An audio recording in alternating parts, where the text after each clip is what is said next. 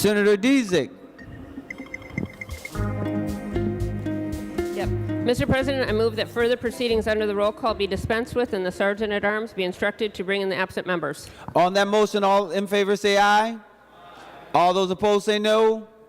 The motion passes. Senator Dziedzic.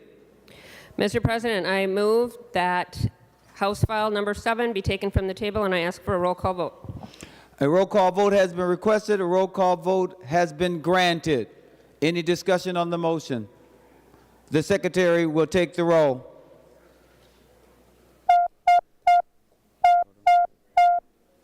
There we go.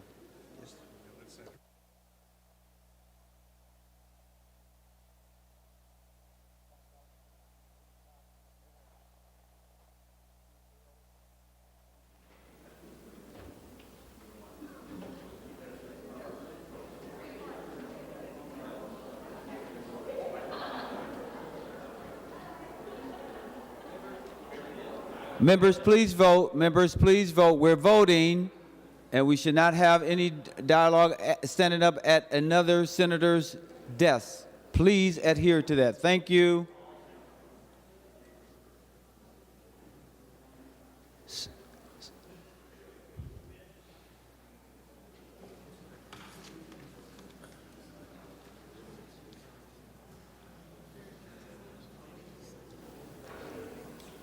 Senator Jasinski, those voting under Rule 40.7. Thank you, Mr. President. Senator Lang votes aye. Senator Lane votes aye. Thank you, Mr. President. Senator Housley votes aye. Senator Housley votes aye. Thank you, Mr. President. Senator Miller votes aye. Senator Miller votes aye. Senator Kunitz, for those voting under Rule 40.7. Mr. President, Senator Port votes aye. Senator Port votes aye. All those having voted that desire to vote, the Secretary will close the roll. With 43 ayes and 19 noes, the motion to take from the table prevails. Now, members, just so that you recall that when it came back from off the table, it came back with the A3 amendment before us. We have a list that we are going through, and I just want to make sure that we adhere to the list. List is going to be Senator Jaskowski, Senator Jasinski, Senator Frentz, and last but certainly not least will be Senator Matthews. That's the order.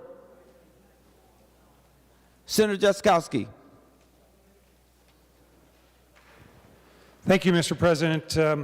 Mr. President, members, we have an amendment before us here. I think that is the most common sense amendment that any Minnesotan would see. Mr. President, we have a bill before us that is going to make the energy costs of people in Minnesota skyrocket.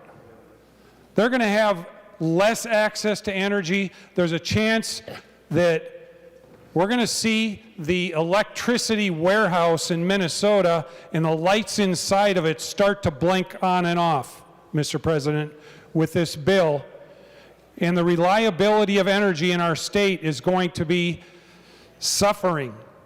So we have before us an amendment to simply give permission to the people of Minnesota that are going to be producing power for the other people in Minnesota, permission to them to use a form of electricity, production of electricity that's safe, that's clean, that is reliable, the lights won't be blinking on and off, and that is cheap.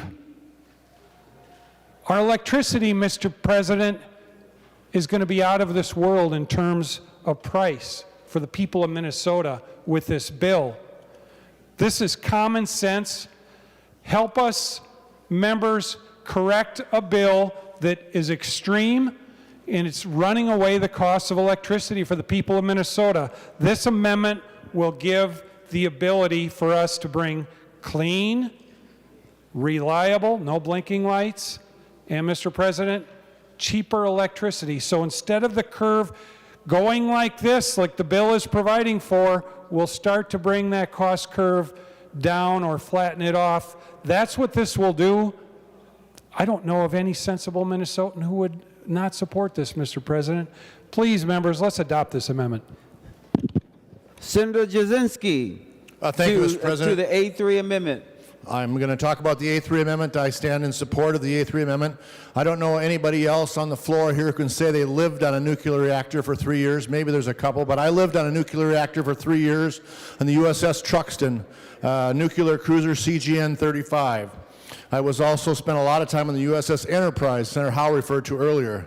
I can't tell you how valuable that nuclear powered ship in the Navy, how important that was and how valuable it was. When we were dispatched across the world to react to world activities, we could do it because we had reliable power, effective power, and we could do that.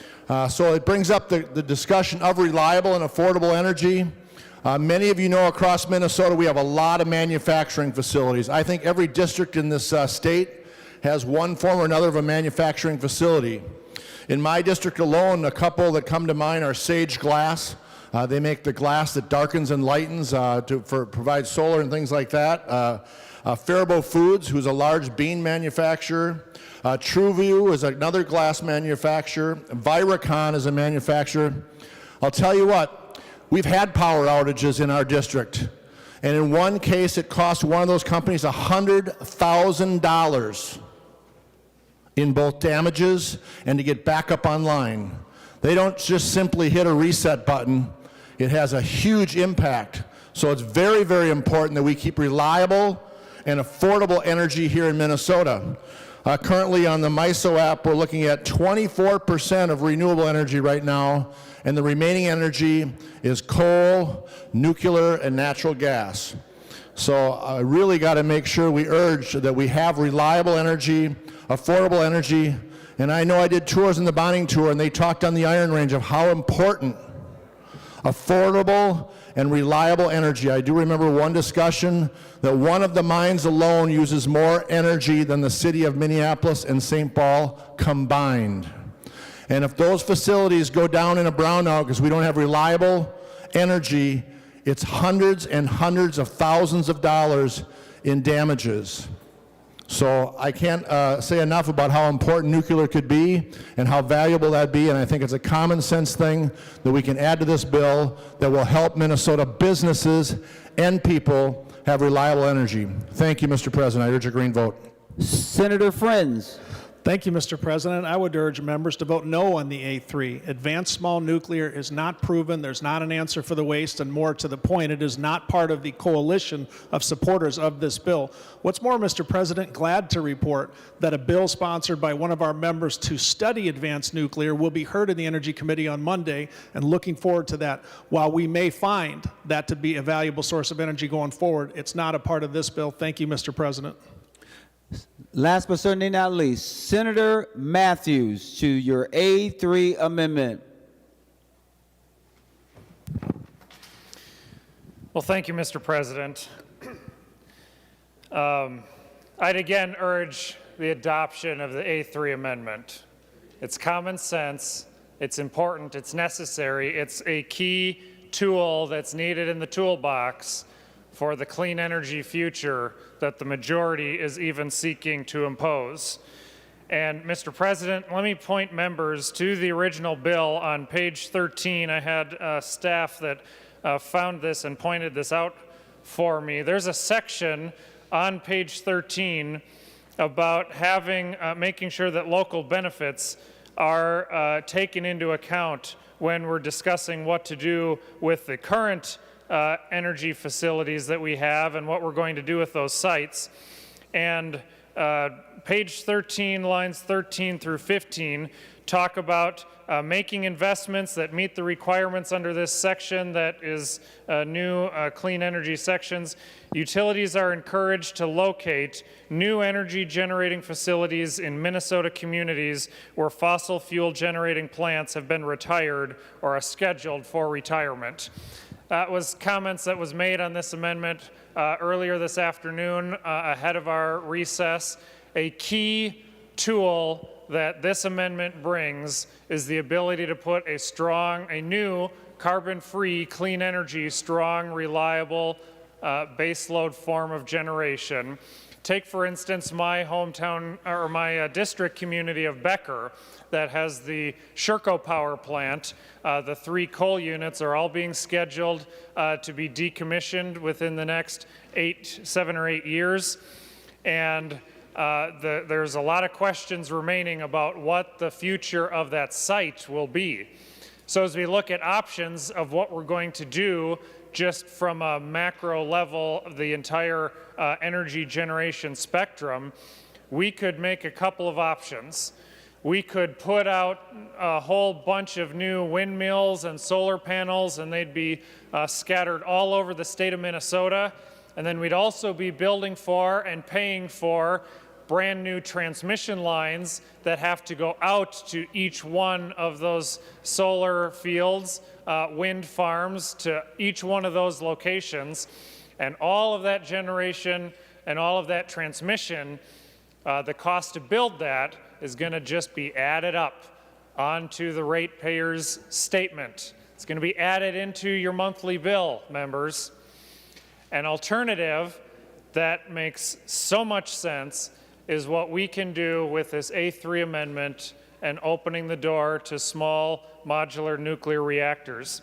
I hope that someday in the future, if the decommissioning of the Sherco plant in Becker goes through, which it likely is, that land at some time in the future is used for something like this. A small modular nuclear reactor that already has one of the interconnects to the grid right there at that location. Don't have to build a huge amount of brand new transmission to go all over the state. The sites make so much sense. There's already sections in the bill that cover things for that. And it would be very important and very critical. And members, you just heard that the author of the bill is trying to argue against it, saying that we don't have an answer for nuclear waste. Well, members, I encourage you to not lose sight of the forest because of the trees, because the answer is right here in front of you. Part of what is in the family of advanced nuclear reactors are technologies that are looking on how to use the spent fuel that existing nuclear facilities have used. And if we could take the multitude, sometime in the future, if we could take the multitude of storage casks that are at the 2 current facilities that we have now and bring that spent fuel to a new generation advanced nuclear site that uses the same spent fuel again, that powers all of our homes and communities for another generation and a chunk of time, and we have a much smaller sized pile of spent fuel at the end of that, that makes a lot of sense. That's too much common sense to pass up here, Mr. President and members. And finally, members, I want to encourage you, you got a letter in your email earlier today. Chamber of Commerce is scoring this vote, this amendment. This is very important not only to them, but to people across the state of Minnesota that are saying, and I'm hearing it over and over again, we have to have this tool in the toolbox. It's time to stop saying no. It's time to make this step, vote for this amendment, and allow this to be in the toolbox moving forward. So with that, members, I'd encourage a green vote on the A3 amendment. The Secretary will take the roll on the A3 amendment.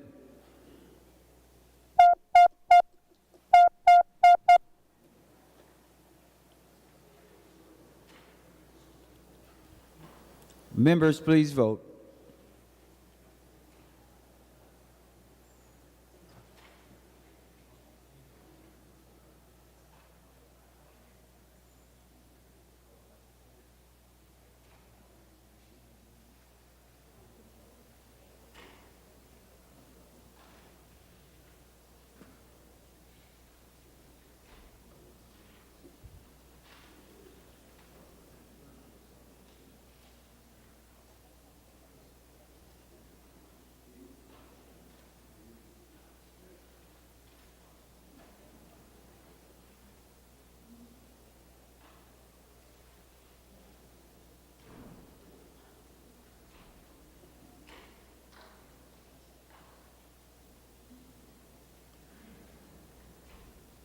Senator Jasinski, for those voting under Rule 40.7.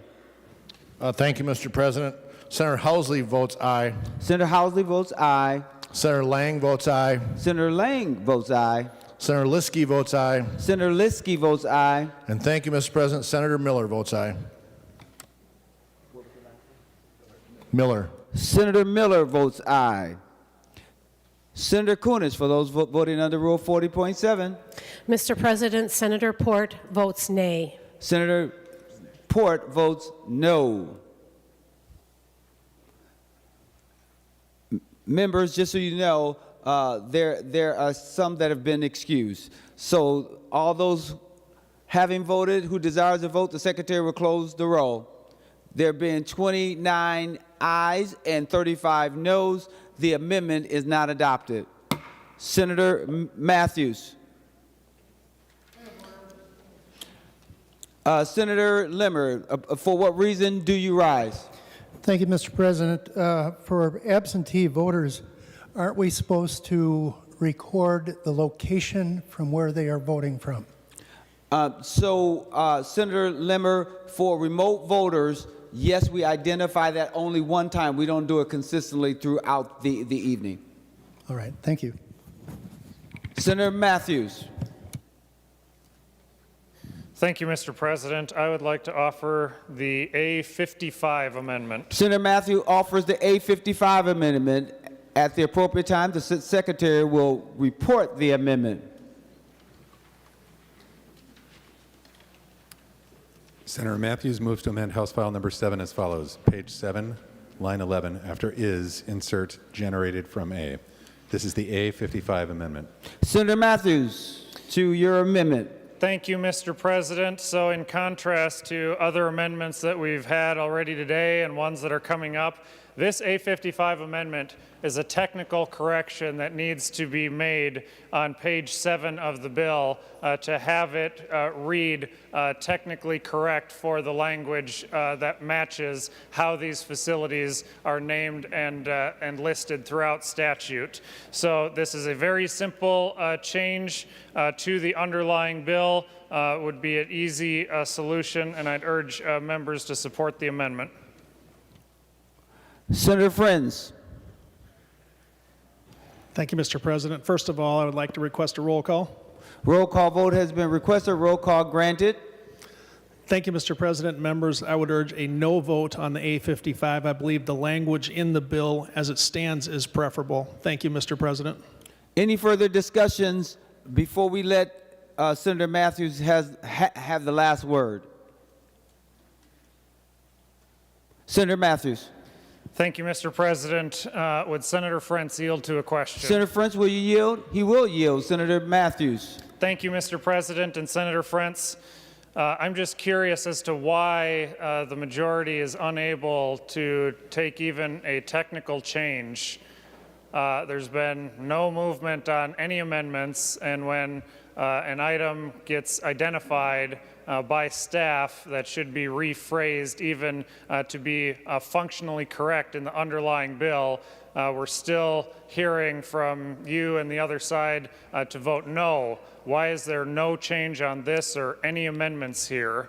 If Senator Frentz would answer, thank you. Senator Frentz to the question. Thank you very much, Mr. President, and thank you to my friend Senator Matthews. The answer to the first question is it sounds like I have a disagreement with staff about whether the underlying language is appropriate for its intended purpose, but since you raised the question of amendments that have been accepted, I listed 7 different areas of the bill which has been modified since its original introduction, and each of those, in my opinion, reflects at least some minority caucus input as well as stakeholder input. We brought the bill here ready to go, and that's how I recommend members vote on this amendment. Thank you, Mr. President, and thank you, Senator Matthews. Senator Matthews to your 855 amendment. Thank you, Mr. President. Well, it looks again like this bill's being handled in a special session trifecta type of fashion, that there's some agreement, whether it's not willing to cross the other body or cross the executive branch or what have you. It's amazing that there's no willingness to even consider small technical changes to this bill and to this legislation in the zeal of getting it through. Members, this is simply something to make the sentences in the bill read correctly. And if you go and compare it to the underlying language, it's easy to see that this is how it's named and listed, and it would make it much more clear in the underlying bill.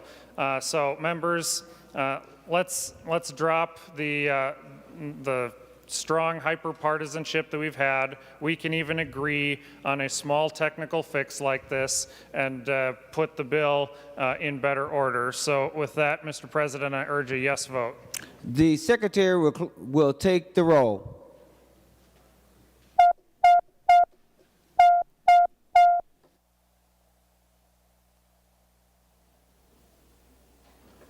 Members, we're on the A55 amendment. Please vote.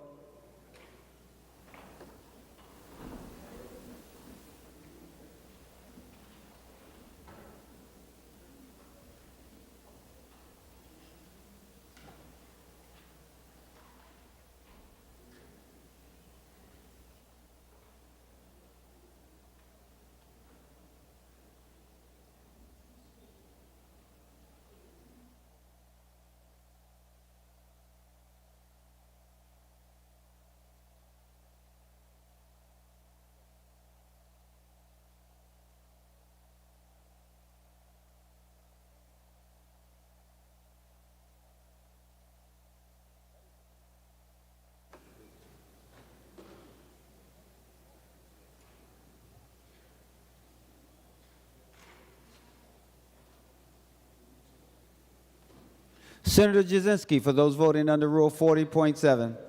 Thank you, Mr. President. Senator Housley votes aye. Housley votes aye. Senator Lang votes aye. Senator Lang votes aye. Senator Liskey votes aye. Senator Liskey votes aye. And thank you, Mr. President. Senator Miller votes aye. Senator Miller votes aye. Senator Kunesh for those voting under Rule 40.7.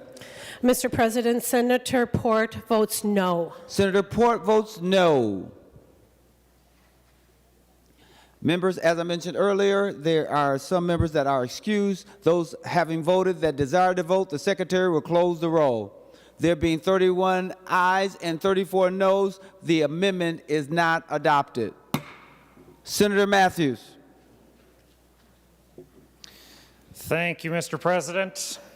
Going to try one more shot at invoking the nuclear option here. I'd like to introduce the A48 amendment. Senator Matthews offers the A48 amendment. The Secretary will report the amendment at the appropriate time.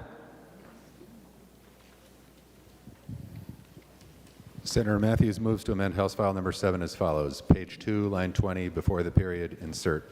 This is the A48 amendment. Senator Matthews to your A48 amendment. Thank you, Mr. President. I'll request a roll call on the amendment. A roll call vote has been requested and a roll call granted. Senator Matthews. Mr. President, this amendment simply recognizes reality today that energy generated by nuclear reactors is clean energy. and adds it to the list of what is on the renewable energy standard, which matches the physical and scientific reality of today. In addition to that, Mr. President, I'd like to offer the A67 amendment to the amendment. Senator Matthews offers the A67 amendment to the amendment. The Secretary will report the amendment. Senator Matthews moves to amend the A48 amendment to House File number 7 as follows. Page 1, delete lines 2 to 6 and insert. This is the A67 amendment. Senator Matthews to the A67 amendment. Thank you, Mr. President. I'll request a roll call on this amendment as well. Roll call vote has been requested. Roll call granted. Senator Matthews. Mr. President and members, the A67 is another chance at a good bipartisan issue that has been proven in the past, likely will be proven in the future, and should be a piece of this bill. This is the advanced nuclear study language that this body has considered in the past. It's had bipartisan support on both sides of the aisle. Yes, this bill is introduced as a standalone, but it's important to include it in this bill that the majority is pushing through to go through the legislature and get signed by the governor. And this amendment would bring forward having the Commissioner of Commerce commence a study for how nuclear would look in Minnesota for the next generation energy future that we are looking at. So it's a very simple idea. It has bipartisan support, and I would urge members to vote yes and include it in this legislation. Senator Frentz to the A67 amendment. Thank you, Mr. President. Thank you, Senator Matthews. Members, nothing has changed in my view of the advanced nuclear study in the last 20 minutes. I would ask you to vote no on the A67 amendment to the A48 amendment. Thank you, Mr. President. Senator Rarick to the A67 amendment. Thank you, Mr. President. And this is an amendment that we absolutely should be adopting to this bill. We are talking about the energy future of Minnesota with this underlying bill. And I think we all understand that we cannot get to the end result of this bill without nuclear as part of the overall package. Mr. President, in 2007, we passed our first renewable energy standard that was asking for 25% by 2025. The Star Tribune just had an article that we are very close to achieving that. In Minnesota, we actually started building our first renewable energy sources in 1994 at Buffalo Ridge.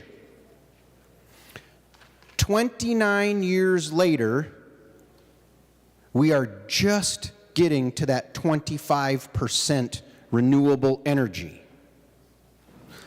This bill is saying that in 17 years, we have to get the rest of that 80%. Mr. President, we cannot get there with wind and solar alone. Nuclear needs to be part of that package. And at minimum, doing the study so we can look at it and have the statistics in front of us to be able to make that decision is something we should be considering. And it is absolutely part of this bill. It shouldn't be considered separately. It should be part of this because this is the bill we are using today to determine our energy future in Minnesota. Mr. President, members, we absolutely should be adopting this amendment to the bill. I urge a yes vote. Members, before I go to Senator Matthews, I'm going to Senator Lucero, but I want to make sure I have anyone on the list before I go to Senator Matthews. If I don't see anyone, the order is going to be Senator Lucero and then Senator Matthews. Senator Lucero to the A67 amendment to the amendment. Thank you, Mr. President. So I'm looking at the A67 amendment to the amendment, and I'm wondering if the author of the amendment to the amendment would yield for a question. Senator Matthews, will you yield? He will yield. Senator Lucero. Thank you, Mr. President. As I've been listening to the conversation so far on this Democrat bill that's going to guarantee blackouts for Minnesota, dramatically increase the costs to Minnesota and their electricity bills, and destabilize the reliability of our electric grid here in Minnesota, I'm very concerned. I'm very concerned at that reality. And I think that in order for us to guarantee reliable, cheap, clean energy, we absolutely need to include what this amendment to the amendment is seeking to achieve. And so, Mr. President, and my question for Senator Matthews is, I believe that I had heard in conversations on this bill as it was going through committee that there was a blackout period, or would have been a blackout period, when it comes to wind energy of a certain number of hours, an extended period of time actually, that in the absence of nuclear power, such as what this study, the amendment to the amendment, is seeking, would avoid. So, Mr. President and Senator Matthews, can you confirm that I heard something to that effect correctly, and that Minnesotans might be at risk of being thrust into blackouts in the absence of this amendment to the amendment? Senator Matthews, to the amendment to the amendment. Thank you, Mr. President. Senator Lucero, yes, you are correct. There was a testifier in committee, and I don't have the document in front of me, but I know you are recalling correctly that we had a testifier presenting a study indicating that if Minnesota had a very similar winter around, I believe, the 2040 timeframe to what we experienced in the last couple of years, based on the energy generation plan that this bill would allow from here moving forward, we would likely be facing an energy blackout in severe cold temperatures, likely longer than a 48-hour, 2-day period. So yes, that was, and I might be a little bit off on a few of those details, but the overall concept, you are correct, Senator Lucero. That was brought up in committee with a study that backed it up, and we can get you that evidence and information if you would like. Senator Lucero. Thank you, Mr. President. Well, that is shocking. And it's actually very scary. Because as we know, Mr. President, we can have some very cold winters in Minnesota. We can also have some very hot summers. Summers with a heat index that go well into the hundreds with high humidity. Winters that can be double digits below zero, negative, with wind chills. And in the absence of this being adopted, Minnesotans are going to be thrust in to a risky scenario of 48 hours without electricity because the wind wasn't blowing? What is that going to do to our heating of homes? That absolutely endangers the lives of Minnesotans. Minnesotans are at danger of dying if this dangerous bill is become law. Mr. President, would the author of this amendment to the amendment yield for another question? Will you yield? He will yield for another question. Senator Lucero, to the A67 amendment. Thank you, Mr. President. And my questions? It's I don't only know what drums. that Go background ahead. I'm noise- sorry.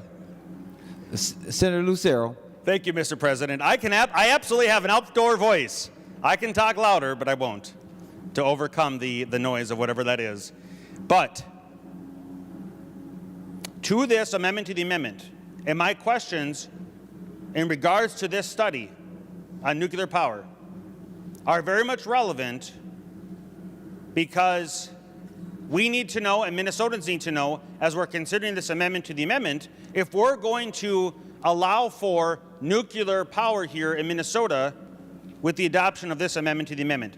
My question, Mr. President, for Senator Matthews pertains to Europe and Asia.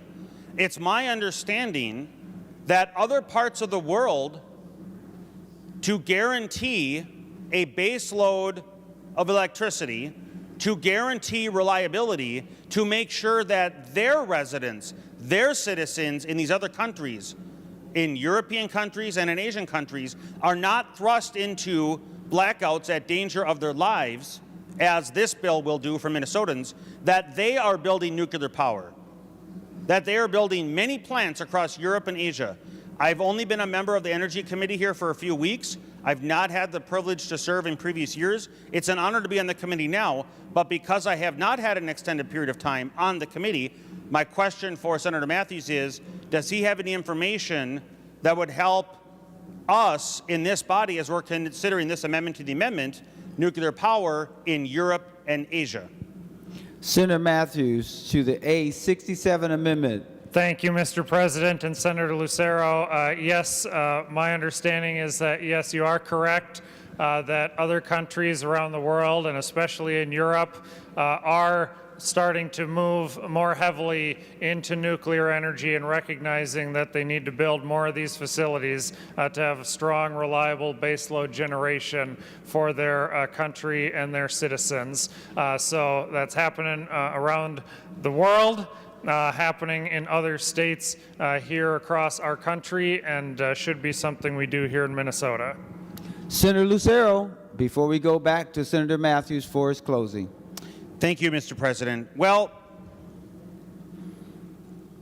Mr. President, earlier today,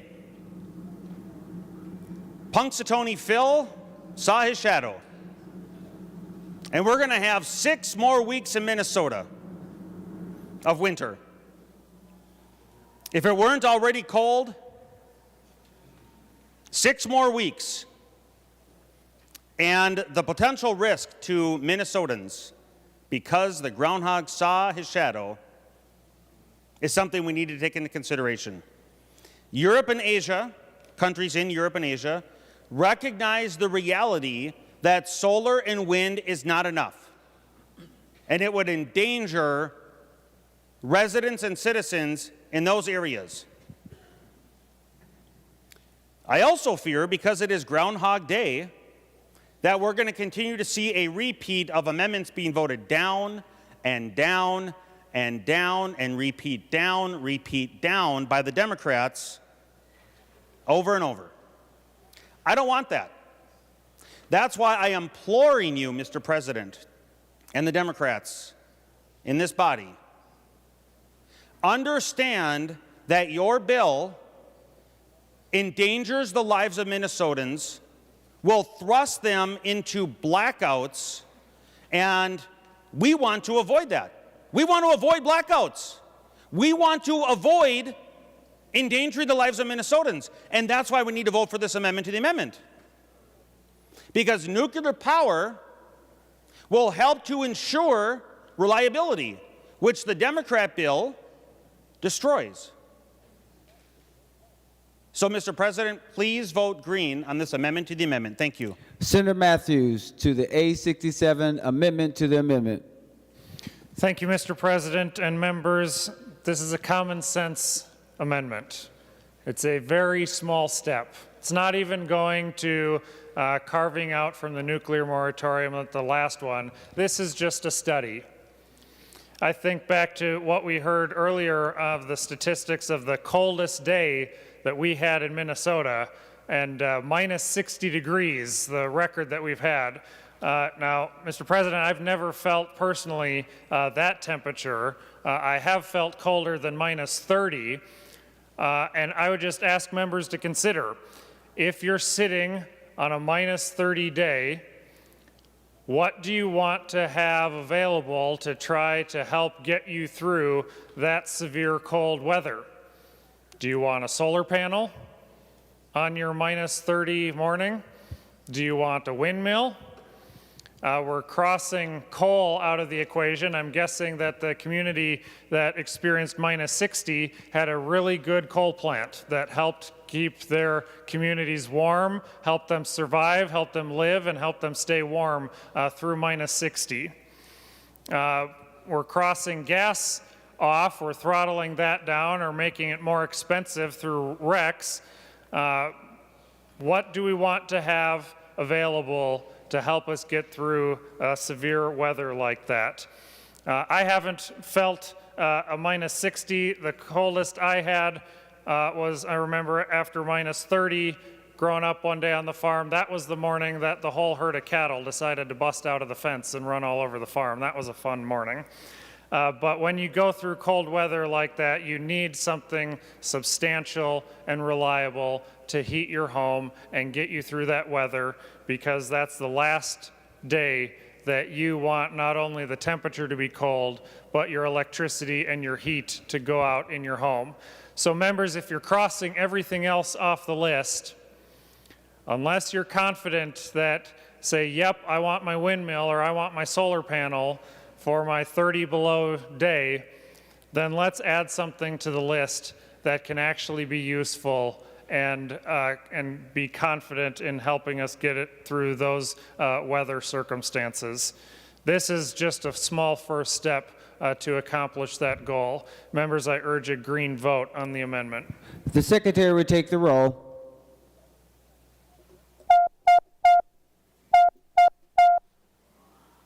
Members, remember, this is the amendment to the amendment.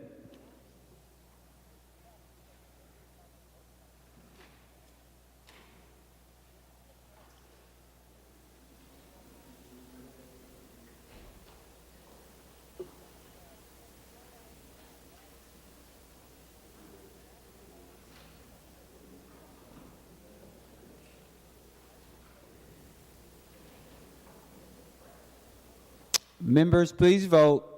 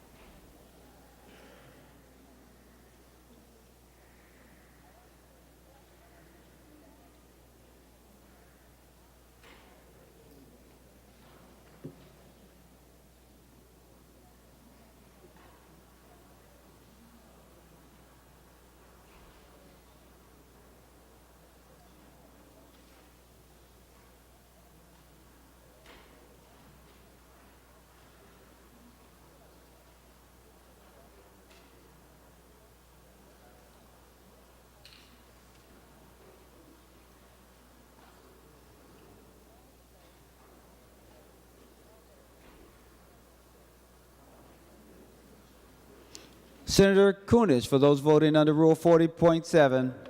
Mr. President, Senator Port votes no. Senator Port votes no.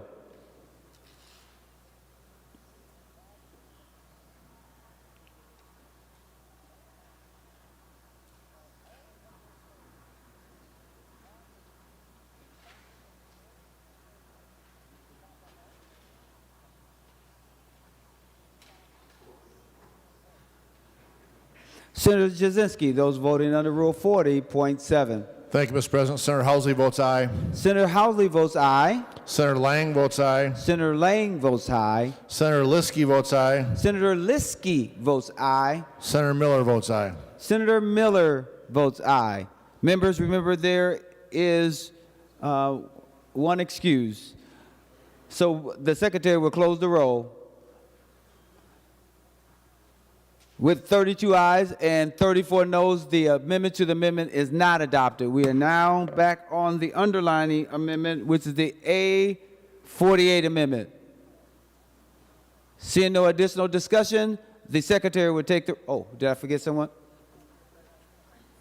Senator Frentz. Yes, thank you, Mr. President. I meant to request a roll call, but it may have been not, so I'd like to request a roll call. However, members, there's a discussion about building nuclear, and just so we're clear, in the United States of America, some states have a nuclear moratorium and some don't. Power companies are building nuclear in neither. Thank you, Mr. President. A roll call was requested, roll call granted. Now, Senator Matthews. Thank you, Mr. President. So I'd encourage members to vote yes on the A48 amendment. If you want to follow the science, if you want to follow the reality of what nuclear energy does, this amendment, all it says is that nuclear energy is renewable energy. It's clean energy. That's what it was yesterday. That's what it is today. That's what it will be tomorrow. And moving on into the future. It's an easy solution. It's an easy vote. I'd encourage members to vote yes. Roll call was requested. Roll call granted. The secretary would take the roll.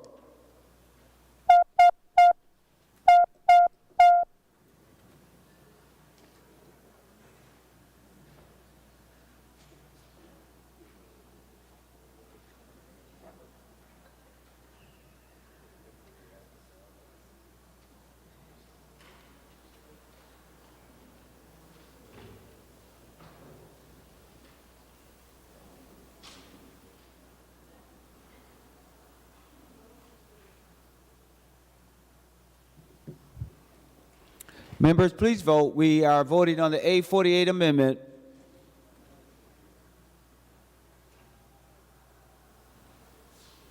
Senator Kunitz, for those voting under Rule 40.7. Mr. President, Senator Port votes no. Senator Port votes no.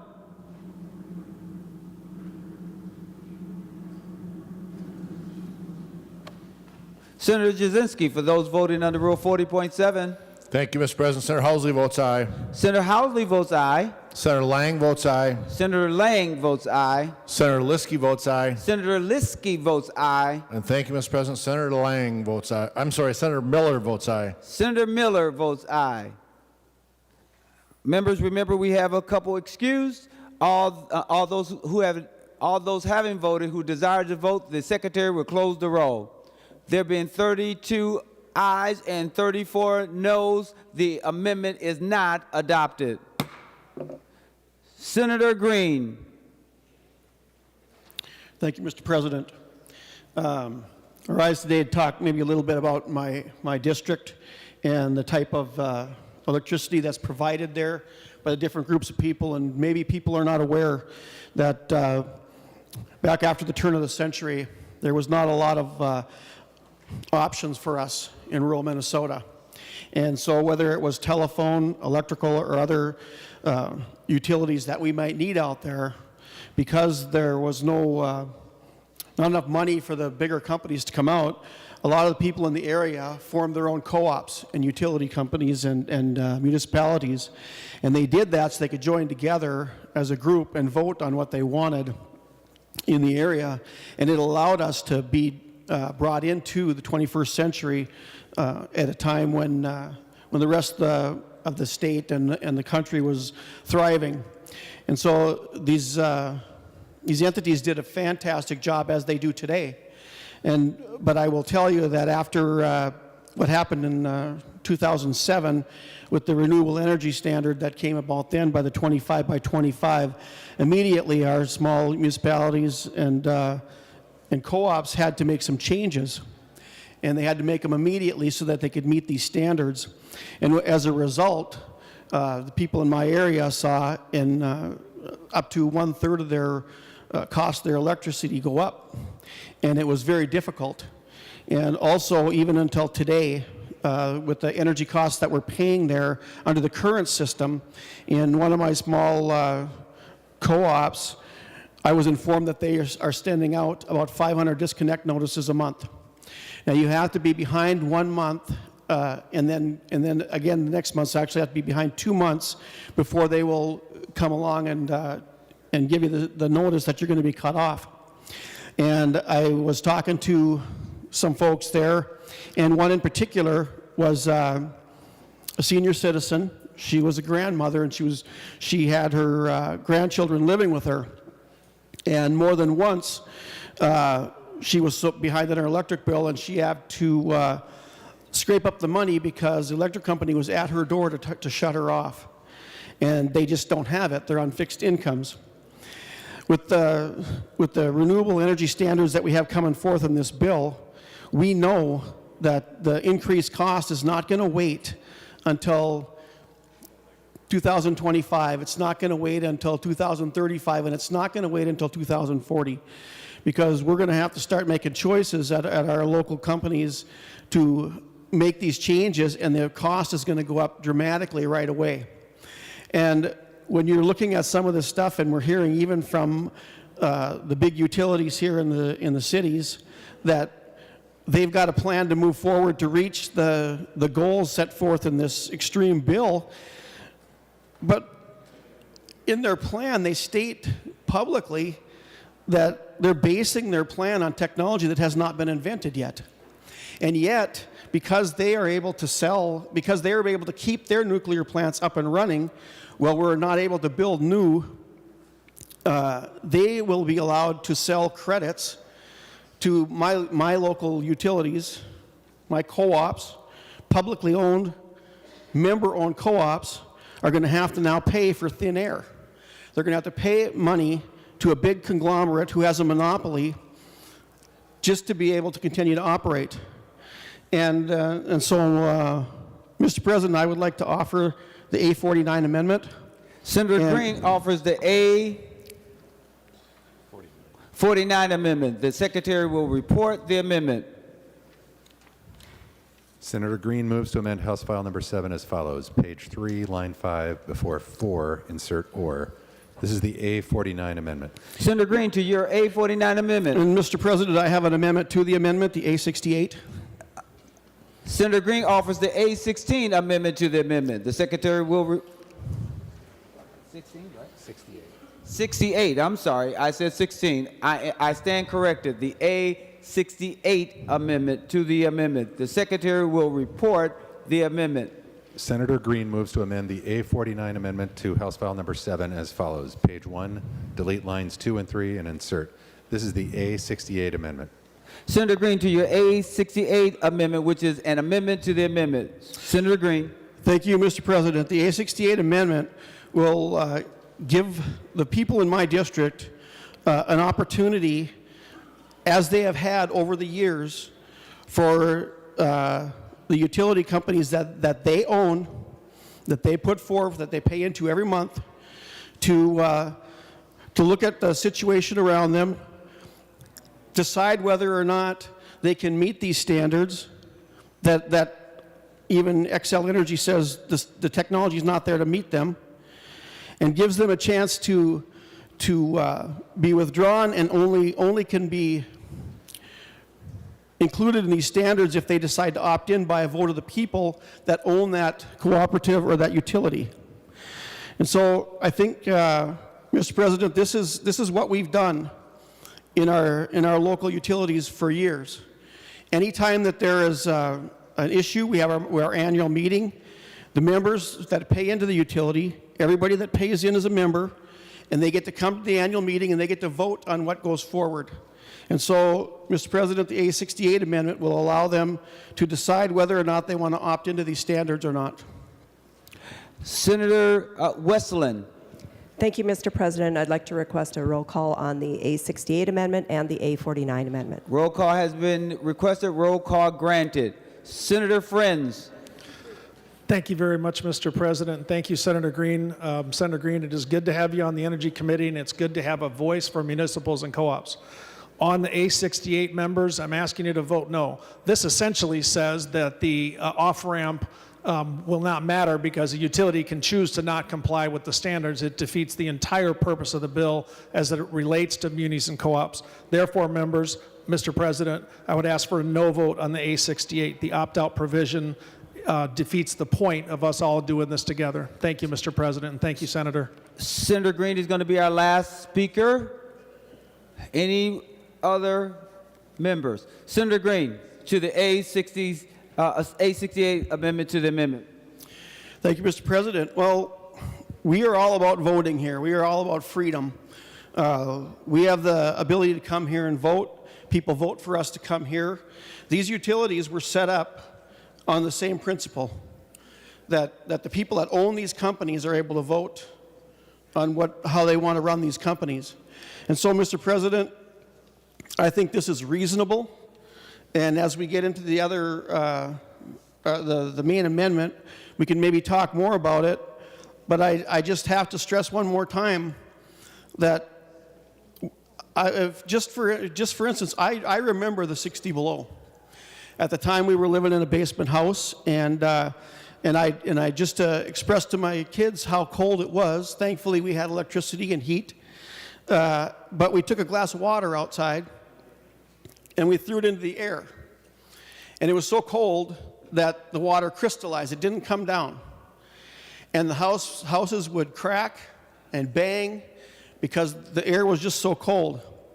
And with this, the unreliability of the energy that you're forcing us now, these standards they're forcing us to accept, I'm very fearful, as the people in my district are, that some people are going to die. And I'm positive, just from the last increase that we had from the 25 by 25, that these electric bills are going to be unsustainable. Some of the estimates that we have are up to $300 a month on average for people by the time you figure all the costs in. We don't have it. So, Mr. President, I would ask that the body would look at this amendment to the amendment and conclude that is it a reasonable amendment, at least until the technology is available to provide sustainable electricity. The Secretary would take the roll. We are on the amendment to the amendment.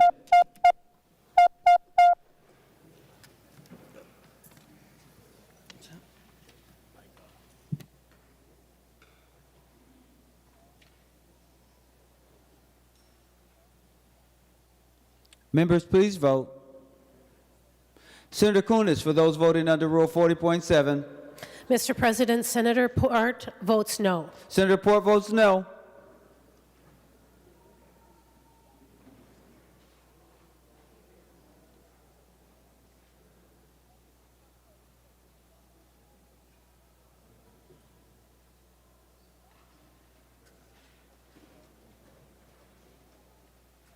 Senator Jasinski, those voting under Rule 40.7. Thank you, Mr. President. Senator Housley votes aye. Senator Housley votes aye. Senator Lang votes aye. Senator Lang votes aye. Senator Dr. Liskey votes aye. Senator Liskey votes aye. Thank you, Mr. President. Senator Miller votes aye. Senator Miller votes aye. Please vote, members.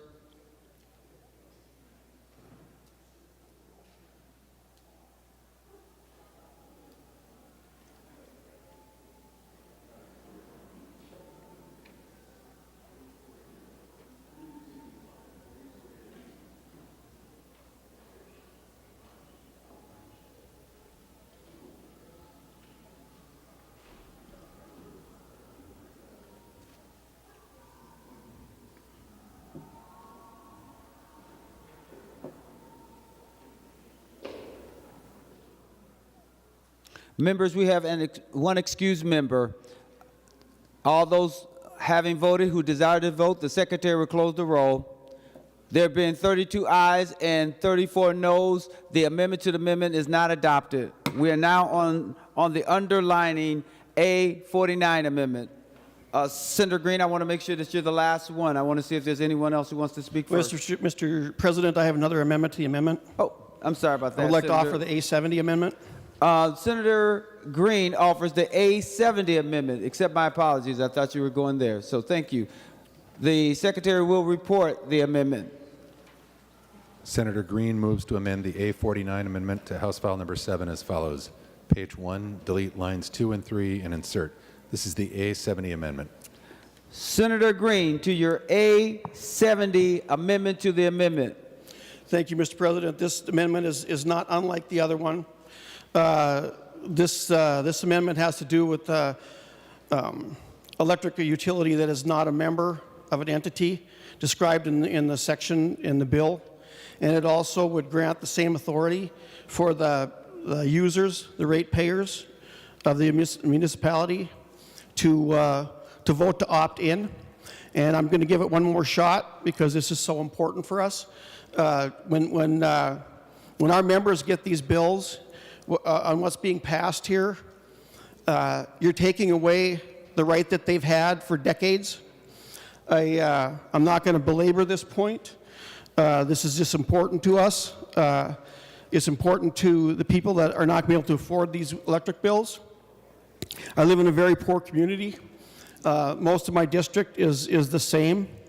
I don't think that they're, in most cases, the utilities companies that we have don't match up with the provisions in the bill that, because of the whole area, would fall under the minimum or the maximum wages that you'd have to have for being considered to opt out by the public utilities.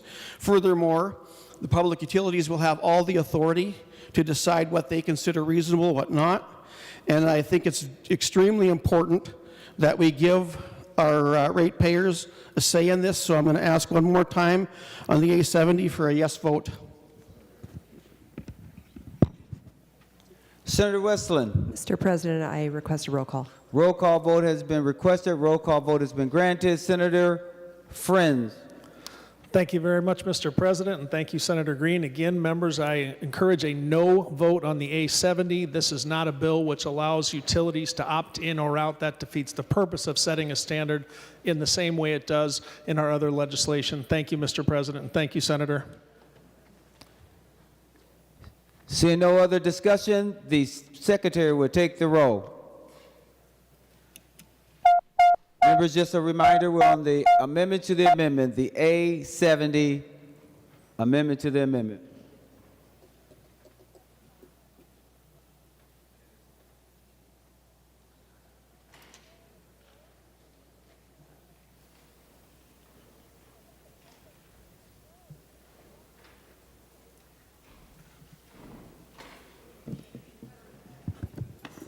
Members, please vote. Senator Kunis will report those voting under Rule 40.7.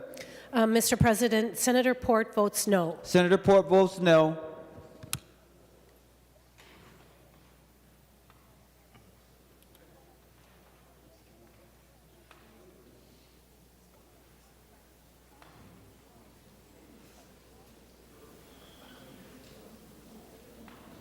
Senator Jasinski, those voting under Rule 40.7. Thank you, Mr. President. Senator Housley votes aye. Senator Housley votes aye. Senator Lang votes aye. Senator Lang votes aye. Senator Dr. Liskey votes aye. Senator Liskey votes aye. And thank you, Mr. President. Senator Miller votes aye.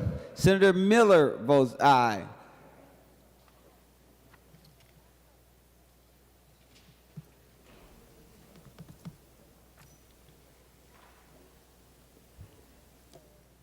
Those not voting have asked to be excused. The Secretary will close the roll.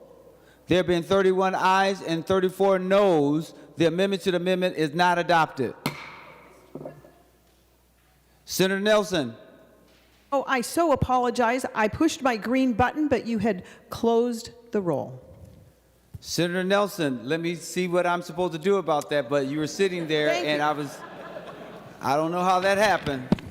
I don't either. So give me a moment so I can confer with the staff.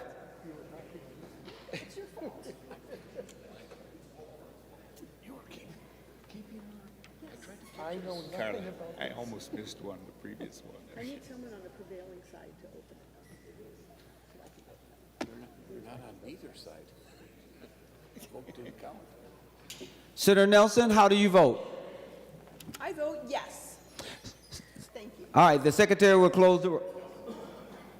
Nelson votes aye. Thank you. The Secretary now will close the roll. There being 32 ayes and 34 noes, the amendment to the amendment is not adopted. We are now on the underlining A49. Senator Farnsworth. Thank you, Mr. President. I rise in support of this amendment, and I want to tell you a little bit about the municipal power plant that we have in Hibbing. So this is a plant that has been around for a little over 100 years. And the interesting thing about it is I can claim, after talking to some foresters yesterday, that our municipal power plant in Hibbing is, in fact, 100% carbon-free. Now, the reason I can claim that is that it burns wood chips. And you might say, well, wood chips create, if you burn that, it creates carbon. But we get our wood chips from a pallet factory in McGregor. And if we didn't get the wood chips from a pallet factory in McGregor, they're leftover wood from making the pallets, those wood chips would just be put in a field and they would be left to rot. And as the foresters that I met with yesterday explained, that would emit CO2. So either way, whether we're burning it in the Hibbing power plant or whether we're letting those wood chips sit in a field, it's emitting CO2. So I make the legitimate claim that this is a carbon-free plant. And so, and I also would like to add that this was that creating the wood chip capability in Hibbing was something that was passed with bipartisan support back in the mid-2000s. And so I think we should allow our local municipalities to have the flexibility to opt in or out. And so I would ask for a green vote on Senator Green's amendment. Any other discussion before we go to Senator Green if he has anything else to say? Senator Green?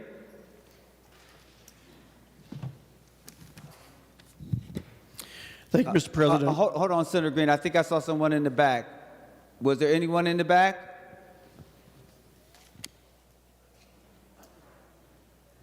Yes or no? Senator Green. Thank you, Mr. President. The A49 amendment actually seeks to put the bill back in the shape it was in before someone decided that they needed to punish the co-ops and the utilities. When the bill was first came out, and I talked to my co-ops, their biggest concern was that they didn't know what was going to be coming at them with all the increased authority that was given to the PUC, and there was not really any limitations on what the PUC could do, and their decisions as to who would or would not be able to be fined, feed, or otherwise punished for not doing basically whatever it is they wanted to do. And so somewhere along the line, I guess, a decision was made that these local co-ops, these local member-owned co-ops, needed to be smacked around a little bit, I guess, for lack of a better word. And the issue is still, and I can't stress this enough, the people in my community can't afford another rate hike. With all the other stuff coming at us across the board, the utilities costs are crushing us now.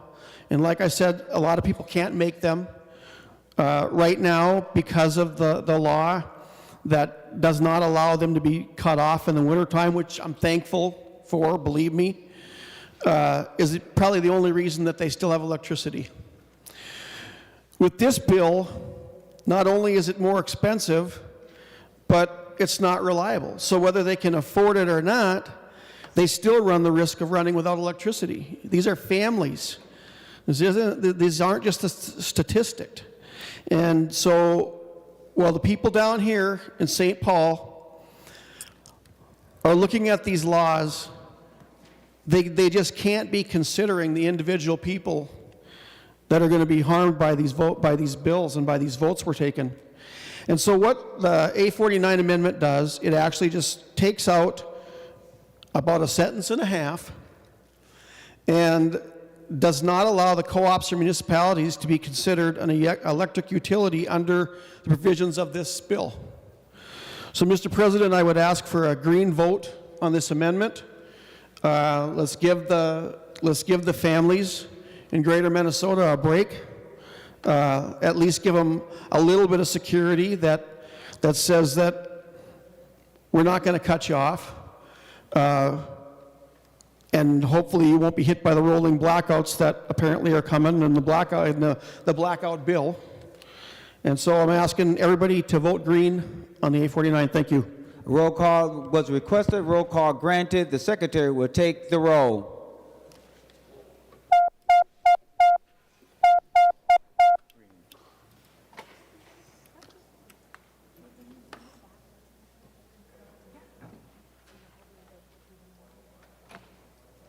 Members, please vote.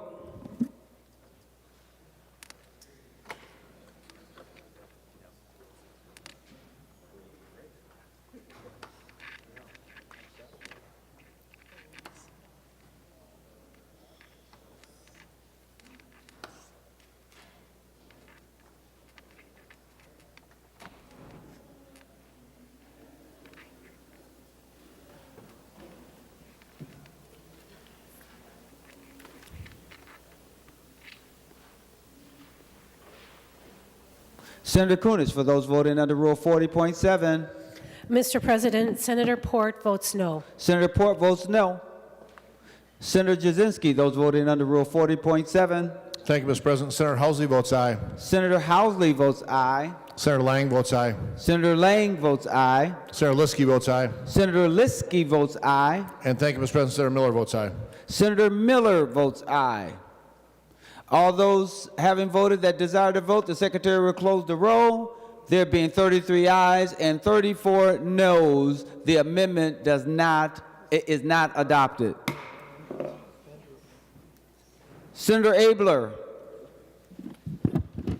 Thank you, Mr. President. To the bill, and then I have an amendment. If they just want to get ready, it's the 152 amendment, but I'm not going to offer it just yet. I want to The 152 amendment, I'll still give you an opportunity to speak, but I'd like to make sure that the staff knows exactly what it is that we're doing. Yeah, so that's going to come. I'm not making the motion. I'm just informing you that they can prepare their pile. So, Mr. President, I'm not making the motion yet. I'm just telling them what to get ready for, trying to help out their pile of papers there, Mr. President. So that way, anyway, thanks for that. Mr. President, I don't know if members realize, but if you want to add up the last time I stood up on an energy bill, I don't know when that was. I am the proud representative of the Anoka Municipal Utility, and it is so invisible that the last time I talked to my city about it was over 15 years ago, because it works. It's just a little place. They serve Anoka and Champlin. They got $15 million. They do 46 or 50 kilowatts, megawatts, whatever, megawatts. That's how good I am at this topic, Mr. President. And until Thursday, I never even knew who ran the thing. It's a guy named Dell. He's a really cool guy. He's just a regular person. They have an $8 million reserve. If that's in case a substation blows up, it costs $1.5 million. We have 4 of them, it turns out. They have some spare parts laying around. And it just works, Mr. President. And so he came down to talk to me, and I'm like, oh, hi, Dell, nice to meet you. Who are you again? No, OMU, yeah, I know what that is. And he was just hearing about this bill. And it went through so quickly that they never had a chance to come down and talk to the people here in the committee, because it just, they don't sit around watching the listserv, and it's clearly I don't on this topic. And he was very alarmed. And it's curious that the first words he used was, I'm not making this up, Mr. President, blackout. He was worried about blackouts this summer, and he goes like, if this thing goes through, I don't know how we're going to make it work. And without me telling him anything, he said, rates are going to go up, and I don't know what's going to happen to the capacity. Now, that's come up a bunch of times here on the floor, and so I spent some time talking to Senator Frentz and other people trying to find a way to make this thing work. And so I think I came up with a solution, and Mr. President, if I can move the A152 amendment now, that would be awesome. Senator Abler offers the A152 amendment. The Secretary will report the amendment. Senator Abler moves to amend House File Number 7 as follows. Page 6, line 3, after B, insert for a public utility. This is the A152 amendment. Senator Abler, to your A152 amendment. Well, thank you, Mr. President. I think given my inexperience in this topic, that was a pretty darn good segue to the amendment being offered right at that time. So I'm trying my best to help the flow be good here. And Mr. President, this amendment is so important, I'd request a call of the Senate. The Senate is under call.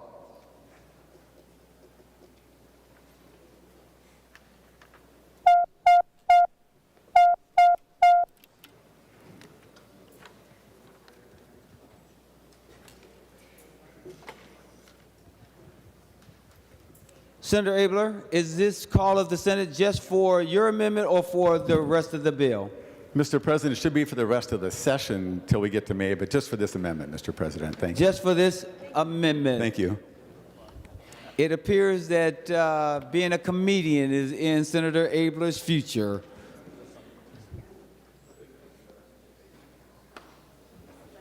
Thank you for that clarification, Senator Abler. Mr. President, there's some motion to make that says stop having people vote and go get them so they can come vote on the call of the Senate. I'd like to move that, So I'm please. sure that you're going to do it correctly, correct? Mr. President, I don't know it, so that's my drift. Thanks. I move that further proceedings of the roll call be dispensed with, and I instructed the sergeant at arms to bring in the absent members. To that motion, all those say aye. Aye. All those opposed say no. The motion prevails. Senator Westland. Mr. President, I'd like to request a roll call. Roll call vote has been requested. Roll call vote granted. Senator Abler. Thank you, Mr. President. And ordinarily, we don't do a call to Senate for an amendment like this, but this actually is a big deal. And the purpose of that, and I really don't know the motion, because I don't think I've ever done a call to the Senate before, but to point out how important this amendment is and how important the situation is. Little Anoka just hangs out like many other small towns trying to handle their day-to-day business. Not a lot of reserves. Every so often something does big blow out and we lose power for a couple hours while they race around to fix it. But they didn't know this was coming, Mr. President. They didn't know this was coming, and they don't know how to handle it. And they don't know how they're going to comply. Anoka is actually a very compliant city. They have a very organized city council, and they would do everything they can do. And they kind of think that somehow they can get to 60% by 2030. Not quite sure, but it's a stretch. They're in the mid-20s, I think, now, which's got a ways to go. But they know for sure there's no way they're going to get to 90 by 2035, and no way in God's green earth that they're going to get to 100 by 2040. No way on earth. And so I chatted with the, I wish I could look at everybody. So I chatted with the chair of the bill, and he said, well, a few days ago, and he said, well, not to worry, there's some ways to handle this. I said, oh, what are those ways? Well, you can grow your own. You can go set up like a solar field somewhere. You can buy these credits and chits so you can like buy your way up. Or you can go to the PUC and you can get an off-ramp. An off-ramp, well, I kind of like that idea. So I actually, Mr. President, I was so desperate, I actually read the bill. And so what I found out there was indeed there is an off-ramp, and in the PUC for one thing. And so I read it, and it said that the commission may modify or delay the implementation of, and then they gave some citations only if it finds something and only if it finds something else. And Mr. President, I felt really insecure in telling my city that if they're short like 18 points, that they could go to this off-ramp and the PUC would just let it go. And so if Senator Frentz would yield for a question. Senator Frentz will yield for a question. Senator Abler. Well, thank you very much. So Senator Frentz, I was looking for Senator Marty, but he's not here, and he would have actually been a pretty reliable person to ask, but figured that because of his knowledge of the PUC. But Senator Frentz, your committee actually oversees that, and you did the confirmations.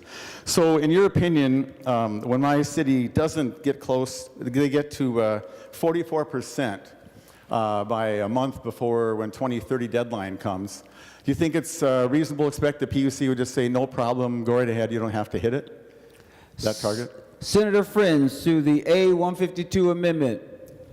Thank you very much, Mr. President, and thank you, Senator Abler. The bill requires that each municipal utility submit its rate plan and its energy mix 2 years, Mr. President, every 2 years. And as you can see in the language of the bill, Senator Abler, it would also require that if they do not plan to meet the standard for any 2-year segment, that they request the off-ramp that you've identified here in Section 6. So I believe your question is, what if they said they could meet it 2 years before, but then find out that they can't right before? And if I'm misunderstanding your question, Senator, Mr. President, I apologize, and I'll be happy to continue to yield. And just a gentle reminder, all discussions must come through the president. You are not supposed to talk to another member directly. Senator Abler. Thank you, Mr. President. I have a hard time not talking out of turn, so I'll try to do my best. So the question is this. So 2 years ahead of time, they're at 44%, and there's no way they're going to make that. And so my question to Senator Frentz, knowing the workings of the PUC and his expertise, would he be pretty confident that the PUC would say, not a problem, you're not going to have to buy those credits? Senator Abler, you're asking Senator Frentz to yield again? That is correct, Mr. President. Senator Frentz will yield. Senator Frentz to the question.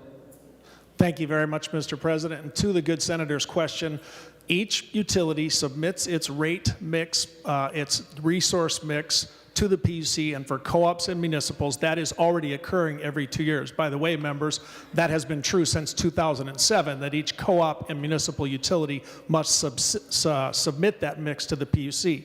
I believe the question is, if they feel they can't make it and they submit the request for the off-ramp, and they demonstrate that despite their good faith efforts to meet it, that they are unable to meet it on either price or affordability, Mr. President, I believe the intent of the bill is that the PUC would grant an off-ramp to the extent that it was necessary, to use Senator Abler's example. If they can get to 44% and demonstrate that they can do no more, it would be the intent of the PUC, having got that information, to say, there's nothing you can do. You have made a good faith effort and you're allowed the off-ramp to the 6%. I believe that's my best answer. Thank you, Mr. President. Thank you, Senator Abler. Senator Abler. Well, thank to your you. 152 amendment. Thank you, and I appreciate that, and this is all to that. Senator Frentz, I appreciate that. Although, I don't know who's going to be on the PUC in 2030, and maybe if it's you, that might be a pretty good parachute. People seem to like working there. It's, I hope you're there so you can kind of stick up for my municipal, because they're going to be needing this off-ramp. But Mr. President, I'm not confident that that answer is like, oh yeah, not a problem. And so if they cannot, then my muni, a Little Anoka municipal utility, has to go and buy 16% worth of credits from somebody, and which I think that's what they're going to do. Maybe they'll, if they give us the off-ramp, that'd be like tremendous. But the language is very specific, and they don't have to, and then they only have two onlys in there. The amendment that I've got actually says they must, if you can make a good case, which is much more secure, and which is why I've written it that way. And I think this off-ramp is a little tight and frankly worrisome to me. And besides that, whatever points are going to be short, maybe they'll give them a combination. Well, we'll give you 10 points of relief, and now you got to go buy 6. Are those 6 going to be available for a price that people want to pay? And in the bill, I don't believe it limits any rates that the credits could be. Well, maybe I should just find out. Mr. President, would Senator Frentz yield for a question about credits? Senator Frentz will yield. Senator Abler. Well, thank you, Mr. President. Senator Frentz, is there any limit on how much a credit can cost? Senator Frentz to the question. Thank you, Mr. President, and thank you, Senator Abler. The price of the RECs, renewable energy credit, is a marketplace just like any other, and the price is not constant. It does not change.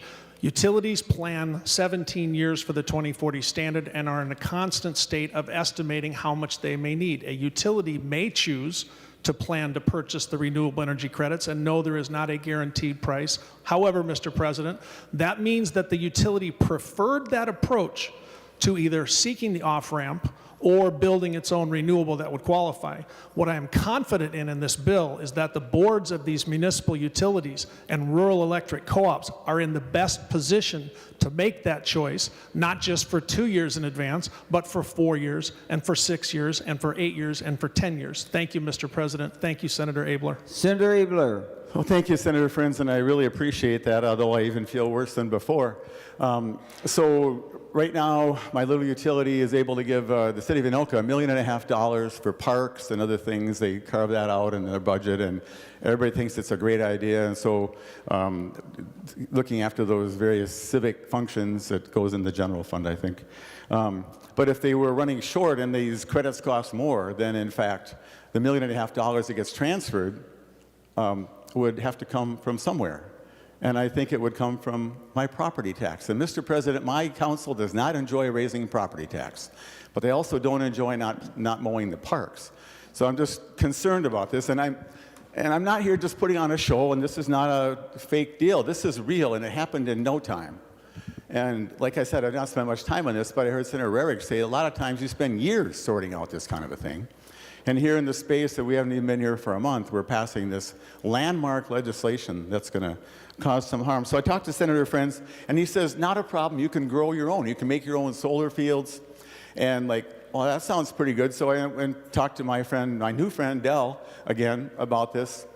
And he said, well, yeah, we could do that, but there's really no place in Anoka to put it. We're an old city. We actually predate the state, Mr. President, if you realize that.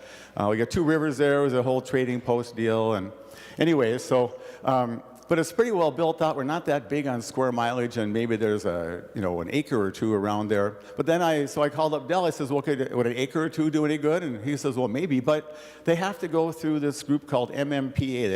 I didn't even know who they were until yesterday. That's the people we have our contract with to buy the power. And so that sounds good, but they have to approve it, and you have to do it through them. And I don't even know how that works. And I said, well, and then I found out that GRE owns the transmission lines between our substations that we own. Well, let's just go to GRE, and maybe they got all this renewable stuff.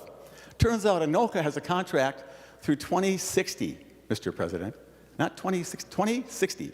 So, like, holy cow. And then I'm beginning to realize that this industry doesn't move very fast. In fact, it moves kind of slow, and like really slow. And that we're just turning on our head, and I'm extremely concerned. And I don't know if I've ever gotten emotional about power before, Mr. President, but it's been actually a long couple of days. And I don't know what we're going to do. And the reason I put a call to the Senate was so people would begin to pay attention to this bill. And a few people want to talk about this, and I'll give them that chance, then you can come back to me at the end. But this bill doesn't work. It doesn't work for Anoka. And I don't think any of you ran for office. Oh, by the way, he mentioned on the rates. He said they're probably going to go up 50%. Like, what? 50%. So here we are in the middle of a surplus when people are thinking they're going to, like, we're going to maybe get some money back, and there's other ways that people are going to get to pay more money. You got the family leave bill going through, which is and like, what's going on? So the product of people who ran to work together to help each other out, and are going to wind up raising my city's property tax. And Mr. President, the biggest point I want to make today is there has been a time in the not too distant past when a member like me has a problem with a city like this that's bona fide, real, genuine, and doesn't stand up and make any energy speeches before, and we're really worried about it. When you go to the author and you go to the majority and you say, I got a problem with this, can we find a way to fix this? And it turns out the bill is not amendable, and everybody's just gonna vote. And so I don't know what to do, Mr. President, so I'm willing to stop talking now, but I hope that as we move forward in the session, that not too many bills like this one come forward that we can't change on the floor, because we have 67 election certificates, and we have 67 people committed to do the best, I think, for each other as well as our state. Thank you, Mr. President. We are still on the A152, and the folks I have on the list thus far, and the last person will be Senator Abler. I have Senator Frentz, Senator Lucero, and Senator Howell. Anyone else wants to be on the list before I put Senator Abler on the list, and that will be the order that we will proceed. Seeing none, that's the order that we'll go in. Senator Frentz. Thank you, Mr. President, and thank you, members, for the discussion. I would urge members to vote no on the A152. It essentially undoes the very purpose of the bill, which is to have all utilities reach 100% carbon neutrality by 2040. And I would note for members, in addition to that, the A52 appears to say on line 120 that it changes the date to 2050, a substantial change undermining the very point of the bill. Thank you, Mr. President. Senator Lucero.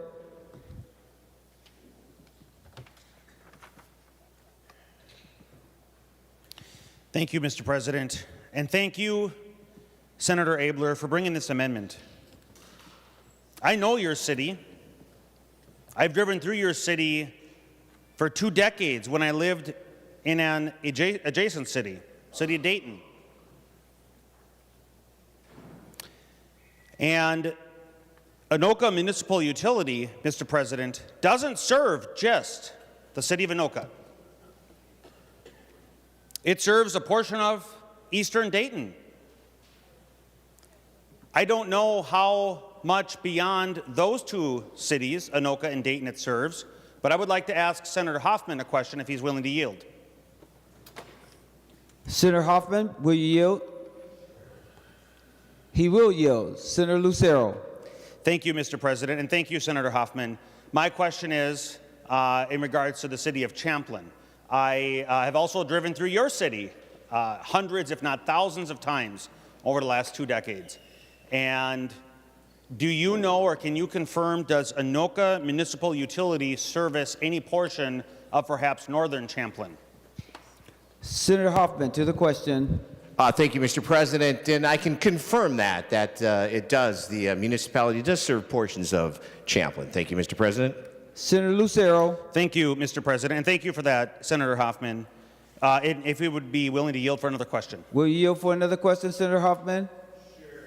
He will yield for another question. Senator Lucero. Thank you, Mr. President. Thank you again, Senator Hoffman. So, Anoka Municipal Utility services Anoka, Dayton, or a portion of eastern Dayton, and at least northern Champlin, as Senator Hoffman just confirmed. Well, after redistricting, the city of Dayton, of which I used to live and I used to be a city council member, is now in, Mr. President, Senator Hoffman's district. The entirety of the city of Dayton, obviously the entirety of the city of Champlin. And my question, Mr. President, and to Senator Hoffman is, I'm very concerned at what Senator Abler has laid out in his conversations with different staff surrounding the implementation of this unreliable, I should say the Democrat bill that's going to bring unreliability and cost increases to Minnesotans, and the detrimental impacts it's going to have, as Senator Abler has connected with staff at Anoka Municipal Utility. So my question, Mr. President and Senator Hoffman, is, have you had conversations with Anoka Municipal Utility, and what have they said to you? Senator Hoffman. Thank you, Mr. President. And, you know, it's privileged information who I talk to, Mr. President. I just want to let you know that. But since the good senator who used to be the good senator from Dayton is now from, I don't know, the Otsego or some, you know, St. Michael area, the good senator wants to raise about whether or not I've talked to somebody. Mr. President, I'll inform you and the body that the answer is yes. Not only have I talked to members of Anoka and members of Champlin, specifically the administration, and also the same people that the good senator from Anoka had talked to. I talked to those same people. Matter of fact, they've also talked to the municipality organizations themselves, as well as all the other providers of the resources that we call electricity and energy in the great cities of Anoka and Champlin, Mr. President. So, to the point that raises up, this is where, believe it or not, Mr. President, Senator Abler don't agree on, and I don't agree 100% on stuff. Did you know that, Mr. President? So I just wanted to say the conversations that I've had with the folks that are the municipalities directors, the whole association of the state of Minnesota, Mr. President, have assured me this.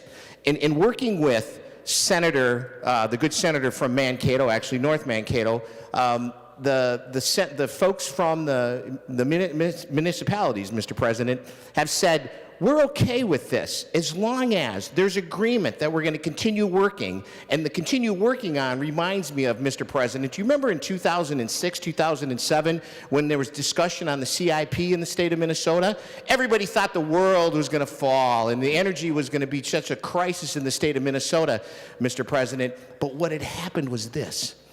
Minnesota has got such a unique enrollment of electricity and energy companies that the nation looks at and says, how do you do that? The only reason I know that, Mr. President, because remember in 2013, 2014, when we were in the majority, right? And I was the Vice President of Energy and Environment, I actually learned of the whole array of what Minnesota was doing, right? The co-ops, municipalities, you have the investor-owned utilities, Mr. President. And going back to 2006, 2007, when CIP was discussion and the whole world was going to fall, what we found out was that throughout the years, we worked and got some things done. As a matter of fact, collaboratively. If you look at, will Senator Rarick yield for a question, Mr. President? You know what? I cannot have Senator Rarick yield because the floor belongs to Senator Lucero. Thank you, Mr. President. I appreciate that because as long as we're engaging in the conversation, let me give you a little bit of history on that. CIP then, when we worked at Minnesota, we just passed, and it took 4 years to get through the ECO, right? And I believe I was one of the co-authors of that with Senator Rarick. All I was going to do was going to ask the good senator from Pine City, if you would answer yes to that. So, Mr. President, I'm going to get to the point that you discussed. Since the question was asked to me, I'm going to go ahead and take time and answer that question, right? So as you look at CIP and ECHO, what you had is this diversity of energy folks in the state of Minnesota saying, how can we work on this, right? And the whole time when this bill was brought up and discussed, we kept saying, Senator from Mankato is working with folks. And I'll tell you, to the senator from Otsego, when he was talking about, did I talk to people? Absolutely, spent lots of time talking with folks. And at the time, when GRE was involved at the very beginning, and when you look at Connexus was involved at the beginning, when you looked at the municipalities involved at the beginning, Mr. President, guess what? They didn't like this bill. But, matter of fact, they didn't like this bill as much as even Hennepin County. There were some concerns about the bill, right? The good senator from Mankato was able to work like we did in 2006 and 2007 to come to consensus to say, this is the path, this is what Minnesota wants to be about, Mr. President, right? And we can all agree, if we can have a vision of what we want to look for in Minnesota, this is the vision we want. Because we know that things are happening, and things are happening to the point that it's excitement. Mr. President, did you know that Minnesota Power, for example, took a bunch of coal plants that were in North Dakota, and they have a DC line. They took that DC line, Mr. President, and they attached it to the Minnesota Power piece that's in the Manitoba Power, which is the Nelson River, and they're using hydro, Mr. President. They're using hydro, and they're using, I'm yet to this point, Mr. President. That's the piece. They're using hydro, and they're using, excuse me, Mr. President, the good senator from Otsego did ask if I did talk to them. Well, guess what, Mr. President? I did talk to them, and I'm explaining to you the process of how I got to where I'm at, where I disagree with my good friend from Anoka, believe it or not, because we do disagree on some things, right, Mr. President? So I'm going to cut it down there, and I'm just going to say I will give you an answer to that, but the answer is yes, I've talked to those folks, Mr. President. Senator Lucero. Thank you, Mr. President, and I appreciate that answer. In fact, I appreciate it so much, I want to go into more detail. Would Senator Hoffman yield for another question? Senator I want Hoffman, to go will you into yield for another excruciating question? detail. Gentlemen, gentle ones. We're not going to go back and forth with each other and use up all of our time. We are on the A152 amendment. And when Senator Hoffman was talking, I was holding this up as well because I want us to stay on course, and we're now veering off course. So, Senator Lucero, I only want you to ask questions that pertain to the 152 and 152 only, and I'm going to be really tight on the reins because we've been going a little far afoot. Now, I've been very kind to everyone. I've been listening. So I just want you to be thoughtful about this. Not just you, I'm saying us as a body, so I'm not pointing you out. So with that being said, Senator Lucero. Thank you, Mr. President. And I know you weren't pointing at me in that address you just gave because I have been concise, I have been focused, I have not been running afoul or out of bounds of anything on any amendment to the amendment, including this one. And I would remind Mr. President and the body that my question for Senator Hoffman was pertaining to the Anoka Municipal Utility, which is what the genesis of this amendment to the amendment is. So my question was very focused, very germane. So I know you weren't addressing me, so thank you for that. My question, Mr. President, is I know that after redistricting, there is new territory. Each of us has to learn new makeup of the district.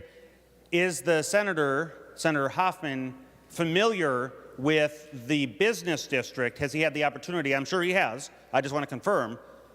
With the eastern area of Dayton, the commercial district with that on the edge of Borders Champlain. Senator Hoffman, only to that question, Senator Hoffman. And you're asking him to yield, correct? Are you willing to yield? He will not yield.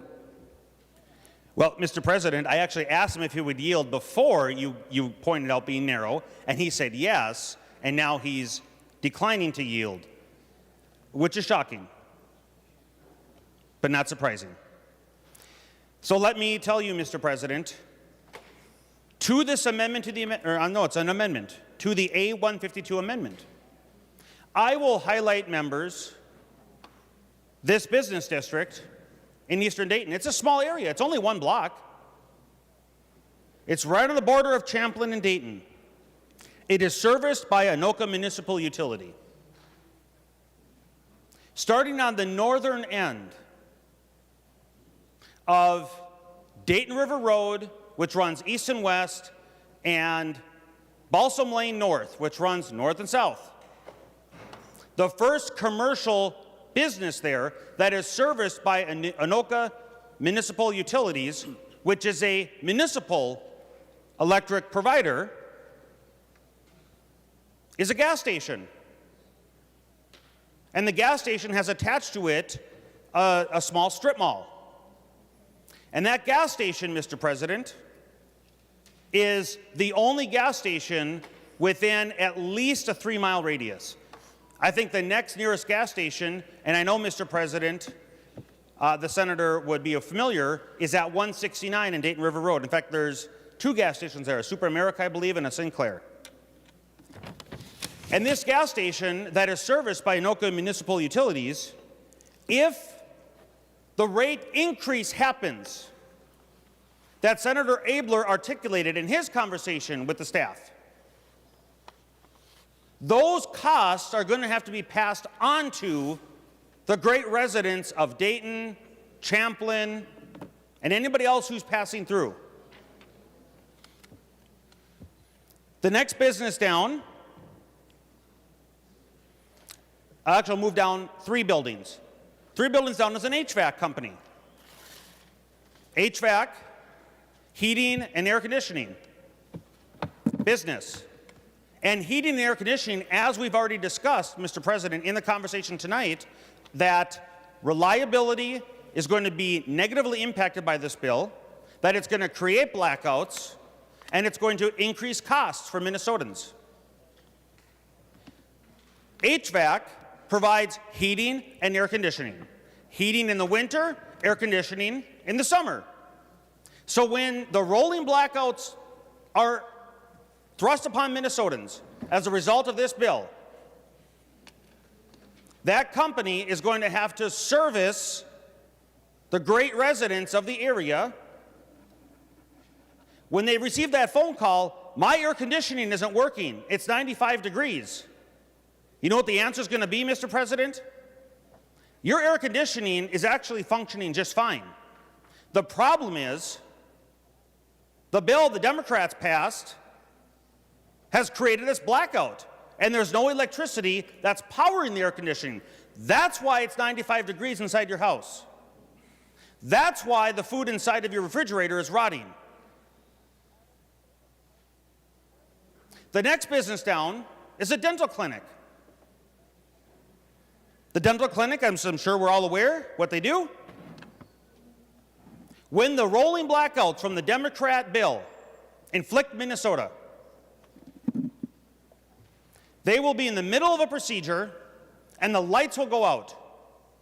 Mr. President, unfortunately, I've had to endure a root canal in my time, and I know from experience that the Novocaine only lasts so long.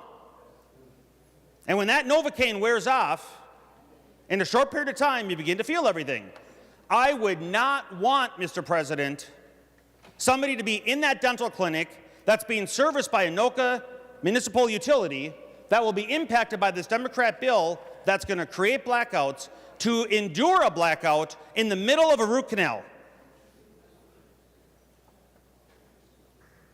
Mr. President, the next business down is an automobile repair shop, small engine repair.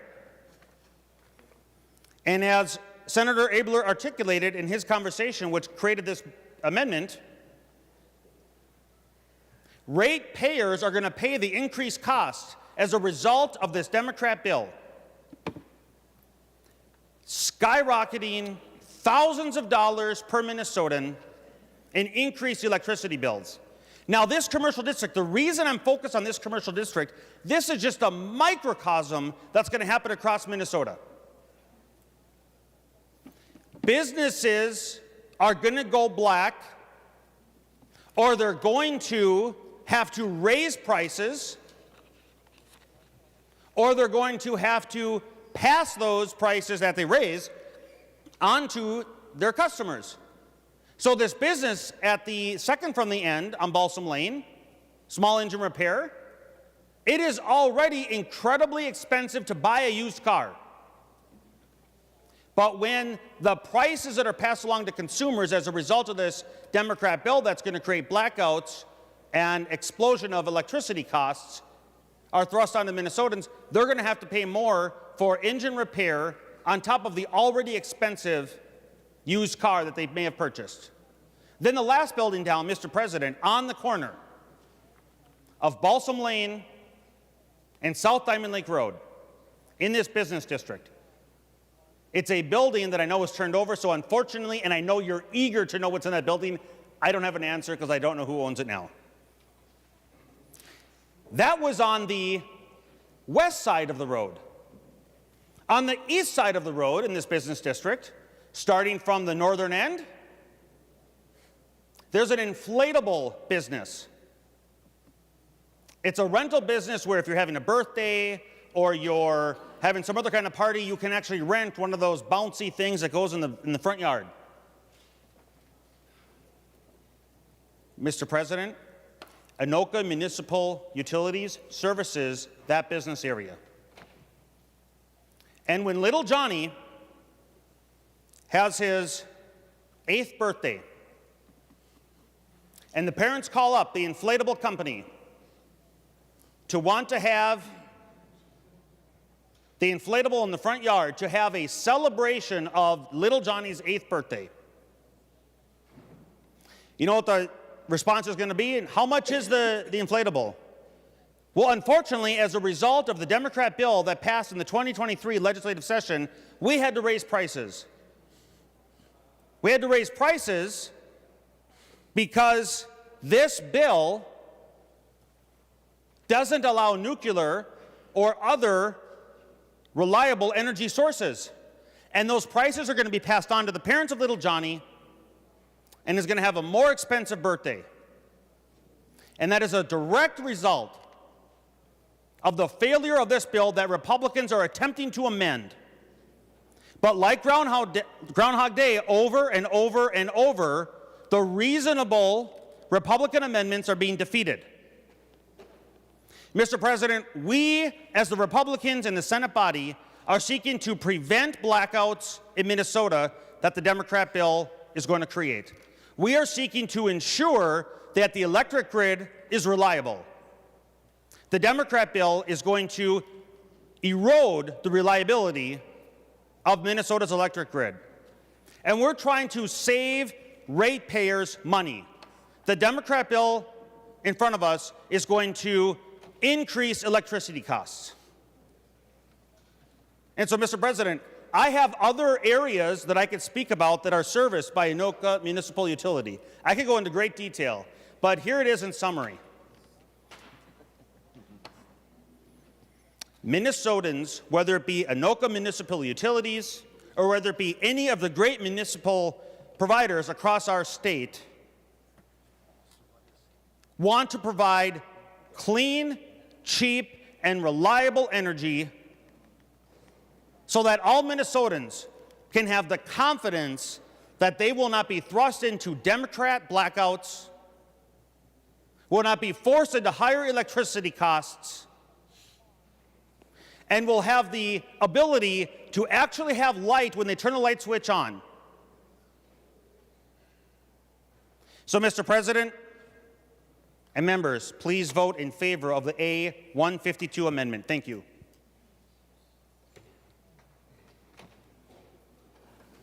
Senator Howell. Thank you, Mr. President, and I will try to get us back to the Thank you, 152 Senator amendment. Howell. But I do have some questions so I can understand exactly where we go there. So if Senator Frentz would please yield for a couple questions. Senator Howell, unfortunately, he's not on the floor right now. Well, that's going to make this a little difficult because would you like for me to go to someone else, Senator Howell, and come back? If you have someone else, that would be great. I have one more person before I'm going to the authors. So Thank you, is because it okay? I actually need to understand this before I make my comment. So thank you. Thank you so much, Senator Howell. I will come back to you. I'll go to Senator Rarick. Thank you, Mr. President. And I know I was asked to yield earlier and we were unable to do that, but I know what the question is that Senator Hoffman was looking to ask me, and that was if he had been a co-author on the eco bill that I was the chief author and worked on for 4 years. And he in fact was. But I'm so glad he brought up that as we look at this amendment that Senator Abler has brought, the A152. The A152 is getting at something that I spoke to earlier on, and that is that our rural co-ops and municipals are really going to struggle and in fact cannot make this standard. And the story that Senator Abler shared with us from the manager of his municipal articulated that better than I ever could have. He lives that every day. He knows it. And as this bill we brought up, this bill is moving at lightning speed like so many others are this session. And the comparison I want to make why this amendment, Mr. President, is so needed for this bill is unlike the eco bill. Like I said, this bill is moving at lightning speed. The third year that I had worked on the eco bill, that bill had an agreement. It was ready to go on the last day of session. Unfortunately, those of us who have been here before know what the last day of session is like. And unfortunately, that bill got lost in the shuffle of all the budget bills. So we came back the next year and I was thinking, we got this ready to go. The agreements are in place. And suddenly there were new groups that came that had found out about it and raised concerns. And we spent that entire session continuing to work and negotiate and make compromises and changed that bill. Mr. President, that is not happening with the underlying bill that we're talking about. And this amendment will address the major concerns that we have and that we have heard from our electric co-ops and our municipals. As Senator Abler told us, the manager of his municipal, he doesn't pay attention to everything that's coming across the table here at the legislature. The vast majority of Minnesotans do not. They have not had time to find out what is in this bill. They have not had time to contact their legislators to express their concerns and to express to them how they would wish for them to vote. Mr. President, this amendment, I am so glad that Senator Abler has brought it. It is exactly what our rural co-ops and municipals need so that when they cannot make these standards, which we all know they cannot, they will have that off-ramp, because those off-ramps, to keep them open for them, were denied in earlier amendments. So, Mr. President, we need to adopt this A152 amendment. Thank you. Senator Howell, it looks like Senator Frentz has returned. Senator Howell. Thank you, Mr. President. And Senator Frentz, could you ask Senator Frentz if he would yield for a question? You will, yeah, he will yield, Senator Howell. Senator Howell. Well, thank you, Mr. President. Thank you, Senator Frentz. The question I have is, from my understanding, if a utility cannot meet the requirements, the PUC really only has two options, and that is, well, actually one option. They can give them a penalty, and the penalty has to be the lesser of either the cost of construction to meet the requirement, or they can, the cost of the renewable credits. Is that, do I have that correct? Senator Frentz. Senator Frentz. To the question. Thank you, Mr. President, and thank you, Senator Howe. If I'm understanding the question, you're asking if a utility seeks the off-ramp and if the PUC does not grant it, what is the result?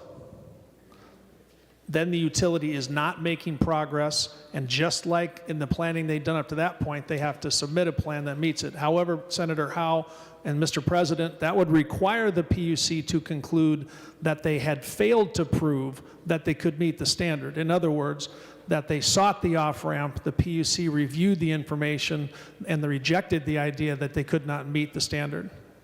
I hope that answers your question, Senator Howe. Happy to yield again if that helps. Senator Howe. Thank you, Mr. President. If he would continue to yield. Senator will yield. So my question is when they're going to, if they found that the utility, Mr. President, is not in compliance, the options they have is to penalize them by either the lesser cost of either the cost of construction to meet the requirement, or the cost of the renewable credits. Is that I'm reading it? I'm thinking I'm reading it out of the statute, but I'm hoping to make sure I understand it. Senator Frentz, to the question. Thank you, Mr. President, and thank you, Senator Howe. Could I ask Senator Howe for a reference to page and line number, please?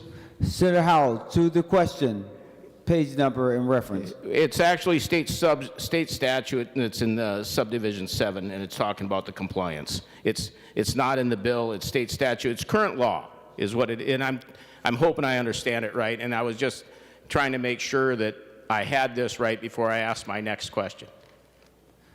So, Senator Frentz. Thank you, Mr. President, and thank you, Senator Howe. I believe what you're saying is correct insofar, if I understand it, that the PUC may issue an order that the utility must become in compliance. And since we know that the two ways you can be in compliance or to purchase renewable energy credits or to develop the renewable to allow you to meet the standard, I think you have said it correctly. Thank you, Mr. President. Thank you, Senator Howe. Senator Howe. Thank you, Mr. President. And so I have one more question for Senator Frentz, and I promise it's the last one. He will yield. Senator Howe. Thank you, Mr. President. And Senator Frentz, what I'm looking for now is who controls, is there a cap or is there a limit on the cost of the renewable credits, or what's the cost? How does that cost of a renewable credit, how is that managed or controlled, or who sets it?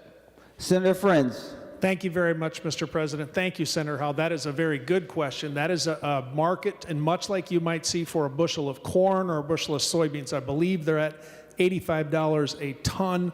And to the question, Senator Howe, I'm glad to report that that is a fluid marketplace. In other words, a municipality in 2026 could estimate the price of the renewable energy credit in making its decision about whether they wanted to build more renewable or seek the off-ramp or buy renewable energy credits. It is exactly that moment, Senator Howe and Mr. President, that we want the utility board in its planning to say, here is the best option for our utility. Thank you, Mr. President, and thank you, Senator.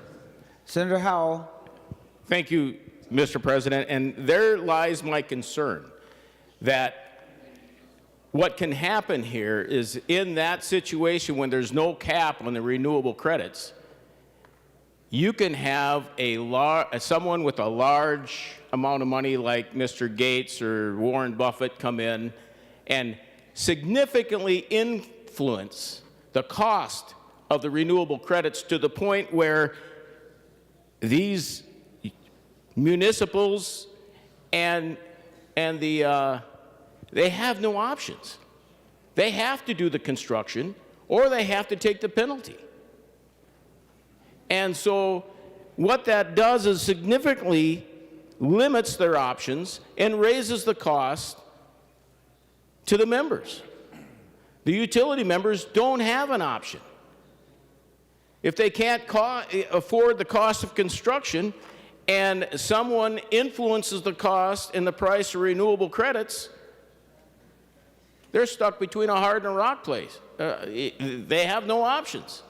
So, Mr. President and members, I truly believe that the A152 amendment provides an out and an off-ramp and protects our public utilities from outside investors making renewable credits and taking those renewable credits off the option list for them. Thank you, Mr. President. We're going to the author now, right before we vote. Senator Abler, to your A152 amendment. Thank you, Mr. President, and I appreciate the thorough discussion. I appreciate the dialogue going on here.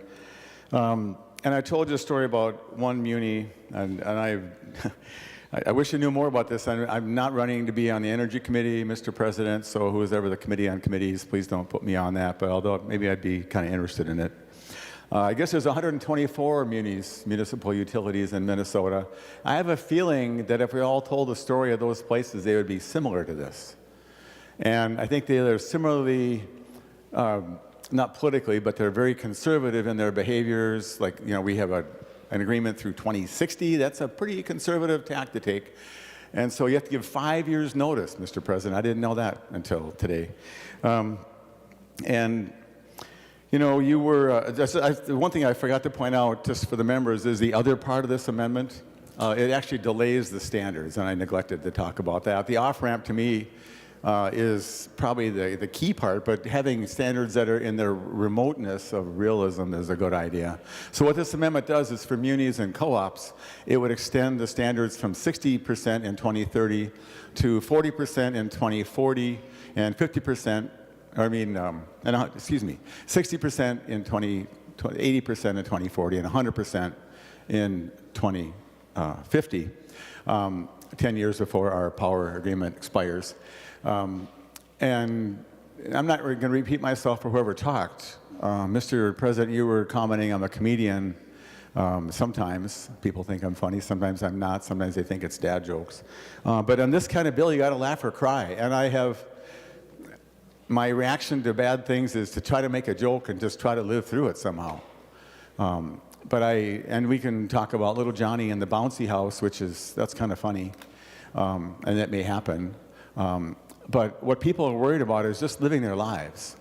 And my little blue-collar employees that work at Federal that make $22 an hour aren't really thinking that suddenly their power costs are going to go up 50%. And they're not thinking that the blackouts that they hope never come, that Dell worries about as just a really good steward, that may happen even with our current capacity, and I'm learning all these terms myself, Mr. President, and that people are going to vote for this. I have a sense that the vote on this bill is going to be 34-33. And I have a feeling that a lot of people are going to vote yes on this. They like the headline on it. 100% by 2040. The governor is so excited about this. You know, let's raise our hands and have a little sign and put our bumper sticker on and be proud. Let's get our good green vote so we can like brag about what we did. But I don't think that there's a lot to brag about this bill in Anoka. I don't think that when the people live with the consequences of this bill, with how quickly it got done, how easily it could have got fixed, that they're going to go like, way to go. Well, thank you for the member from wherever in Minnesota besides me and people who are very concerned about this. And I don't think, Mr. President, we ran to pass a bunch of legislation like this that causes great harm to somebody else's district. But this bill does. And I want to remind members that the difficult takes a while, the impossible takes longer, and this bill is, the way it's written, frankly, impossible. And Mr. President, we've taken a bunch of votes today, and they've all been 34-33 or 33-34, whichever, 33-34. And I don't think anybody in this state ran to hurt my little Anoka. I don't think so. And I don't want to make it obvious by having them vote on this amendment that they're going to tell Anoka, no, too bad for you. So I don't want to have my city get the dishonor of being defeated 33-34. And I'm disappointed that we've come to a point where a member and members with sincere concerns about a major bill aren't being listened to. Mr. President, the Senate is better than that.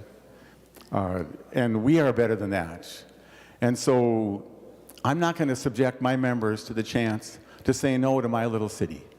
And it pains me that we cannot do something to repair this. I'm going to keep working on this problem and before something really bad happens. But Mr. President, I am so pleased to have the chance to stand on this floor as a member of this great state and tell people about my little city and that freedom that we have and the good attention of the members who have paid attention. That's why I did call the Senate. With that, Mr. President, I would withdraw the A-152. Senator Abler withdraws the A-152 amendment. Senator Gruenhagen. Oh, thank you, Mr. President.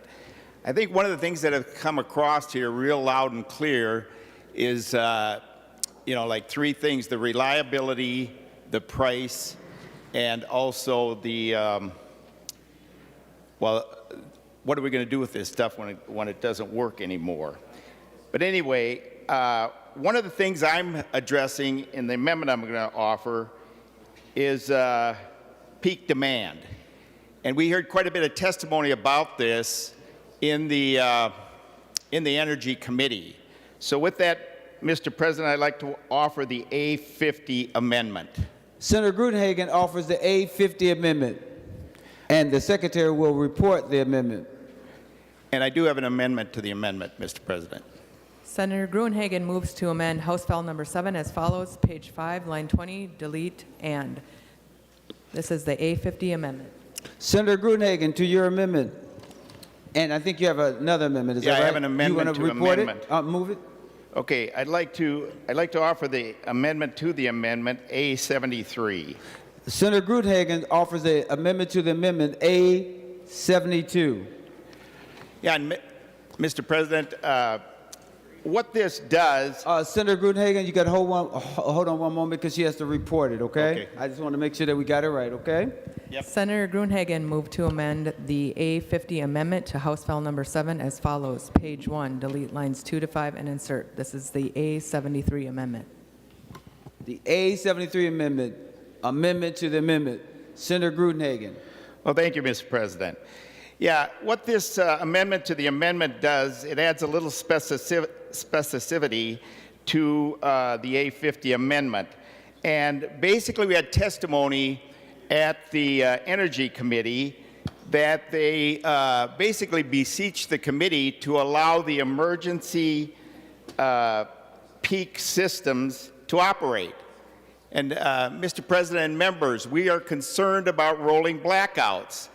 And some of the municipalities and the co-ops beseeched our committee to allow an exemption for the emergency peak operating systems when the weather is very extreme. To give you a little further illustration on this, members, under our current system, when we had the 30 below polar vortex come down, it was reported in the Star Tribune, and I kept a copy of the article, that only 4% of our electricity was being generated by wind and solar. So members, think about that. Well, we had the 30 below polar vortex under the current system, that's without this bill. Only 4%, it was reported, of the electricity came from solar and wind. So there is a great concern that if we pass this bill and continue to go down a path that other states have, that we're going to see rolling blackouts at the absolute worst time. And when we look at the state of Texas that had gone down this path, and the polar vortex went down into Texas, we see people dying and freezing to death down there. I don't think we want that for our constituents. And this bill takes us down that extreme path and without adequate measures to protect for peak demand. What my amendment does is it allows the backup emergency facilities that use natural gas, which we know is a clean fuel to not be subject to the rules and regulations of this bill so that there's adequate backup. Now again, members, we had testimony in the Energy Committee by co-ops and municipalities beseeching us to put the exemption on these peak facilities that kick in at times when you are going to have rolling blackouts. So at least this is a step in the right direction to mitigate some of the things that are going to be coming as we try to go towards this unrealistic 100% carbon-free alternative. So members, I'd ask for a roll call, and I would sincerely appreciate a green vote for the protection of your constituents and businesses and keep us from having a disaster like Texas where people actually died and froze to death. And that's what's at stake with this bill. So please vote green. A roll call, requested roll call granted. Senator Klein. Mr. President, a roll call was requested on the A73. I would also like to request a roll call on the underlying A50. Roll call, requested roll call granted. Senator Frentz. Thank you very much, Mr. President, and thank you, Senator Gruenhagen. Members, this relates to peaking power plants, which was the subject of a major discussion earlier on in the bill to those who say we did not work on the bill. And a concession was made in the partial credit that you can see for yourself in Section 7. Here's what it boils down to. A utility may only use peaking power plants 3 or 4% for the year. That allows the reliability that Senator Gruenhagen is referring to. If a utility wants to keep that peaking power, they are able to. However, they must account for it either in the purchase of RECs or in the use of additional renewable. It is exactly that choice that we feel the utility boards are in the best position to make. Peaking power plants are not banned in the bill. They are simply counted and force the utility to decide whether they want to purchase RECs, whether they want to seek the off-ramp, and the peaking power plants go to reliability. Senator and Mr. President, one of the features of the off-ramp. For that reason, members, I ask that you vote no on the amendment to the amendment, the A72. Thank you, Mr. President. Anyone else before I let Senator Gruenhagen be the last voice? Senator Gruenhagen. Oh, thank you, Mr. President. Yeah, I understand that, but again, they have to purchase RECs, and who knows what the REC price will be at that particular time. And obviously, the purchase of RECs is going to be costly for these smaller co-ops and municipalities, and they're going to pass that cost on to their ratepayers. So again, everything in this bill points towards rolling blackouts and skyrocketing cost of our electricity for our businesses, but most importantly for the low-income people and also those on fixed incomes. So members, we're talking about a bill that the technology has not even been developed at all. That's acknowledged by both sides. Let's at least give a little bit of a safety valve without increasing prices, which is going to happen anyway with this bill, to our citizens and our most vulnerable. So please, members, vote green on this amendment. Thank you, Mr. President. The Secretary will take the roll on the A73 amendment to the amendment.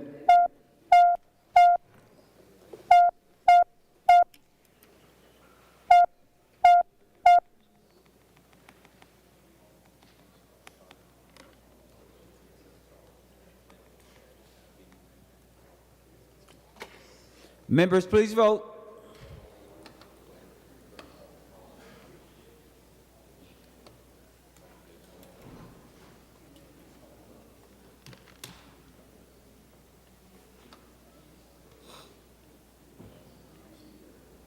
Senator Kunis, for those voting under Rule 40.7. Mr. President, Senator Port votes no. Senator Port votes no.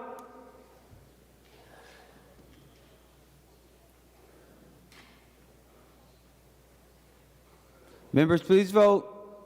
We're on the A73, amendment to the amendment. Senator Jasinski, for those voting under Rule 40.7. Thank you, Mr. President. Senator Housley votes aye. Senator Housley votes aye. Senator Lang votes aye. Senator Lang votes aye. Senator Liskey votes aye. Senator Liskey votes aye. And thank you, Mr. President. Senator Miller votes aye. Senator Miller votes aye.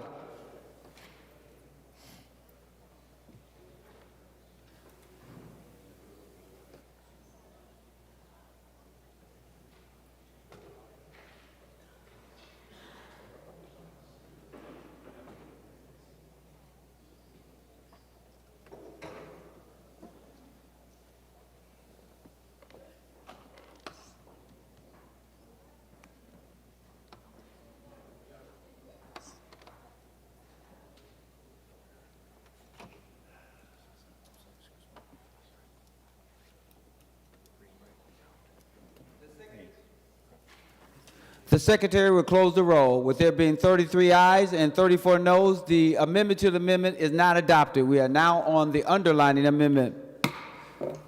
Senator Grudenhagen, let me wait a second to see if anyone else wants to speak so we can let you be the last one, okay? Any other speakers? Senator Grudenhagen. I want to offer another amendment to the amendment. Senator Grudenhagen. Okay, the next amendment to the amendment I would like to offer to the A50 is the A88. Senator Grudenhagen offers the A88 amendment to the amendment. The Secretary will report the amendment. Senator Gruenhagen moves to amend the A50 amendment to House File 7 as follows. Page 1, delete lines 2 to 5 and insert. This is amendment A88. Senator Grudenhagen, to your A88 amendment to the amendment. Oh, thank you, Mr. President. Well, you didn't like the last amendment. Of course, you haven't liked any at all. But in this particular amendment, I want you to think carefully. Because what it does, it excludes our municipalities, our hospitals, our schools, and our long-term care facilities from this mandate that we're sending down so that they can have backup generators to keep operating if we have the rolling blackouts. Now, I have an example from my district. Right now, in my district, one of my communities is trying to renew their permit with the MPCA in terms of their backup generators. The MPCA is refusing to renew the permit, and they quote a law, a federal law, and say we're simply implementing that federal law. And of course, if they shut down those backup generators, number one, the community's at risk. Number two, the cost of electricity is going to grow exponentially based on the manager of the municipality. So what the municipality did, they hired a lawyer to contest the MPCA. And one of the questions I asked during the conference call, I said, how are other states around Minnesota interpreting that federal law in terms of their backup generators for their municipalities? So the lawyer for the municipality did, I wanted just the 5-state area around us. He did about an 8 to 10 state area. He went down into Kansas, Nebraska, whatever. And he put a letter together. And in that letter, he said, Minnesota is the only state that is interpreting the federal law to shut down the backup generators. None of the other states are interpreting the federal law to shut down the generators for communities and possibly hospitals, schools, and long-term care. And members, this is where some of our children are at. This is where our most vulnerable are at. And yet this bill refuses to give them a way out without paying higher costs to take care of their citizens and their children in case of a rolling blackout, which we have heard over and over again. And again, the incriminating evidence from Texas and California and even in Europe says that's what's going to happen as we blindly go down this road, which we know from the data is going to create higher cost, less reliability, and rolling blackouts. It's the wrong direction. And by the way, in my opinion, it's not going to do anything for the environment. In fact, it's going to cause an environmental disaster when we try to get rid of the windmills and also the solar panels. And check California if you want documentation on that, or in Europe. So members, at least give these facilities, the municipalities, the hospitals, the schools, and our long-term care a chance to keep their electricity on in case of a rolling blackout. That's what this amendment is about. Have a heart for these people. I mean, my mom was just in the nursing home. She passed away in April. And so I got to see these people. And for them to lose electricity at the time of their very important need is a travesty. And the people who do that should be held accountable in the future. Please vote green. And Senator Frentz, I hope you can see in your heart to have some mercy on these areas so that these people don't have to suffer a rolling blackout. Thank you, Mr. President. Senator Klein. Senator Frentz, and just so that I remind members, I ask members if they want to speak before the author speaks. I don't want us to get in the habit of speaking after the author. Senator Frentz. Thank you very much, Mr. President. First of all, I'd like to request a roll call on the A88, and I would like to speak to the amendment to the amendment. Roll call requested, roll call granted. Thank you, Mr. President, and thank you, Senator Gruenhagen. There is nothing in the bill which prevents backup generation. What the bill says is that all carbon-emitting generation must be counted. Also, to the PCA permitting issue, that is a separate matter in which I have actually worked with the PCA, and I tend to agree that the way it's characterized is a subject of dispute. Having said that, members, I would ask you to vote no on the A88. This is simply changing the way that we're calculating the carbon emission, and the point of the bill is to reduce carbon emissions. Nothing in the bill causes a utility to say we're not going to provide power during an emergency, and is back to the same question, Mr. President, how that utility wants to provide that electricity and to what extent it is reliable, whether they choose an off-ramp, REX, or additional generation. Thank you, members. Thank you, Mr. President. Senator Pratt, because I allowed us to deviate from what policy I have put forth, and because we let Senator Frentz do it, now, Senator Pratt, you have a right to do it now. Senator Pratt. I'm sorry, Mr. President. I'm not quite sure what you were admonishing me before, but I'd wonder if Senator Gruenhagen would yield.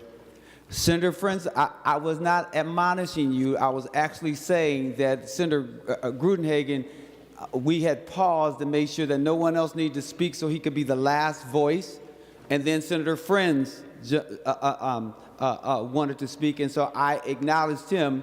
And so I have to acknowledge you now as well. And then I will have to go back to Senator Gruenhagen. Well, thank you, Mr. President. And I will only you recall Senator Gruenhagen introducing the amendment to the amendment, not really closing up debate. But I was wondering if Senator Gruenhagen would be willing to yield for a question. He will yield for a question. Senator Pratt. Thank you, Senator Gruenhagen. You served on a school board, and I'm assuming that as part of that, you were required to manage the power usage within the school district.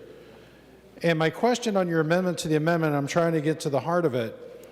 So many of our school buildings use diesel generators or some other form to assure an uninterrupted power supply. I sit on a long-term care facility board. We have the same thing to make sure that our medical equipment works, so that when the grid is stretched, we'll get a ping from the electric company asking us to power down. My question to you is, when I look at the amendment to the amendment, is your goal to somehow exclude these diesel generators out of the uninterrupted power supply? In fact, many of those that were purchased with incentives from the local power companies? Yes, Senator Gruenhagen. Oh, thank you, Mr. President. Yeah, that is the goal of this amendment, is to leave those facilities with their diesel power backup. And the concern again is this. I just got done dealing with a community in my district that had been operating just only as an emergency case, these backup diesels, the municipality. And the MPCA just would not give in. And again, we're supposed to trust these agencies on these off-ramps? I'm sorry, I just can't trust them, okay? Especially when you have certain radicals on these boards that impose their will regardless of what the consequences is. So yes. Senator Pratt. Well, thank you, Mr. President, and thank you, Senator Gruenhagen. I support your amendment. I served on the school board. I currently serve on the board of St. Gertrude's long-term care facility. We have a number of facilities. We have a nursing home. We have assisted living. We also have memory care and a rehabilitation center. An uninterrupted power supply is vital to our operation and is vital to the very safety. But what I appreciate that you've done here, Senator Gruenhagen, is also include those buildings that are of public use, that if we go down on the coldest day of winter or on the hottest day of summer, that those that maybe aren't in those facilities have a place to go to be safe.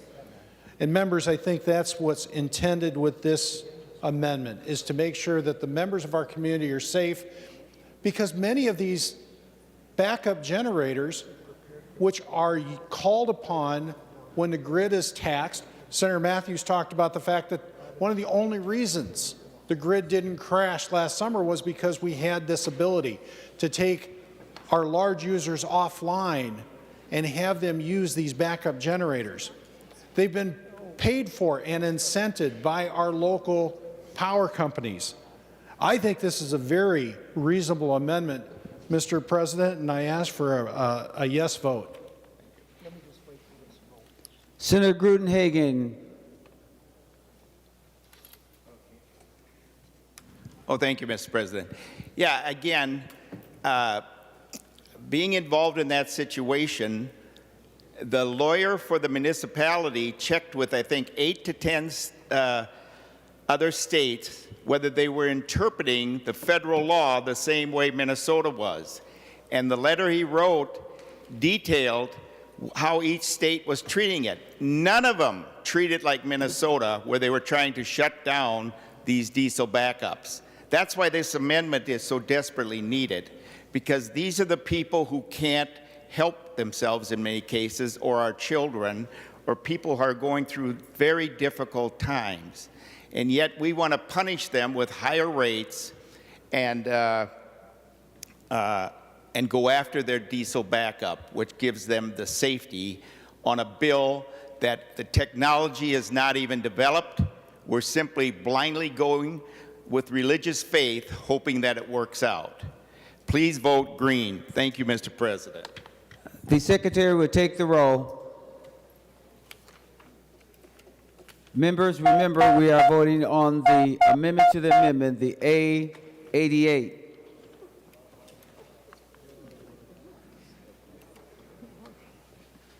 Members, please vote.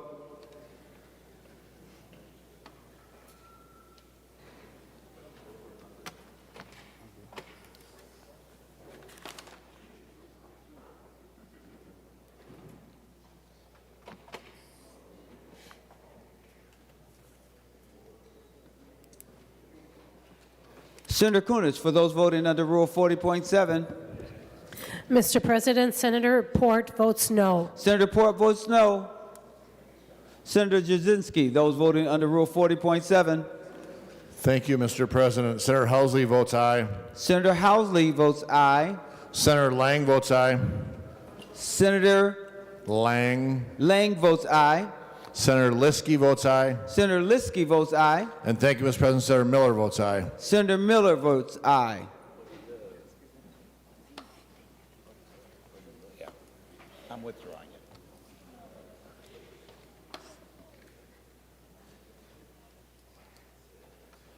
Mr. President, still voting.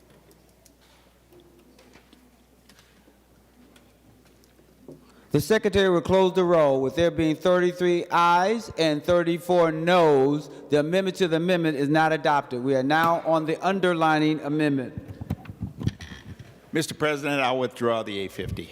Senator Gruenhagen withdraws the A50 amendment. Senator Matthew. Thank you, Mr. President. I'd like to offer the A6 amendment. Senator Matthews offers the A6 amendment. The Secretary will report the amendment.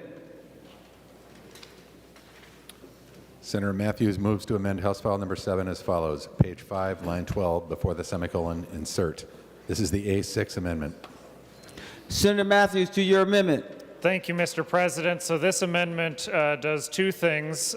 One, it makes a reference to statute, where we already have in statute that the goal of Minnesota's energy policy should be for Minnesota rates that our customers and our citizens are paying are about 5% below the national average. We have not been doing a good job of meeting that goal. Minnesota is above the national average and increasing faster than the national average.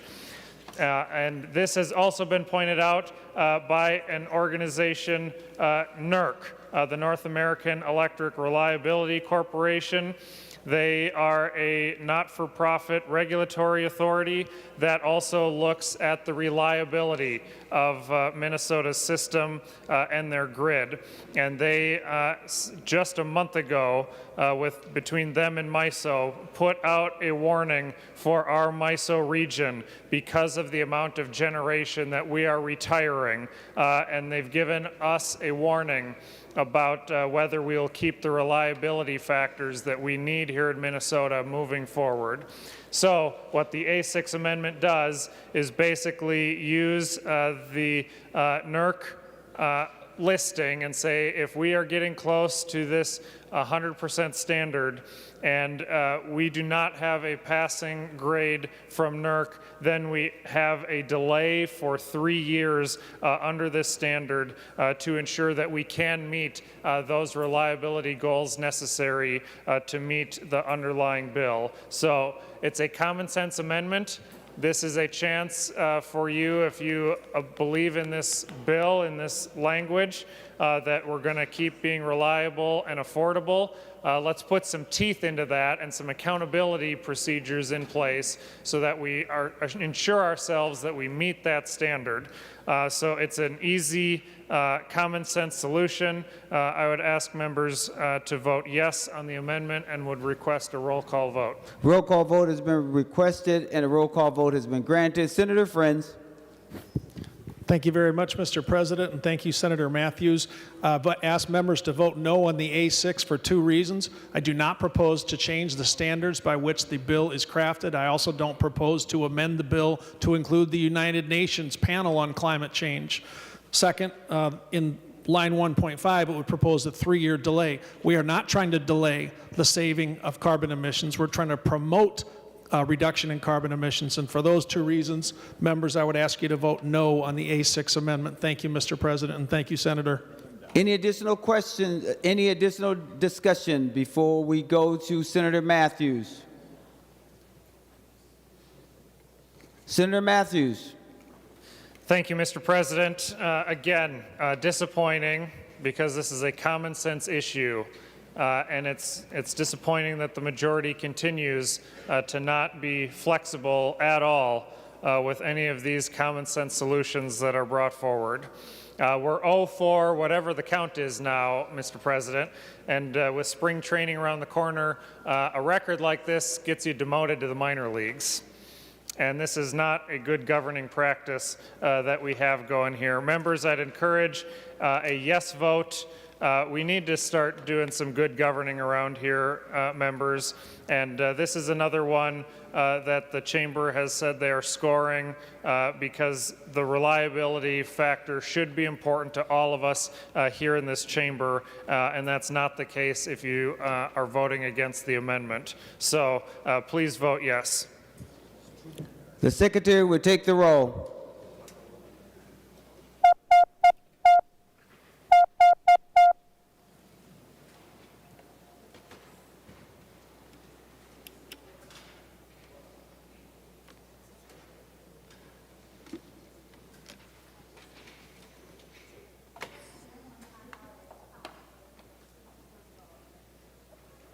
Members, please vote.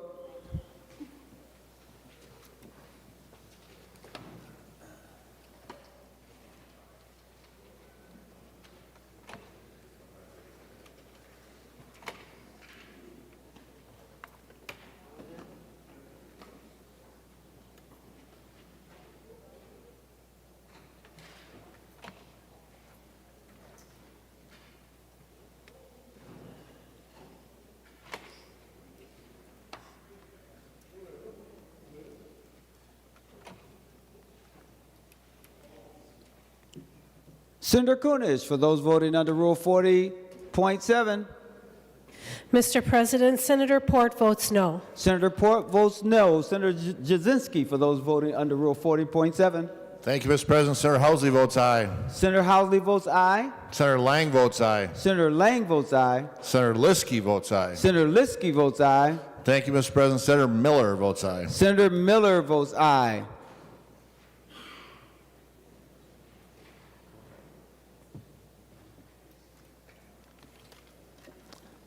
The Secretary will close the roll. There being 33 ayes and 34 noes, the amendment is not adopted.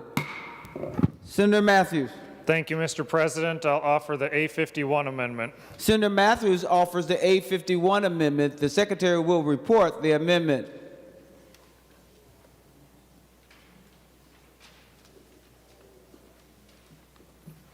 Senator Matthews moves to amend House File Number 7 as follows. Page 6, after line 27, insert. This is the A51 amendment.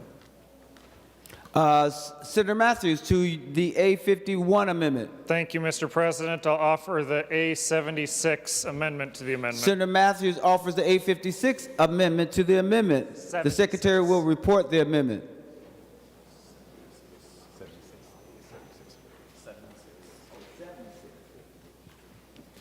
Sorry about that, Senator Matthews. Is A76 the amendment to the amendment? The Secretary will report the A76 amendment. Senator Matthews moves to amend the A51 amendment to House File Number 7 as follows. Page 1, delete lines 2 to 5 and insert. This is the A76 amendment. Senator Matthews to your amendment. Thank you, Mr. President. I'll request a roll call. Roll call vote has been requested and granted. Senator Matthews. Thank you, Mr. President. So this, again, is another concrete example that we should have in statute for what an actual off-ramp would look like. This would lay out that if we end up having a blackout meeting the criteria that is listed here, talks about the percentage of customers, the length of time, 24 hours, or the amount of interruptions that are in here, that this would trigger a delay in the standards for a period of 2 years, members, because if we are going forward with this standard, with this plan, and it ends up not working, members, you have to have a backup in place. You've got to allow yourself more time to plan and make sure that you get it right. And a blackout should be clear indication that something is not yet right. Give yourself time to go back to the drawing board, look at the situation, what's going on, and what you need to correct, and move again forward from there. So it's another common sense issue, and I would urge members to support the amendment to the amendment. Senator Westland. Thank you, Mr. President. I would like to request a roll call on the underlying A51 amendment in addition to the A76. Roll call granted. Requested roll call granted. Senator Frentz. Thank you very much, Mr. President, and thank you, Senator Matthews. Again, members, I would ask you to vote no on the A76 amendment. What this does is says there's a way to delay the carbon reductions in the bill. That's going the opposite direction of the intent of the bill, which is to reduce carbon emissions. A delay or a stop in the standard simply says we're going to emit more carbon, hardly the direction the intent of the bill is going. Members, I ask for a no vote on the A76. Thank you, Mr. President. Senator Rarick. Thank you, Mr. President. And I rise to stand in support of the amendment to the amendment. Members, we just heard the reason to vote no is because, you know, we can't delay the standards. But what we have been trying to reiterate over and over and over is that we must have our energy future remain affordable and reliable.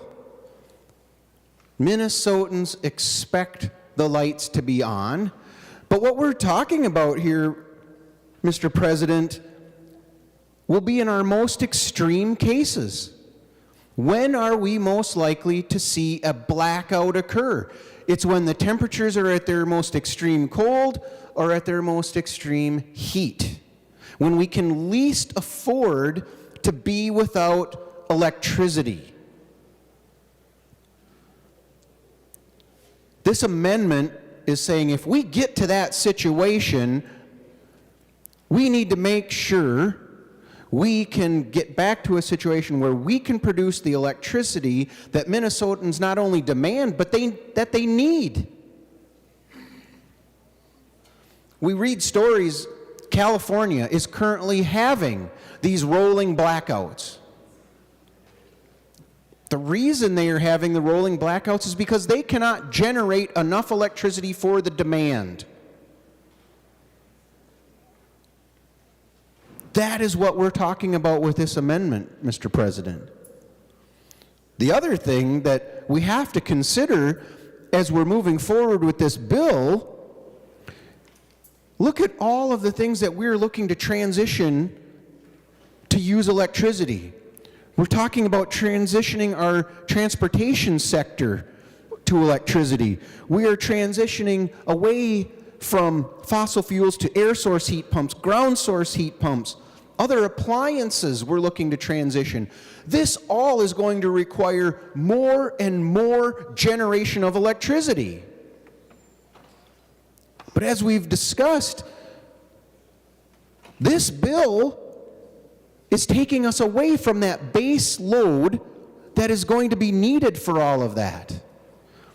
This amendment is saying, hey, if we experience that blackout, that is the trigger. That is the indication we've gone too far too fast. And if that happens in mid-July, because it's 100 degrees and incredibly humid, guess what, members? We're not here. Are we going to have the governor call a special session so we can come back and make an amendment to this law so that our utilities can provide the power that Minnesotans need? That's what we're looking at unless we adopt this amendment to the amendment. Minnesotans, like I said, not only expect their lights to operate, their furnace to work, their air conditioner to be on in those extreme temperatures. For a number of them, it is a matter of life and death. So please, members, this is a common sense amendment to protect Minnesotans. Please vote yes. Before I go to the author, I want to make sure no one else wishes to speak. Senator Matthews. Thank you, Mr. President. I need to correct one thing that the author of the bill stated, that this was a way to delay the standards. Spoken like it's a way, like a comic book villain could say, here's our way to get out of the standard if we're a utility company. We just need to cause a blackout to our own members. That's ridiculous. This is not a method that anyone's going to utilize and go, oh, here's our opt-out clause. We'll just cause our own blackout and face the wrath of our customers and be the way to kick off the standard. No, members, this amendment is to address that when you've failed to meet your goals of affordability and reliability, a blackout is evidence that you have already failed at those goals, particularly for reliability. Now, given the fact that you have failed at that goal, it's time to kick yourself off of the standard, to go back to the drawing board and make sure that you rework it however it needs to be done so that you can meet your standards of affordable and reliable and clean energy. But voting against this amendment means that despite all the promises we make to Minnesota of affordable and reliable energy under this blackout bill, even if you experience a failure, even if you experience a blackout, even if we cannot maintain the promises that we've made and we end up suffering an energy crisis in the middle of an extreme cold or an extreme hot, well, too bad. We're going to continue on anyways. We're going to keep setting ourselves up for another failure the next time we have a crisis, or the one after that. That's irresponsible, Mr. President. This is one of the biggest common sense amendments we have brought thus far. If you have already shown that there's been a failure to meet your standards of reliability because of a blackout, it's time to get off the exit ramp and go back to the drawing board. Members, this is a common sense amendment. I would urge you to vote yes. The Secretary will take the roll.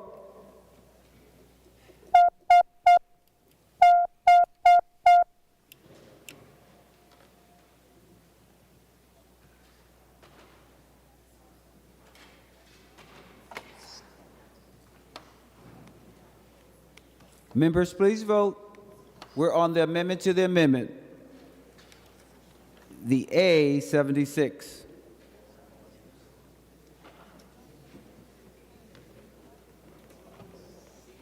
Senator Kunis, for those voting under Rule 40.7.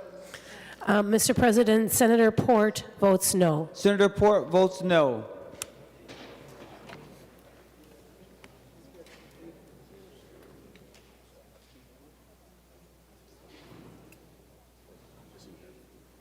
Senator Jasinski, for those voting under Rule 40.7. Thank you, Mr. President. Senator Housley votes aye. Senator Housley votes aye. Senator Lang votes aye. Senator Lang votes aye. Senator Liskey votes aye. Senator Liskey votes aye. And thank you, Mr. President. Senator Miller votes aye. And Senator Miller votes aye. Members, make sure you vote.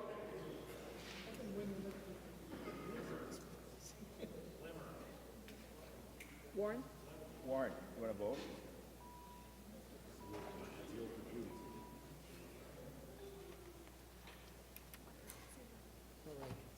Thank you.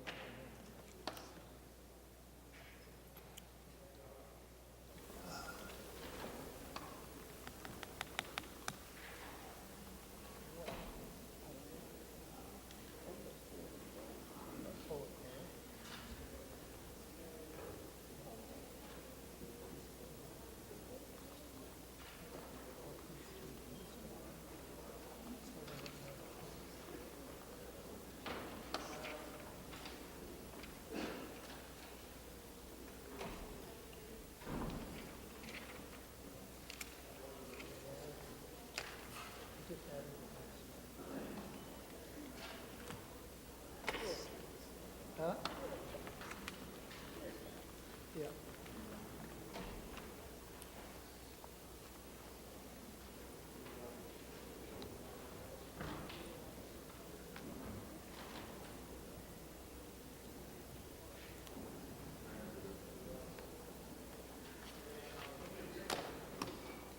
My wife just called me and said she won $100 in bingo.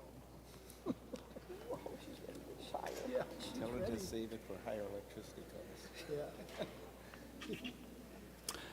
The Secretary will close the roll. There being 33 ayes and 34 noes, the amendment to the amendment is not adopted. We are back on the underlining amendment. Not yet, but don't. Senator Matthews, I just want to make sure no one else wants to speak. Senator Matthews, to your amendment. Thank you, Mr. President. Unfortunate that the majority said no to if you failed to meet the reliability factor. Now I'll switch to the other factor that we mentioned. The A51 basically says if you can't show to meet the affordability side, then let's kick off and get back to the drawing board and make sure we do this right. Affordability and reliability are important principles that everybody says and is important to the people of Minnesota. I'd urge members to back up those words with actions by voting yes on the A51. The Secretary will take the roll. There was a roll call vote, is my understanding. Yeah, the Secretary will take the roll.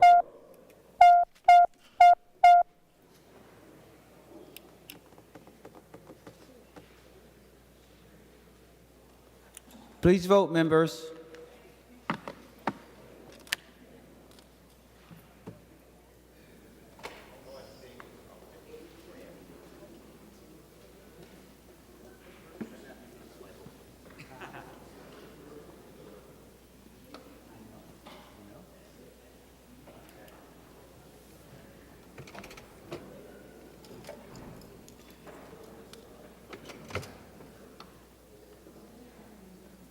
Senator Kunish, for those voting under Rule 40.7.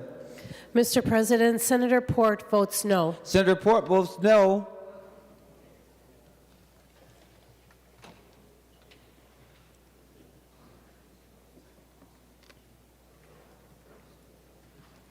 Senator Jasinski, for those voting under Rule 40.7. Thank you, Mr. President. Senator Housley votes aye. Senator Housley votes aye. Senator Lang votes aye. Senator Lang votes aye. Senator Liskey votes aye. Senator Liskey votes aye. Thank you, Mr. President. Senator Miller votes aye. And Senator Miller votes aye.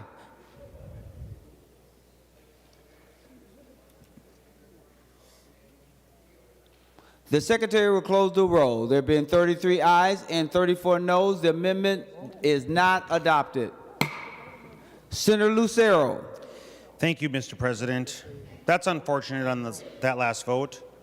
But let's try again. Maybe we'll break the streak and Democrats are willing to accept Republican ideas, Republican common sense improvements so that Minnesotans are not thrust into rolling blackouts, are not having to contend with reliability issues in their power, and not having to further budget with exploding costs impacting all of Minnesota.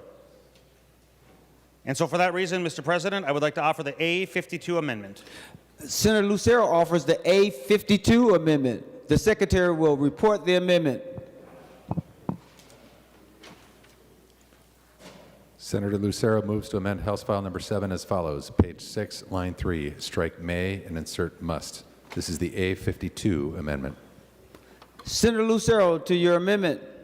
Thank you, Mr. President. The A52 amendment seeks that the PUC must modify or delay implementation of a standard or obligation where there would be a significant rate or reliability impact.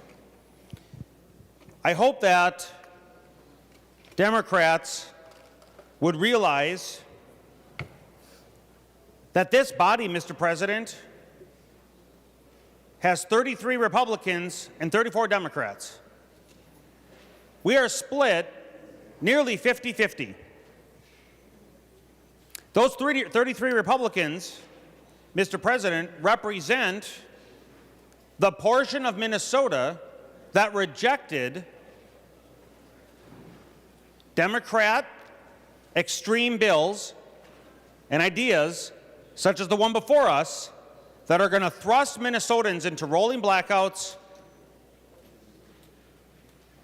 It's going to create a situation of unreliability, and it's going to be very expensive for Minnesota going forward. And so with that, Mr. President, I would also like to offer the amendment to the amendment, the A78. Senator Lucero offers the A78, the amendment to the amendment. Senator Lucero, to your, you have to report. Senator Lucero moves to amend the A52 amendment to House File Number 7 as follows. Page 1, after line 4, insert. This is the A78 amendment. Senator Lucero. Thank you, Mr. President. And again, as we've heard a number of times from very concerned members representing the nearly 50% of Minnesota that is concerned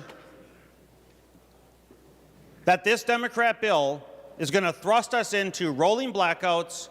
It's going to impact reliability of our energy grid here in Minnesota, and it's going to raise electric prices on hardworking Minnesotans. And this amendment to the amendment seeks to focus on reliability and make sure that reliability is ensured for Minnesotans. Senator Westland. Thank you, Mr. President. I'd like to request a roll call on the A52 and the A78 amendments. Roll call requested, roll call granted on both the amendment to the amendment and the underlying amendment. Senator Frentz. Thank you very much, Mr. President, and thank you, Senator Lucero. I ask members to vote no on the A78 amendment. This is simply another change, and I have lost count of how many proposed changes to the language and the off-ramp, and I'd ask members to vote no. Thank you, Mr. President. Any other discussions before I go back to Senator Lucero? Senator Lucero. Thank you, Mr. President. And you know what I've lost track of? The number of Republican attempts to bring amendments to this bill that have been shot down by Democrats. The Republican amendments that are reasonable, and our attempt to reach across the aisle to ensure that this Democrat bill does not thrust Minnesotans into the dark ages with rolling blackouts, to make sure that Democrats do not force unreliability on Minnesotans' power, and that Democrats don't raise the prices, as this bill does, on their electric bill. Reliability is so important. I'm going to talk about a few of the items, why it's so important, and why I'm hoping, Mr. President, members vote for this. All of us understand, and we expect, and we've experienced, when we turn that light switch on, the power turns on. When we open that refrigerator door, that it's cold. That when we turn on that furnace, that it heats the house. But under this Democrat bill, with rolling blackouts and unreliability and expensive costs, when that power goes out because of unreliability, our senior living care facilities are going to be in an incredible pinch. Our senior citizens living in senior care facilities are going to have to suffer these rolling blackouts and lack of reliability. Mr. President, I sit on the Education Finance Committee. I have a great passion for our young people. And when these rolling blackouts from this Democrat bill occur because of lack of reliability, our schools are going to go dark. There will not be the power to run the internet. There will not be the power to turn the lights on, to cool those buildings or heat those buildings. The reliability will not be there to educate our children who are desperately seeking educational opportunities, because this Democrat bill strikes at the heart of reliability. Mr. President, we understand all too well, having lived these past couple years with medical situations requiring hospitalization, and those that are being helped, critical care, life-threatening situations in our great hospitals across the state, they need to have reliability. This Democrat bill is going to thrust us into rolling blackouts. So when those hospitals are caring for our patients, Minnesotans who have found themselves in a multitude of situations in need of emergency medical care, there will not be reliability powering all of the machines, the systems in these hospitals because of the Democrat lack of reliability that this bill creates. Mr. President, we've had to endure these last couple of years supply chain shortages. We've been to the grocery stores. We've seen baby formula shelves empty. In fact, there's been times where we've seen the toilet paper empty. There was a run on toilet paper early on. We've seen manifestations of all kinds. Eggs.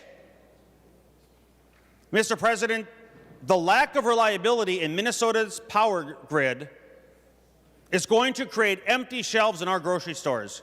Minnesotans are already dealing with high costs in the Walz Biden economy due to inflation. But when this Democrat bill, which forces us into rolling blackouts and energy unreliability, is passed, it's only going to make the matters worse. Those already empty shelves are going to collect dust because the manufacturers that are producing these goods that are on those shelves are not going to be able to produce the goods because of the rolling blackouts and unreliability in the energy grid that is created by this Democrat bill. Reliability is so important.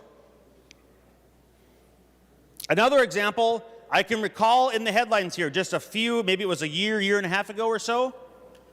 We saw the headlines, I'm sure everyone, Mr. President, saw the headlines when the city of Blaine suffered a problem with one of their critical infrastructure water treatment plants.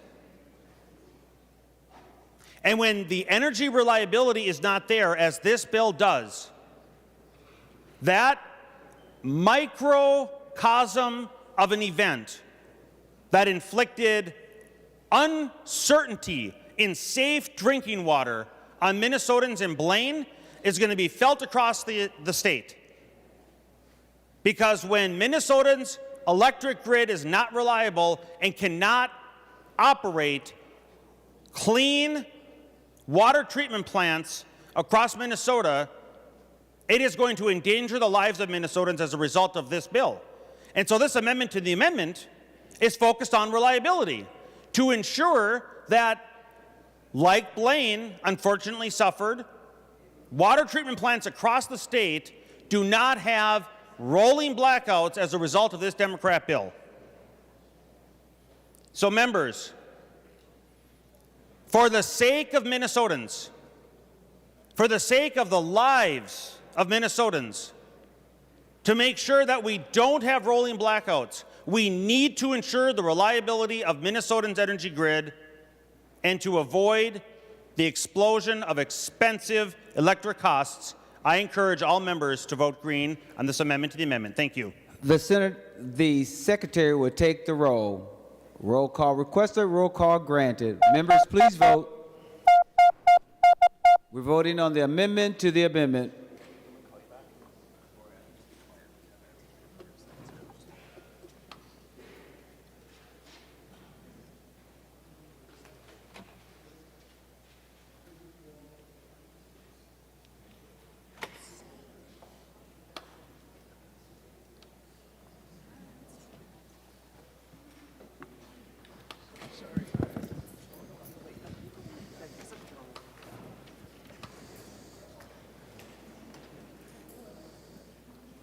Senator Kunis, for those voting under Rule 40.7. Mr. President, Senator Port votes no. Senator Port votes no.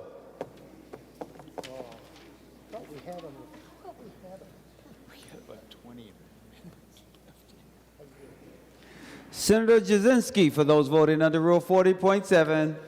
Thank you, Mr. President. Senator Housley votes aye. Senator Housley votes aye. Senator Lang votes aye. Senator Lang votes aye. Senator Liskey votes aye. Senator Liskey votes aye. Senator Miller votes aye. Senator Miller votes aye.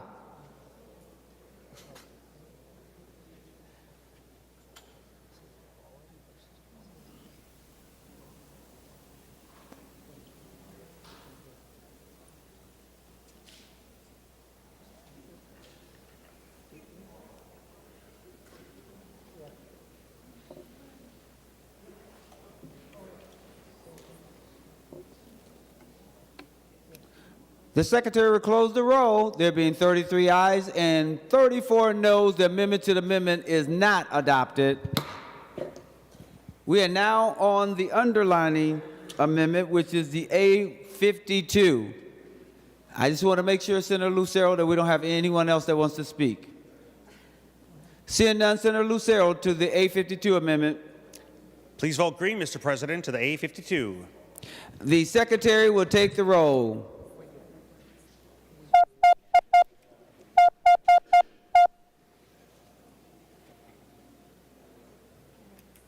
Members, please vote.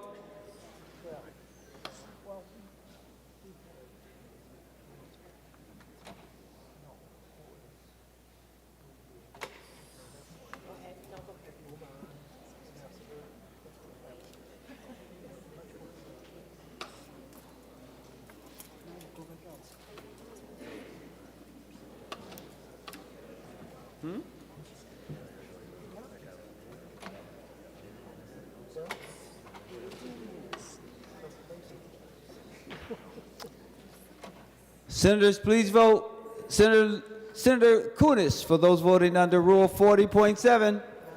Mr. President, Senator Port votes no. Senator Port votes no.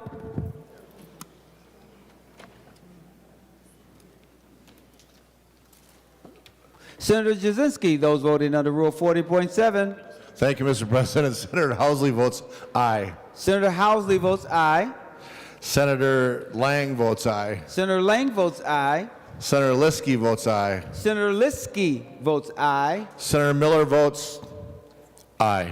Senator Miller votes aye.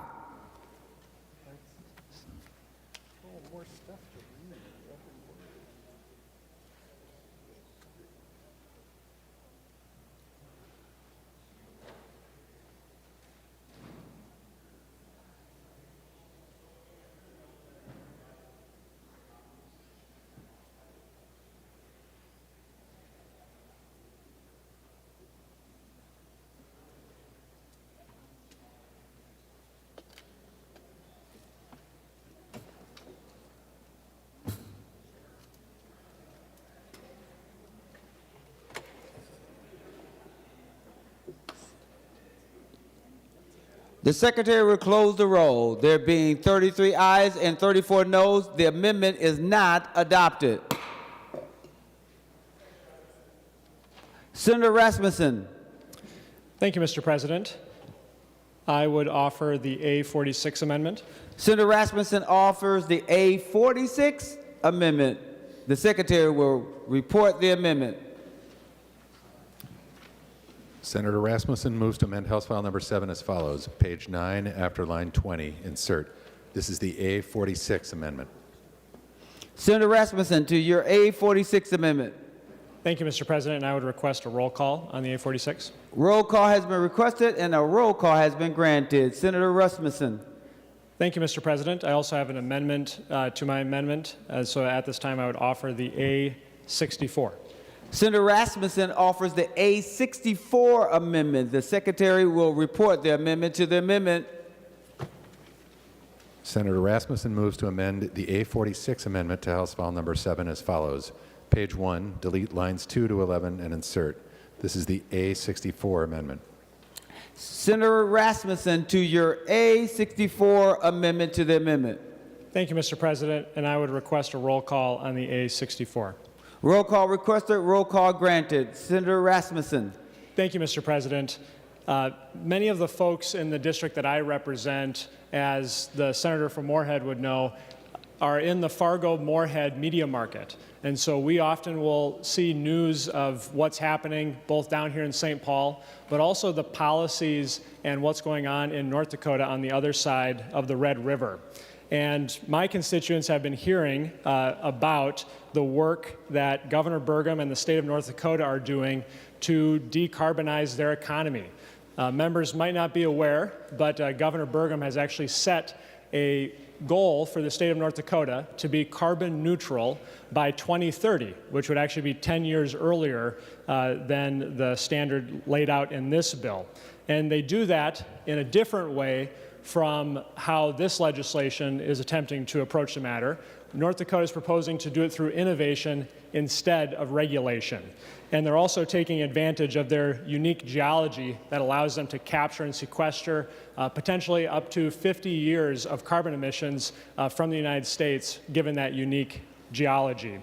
And I also want to point members to a letter that I had distributed from the North Dakota Industrial Commission that also talks about other work that the state of North Dakota is doing, including the work of their Clean Sustainable Energy Authority, which has either invested or plans to invest upwards of $50 million, $500 million rather, in clean energy projects, including a hydrogen hub that is under co-development with the state of Minnesota. For decades, North Dakota utilities and electric cooperatives have been selling more than half of the electricity that they generate to customers in North Dakota and to the district that I represent, ensuring that we have cost-effective, reliable energy. There are many concerns that my colleagues have highlighted about this blackout bill this evening, but one that we haven't talked about is a potential issue with the constitutionality of the bill before the Senate. Mr. President and members, there's a significant problem with this bill in that it is attempting to regulate energy production in other states. And if this bill is passed and signed into law, we are very likely as a state to face a lawsuit from the state of North Dakota and potentially others, given the constitutional challenges. The language in Section 10 of the bill that mentions retail sales in Minnesota is a thinly veiled attempt to regulate energy production in other states. There are a few different issues that this bill is going to have in court. The first has to do with the Dormant Commerce Clause. The U.S. Constitution says that the federal government gets to regulate interstate commerce, and us as a state legislature, we don't have the ability to tell other states how to produce their electricity, and unfortunately, that's what this bill does. Another legal issue with this bill is the Federal Power Act, which gives the Federal Energy Regulatory Commission exclusive jurisdiction over transmission between the states. And this has actually been an issue for Minnesota in the past with the Next Generation Energy Act, which was found unconstitutional in the 8th Circuit Court. Another legal challenge that this bill is likely to face is under the Clean Air Act, which gives the federal government the authority to regulate emissions from power plants. And this bill is attempting to regulate carbon dioxide emissions from power plants and runs afoul of that law. The last time we tried to regulate North Dakota's energy generation and the Next Generation Energy Act, we lost. And Mr. President and members, that's actually worse than losing to North Dakota in hockey. Because when we lost the battle over the Next Generation Energy Act, the state of Minnesota had to pay the state of North Dakota about $1.3 million in legal fees. And Mr. President and members, I don't want the hard-earned taxpayer money from people in Minnesota having to go to North Dakota to cover legal fees for this likely unconstitutional bill. So, Mr. President and members, the amendment that I have before the body is a simple amendment to fix the legal issues with this bill and hopefully keep it out of court, where a legal challenge could undo the carbon-free standard section of this bill.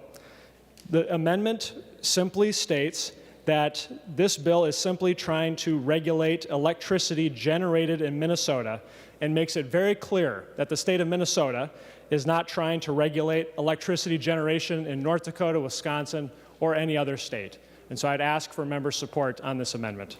Senator Frentz. Well, thank you very much, Mr. President, and thank you, Senator Rasmussen, one lawyer to another. Mr. President, glad to review the issues of constitutionality. Even more glad to have already included in your packet, members, which is on your desk, a report from Harvard Law School. I hope Senator Rasmussen will acknowledge that as an esteemed institution. And members, what you'll see in there is that the arguments presented in the amendment, the A64, have been addressed. The bill's carbon-free standard, the letter says, places obligations only on Minnesota utilities that deliver energy to consumers in Minnesota. It does not regulate entities outside of Minnesota or impose terms and conditions on interstate transactions. Goes on to address the Hadinger decision that Counsel Senator Rasmussen mentioned in the A64 address, and it simply says that provision in Hadinger banned imports of coal-fired power. That the court did find was interference in interstate commerce, and I would suggest, Mr. President, that that is not present in the bill before the body. Ladies and gentlemen, members of the Senate, I would ask you to vote no on the A64. Thank you, Mr. President, and thank you, Senator Rasmussen. I just want to make sure that no one else wants to speak before Senator Rasmussen wraps us up on this A64 amendment. Senator Rasmussen. Thank you, Mr. President, and I appreciate the response from Senator Frentz, and I'll just go on the record and say that not everything that comes from Harvard is correct. And I would say, Mr. President, the issue that's before this has actually been reviewed and decided by the 8th Circuit Court. There has been cases over this in the past, and Mr. President, to members of the public, members of this body, this bill is very clearly trying to regulate energy production in other states. Simply when an electron crosses over a state boundary, it isn't a different color based off of if it was generated from a wind turbine or from a natural gas plant. And Mr. President and members, it's really important to understand that the core principle of this bill is actually trying to regulate energy generation in other states that is coming into Minnesota, which just flies in the face of the Dormant Commerce Clause. And I think, unfortunately, Mr. President and members, Minnesota is yet again going to have to pull out that checkbook and write a check to the state of North Dakota and see this law get struck down in court. So I'd ask for members to vote for this. If what Senator Frentz is saying, that this bill isn't trying to regulate electricity production in other states, my amendment simply states that we're just trying to regulate electric generation here in the state of Minnesota, and so I'd ask for your support. The Secretary would take the roll.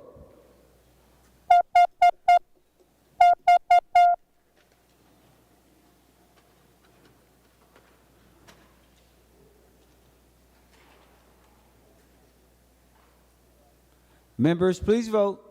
We're on the amendment to the amendment.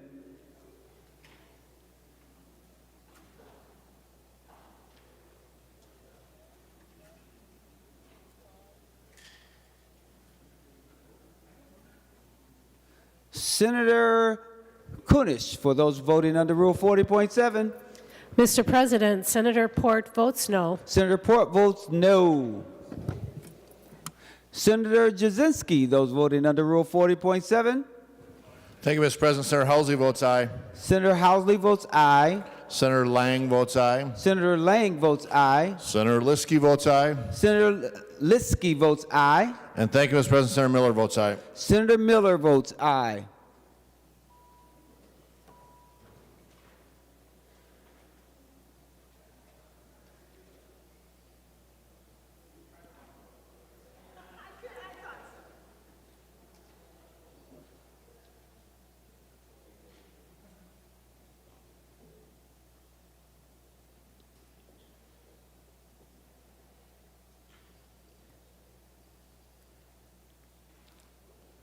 The Secretary will close the roll. There being 33 ayes and 34 noes, the amendment to the amendment is not adopted. We are now on the underlining amendment.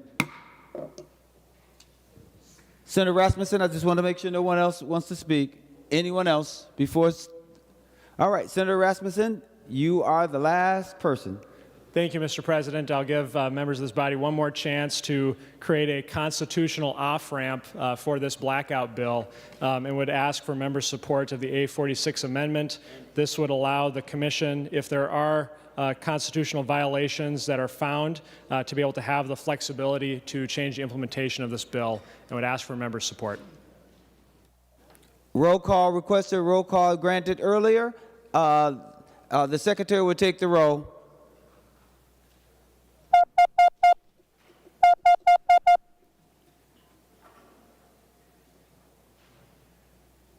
Members, please vote. We're on the underlining amendment, the A46.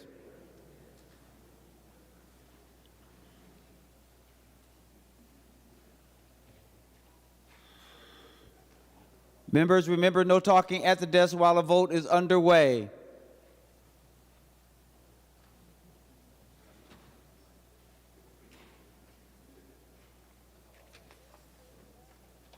Senator Kunis, those voting under Rule 40.7. Mr. President, Senator Port votes no. Senator Port votes no. Senator Hurd, we are under a vote.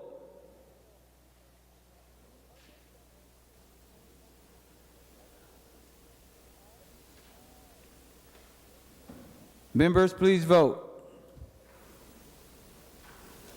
Senator Jasinski. Thank you, Mr. President. Senator Housley votes aye. Senator Housley votes aye. Senator Lang votes aye. Senator Lang votes aye. Senator Liskey votes aye. Senator Liskey votes aye. And Senator Miller votes aye. And Senator Miller votes aye. The Secretary will close the roll. There being 33 ayes and 34 noes, the amendment is not adopted. Senator Pratt. Thank you. Thank you, Mr. President. Excuse me. Mr. President, you know, a few hours ago, Senator Frentz talked about our trip to Germany, and it was a fascinating trip. When I went on that trip, I was actually pretty close-minded about clean energy. And it opened my eyes. We started off in Stuttgart. We spent a couple of days there. We went down to Lake Constance. We saw solar panels on some roofs. We traveled through the countryside. We saw testing of battery and storage options. Senator Frentz, I don't know if you recall this. I can't even remember which city it was in, whether it was in Stuttgart or Berlin or somewhere in between. We stopped at an aluminum plant. And it takes a lot of energy, a lot of electricity to create aluminum, and it generates a lot of heat. And I was fascinated as they were telling us that they captured the heat off of that aluminum process and heated rocks underground to about 1,200, 1,300, 1,600 degrees. I can't remember the exact temperature. And then they turned that heat into steam energy to help run the plant. It was about as close to perpetual energy as I'd ever seen. My son is studying astrophysics at the University of Michigan, and recently you've seen that we did some nuclear fusion that is exciting in that we're doing things that here on Earth that had only been done within the core of the sun. I talked earlier that I'm amazed at the ingenuity of the American intellect. And I am amazed at the ingenuity of Minnesotans. We have a long history of ingenuity. I also live in a very unique district. I may be one of the only members in this body that has areas serviced by an investor-owned utility. We have Xcel servicing part of us. We have a municipal utility. We have the Shakopee Public Utilities. We have a co-op, Minnesota Valley. I happen to be a customer of Minnesota Valley. And we have a biomass cogeneration facility. It's fascinating. And Senator Frentz, I would invite you to come down and see that facility. They also have a tasting room next to our malting, where they're taking the waste from the malting process along with other renewable fuels and burning it to aid in the malting process. And it continues to recycle and recycle. My position on clean energy has evolved during my time here in the Senate.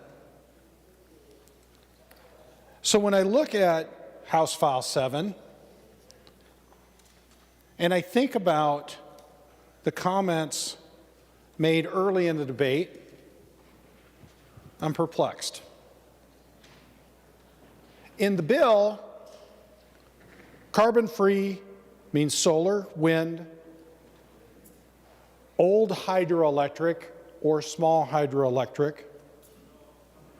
and biomass. What's missing? Well, we've talked a lot about what's missing. It doesn't include nuclear. It doesn't include carbon sequestration that Senator Rasmussen just talked about, which opens up, a state like North Dakota, if you read his letter, they're number 7 in generating electricity nationwide, and they export more than they consume. It doesn't include new hydro, which is another clean form of energy, and it doesn't include renewable natural gas, which is taking natural gas that's being emitted from our waste and turning it into something useful.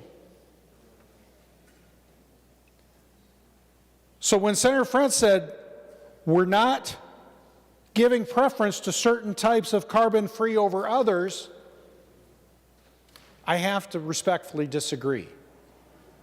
Because every one of these that are missing out of the bill are carbon-free. Senator Matthews also talked about our A1 energy plan. The A1 energy plan would allow for nuclear construction in this state. And Mr. President, back in 2009, then Congressman Walz joined with Congressman Paulson saying that Minnesota ought to end its moratorium on nuclear energy. The A+ plan is affordable. It looks at renewable natural gas to continue to reduce emissions. It's always on with natural gas peaking plants and coal for reliable and affordable baseload energy. It authorizes hydroelectric power to count as renewable energy. But Mr. President, as we've talked, the demand for electricity in this state is only going up. The demand in this region, the mid-continent region, is going up. And we need an all-of-the-above strategy that includes solar, wind, hydroelectric, hydrogen, and biomass along with our current sources. So, Mr. President, I respectfully offer the A92 amendment. Senator Pratt offers the A92 amendment. The Secretary will report the amendment. Senator Pratt moves to amend House File Number 7 as follows. Delete everything after the enacting clause and insert. This is the A92 amendment. Senator Pratt, to your A92 amendment. Thank you, Mr. President. Mr. President, this is the A+ Energy Act, and it's a policy, and it memorializes that the policy of the state is to preserve a safe, reliable, and affordable energy system that facilitates the use of all available energy options. Along with the list that Senator Frentz has in the A7 amendment, it includes nuclear, renewable natural gas, and energy technology that sequesters carbon dioxide. In addition, Mr. President, it preserves, or I'm sorry, I'm getting ahead of myself. It also assures that the off-ramp to reduce emissions keeps affordable cost energy, or energy affordably priced, and it preserves many of the sections in Senator Frentz's bill, but it does include easier permitting for electrical generation in the state. And if, for those of us that were at the chamber dinner at the beginning of session, we even heard Governor Walz talk about the fact that this is a very difficult state to get permits of almost any kind done, and that we have to streamline that process across the board. Mr. President, as we are debating the future of Minnesota, as we are debating the economy of Minnesota and the jobs, and making sure that we have the energy needed in order to compete effectively. I told the story earlier about the fact that when I was up in the Iron Range, the Steelworker Union president told me a 1% increase in energy costs one of his men. One of his men gets laid off as the price of energy goes up. We need to have an energy policy that allows Minnesota to compete on a national and a global scale. And the A+ Energy Act in the A92 amendment will help us do that. Mr. President, I ask for a yes vote. Senator Frentz, to the A92 amendment. Thank you, Mr. President, and thank you, Senator Pratt. I would like to request a roll call first of all, and then briefly respond to the proposed amendment. Roll call requested, roll call granted. Senator Frentz, to the A92. Thank you, Mr. President, and thank you, Senator Pratt, and thank you for reminding us of the trip to Germany. We should always be looking and evaluating at the different sources. I ask members to vote no on the A92 amendment. It makes fundamental changes to the eligible energy categories, and for that I would say the better plan is to stay with the language in the bill originally.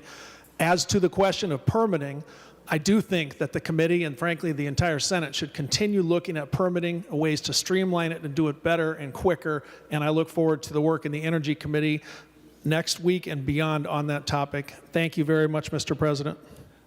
Members, I just want to make sure no one else wants to speak to the A92 before we let the author of the amendment speak last. Seeing none, Senator Pratt to the A92. Well, thank you, members. Well, you heard it.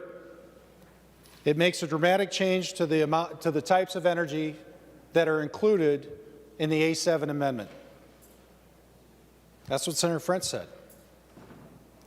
Every one of those new energy sources is clean and does not emit carbon dioxide. And if we are going to be honest with ourselves, members, we have to think broader. We have to think broader. We have to look at all types of clean energy. We have to look at all types of technology. Carbon sequestration is not some far-flung technology. It's here today.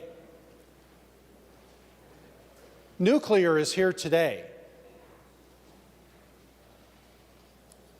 Biomass is here today. Hydroelectric is here today. And I continue to wonder why the majority will not accept. The one thing this bill does very well is it at least counts hydro above 100 megawatts as a renewable source. The old standard didn't do that, but it still does not allow us to build more clean hydroelectric plants. Members, let's be honest with ourselves. If we really want to get, if this body is really serious about getting to a carbon-free energy source, then we have to look at all technologies. We have to look at all sources, and this bill limits us too much. Senator Frentz, I'm sorry, you do pick preferences among the types of carbon-free energy over others. Members, I request a yes vote. The Secretary will take the roll. Members, please vote. Remember, we're on the A92 amendment.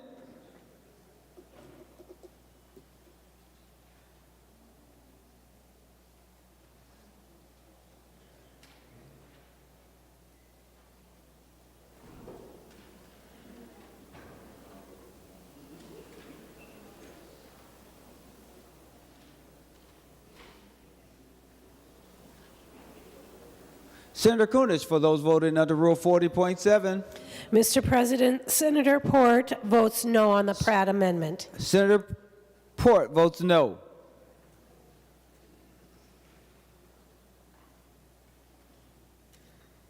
Senator Jasinski, those voting under Rule 40.7. Thank you, Mr. President. Senator Housley votes aye. Senator Housley votes aye. Senator Lang votes aye. Senator Lang votes aye. Senator Liskey votes aye. Senator Liskey votes aye. And thank you, Mr. President. Senator Miller votes aye. Senator Miller votes aye.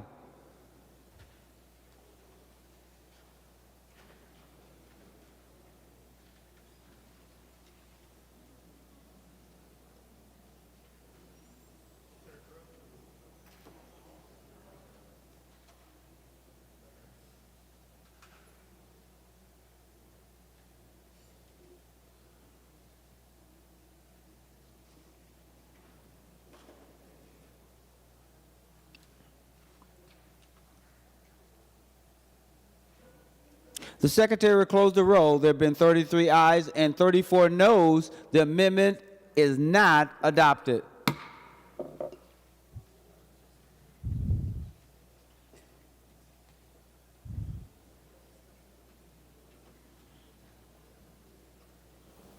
Senator Westrom?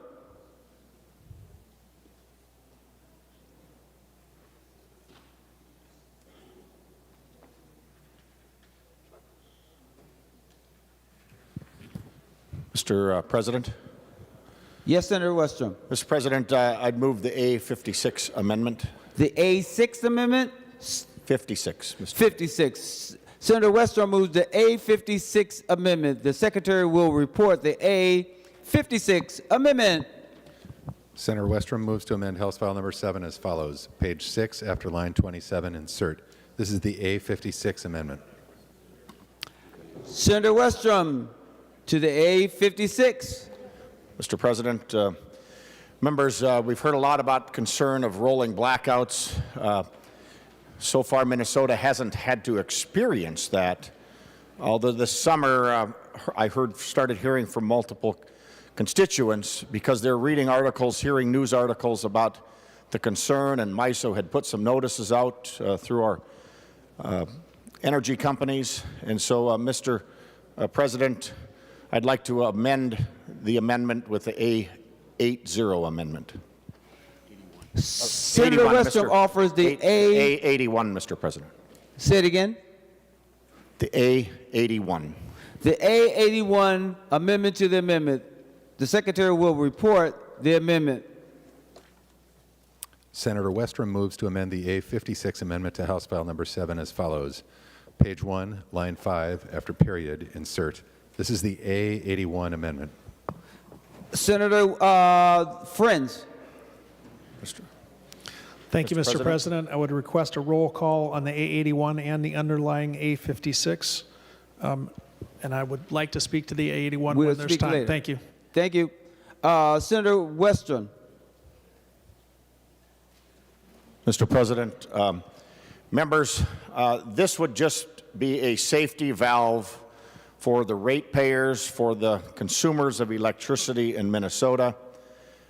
Members, in the extreme situation, if it hits Minnesota, where there would be a rolling blackout in about 10% of our counties across the state, that would trigger delaying these standards, the clean energy standards of 100%.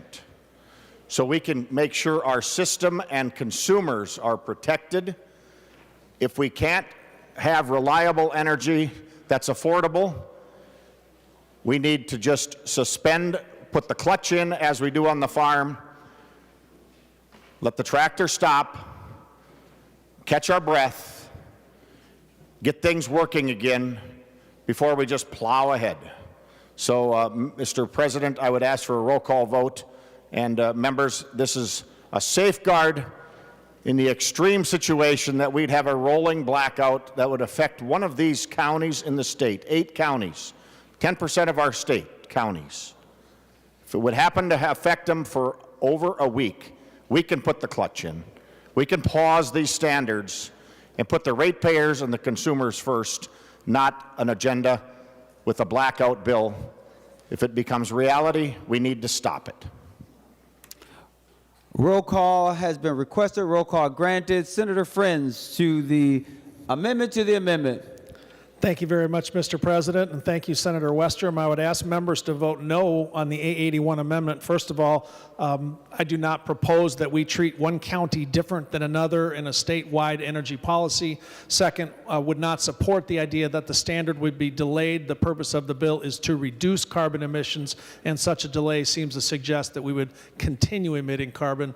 Therefore, members, I suggest a no vote on the A81 amendment. Thank you, Mr. President.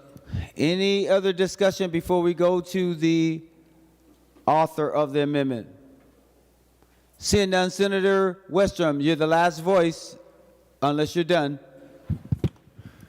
Mr. President, I think I've said enough. Thank you. So the Secretary will take the roll.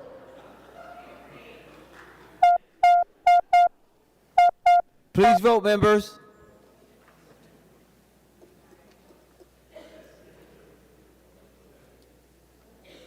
Remember, we're on the A81,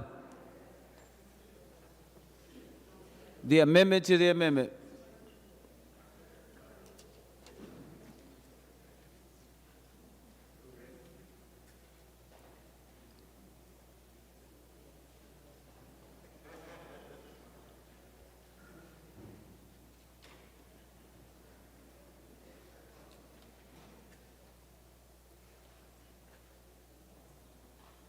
Members, please vote. Senator Kunis, for those voting under Rule 40.7.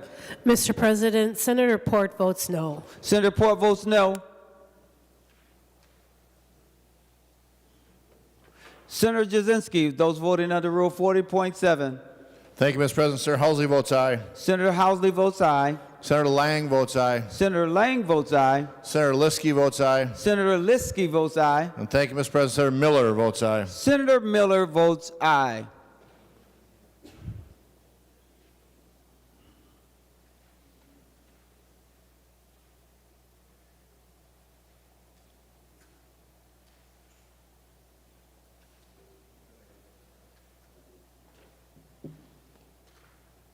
Senator Dornick, are you going to vote?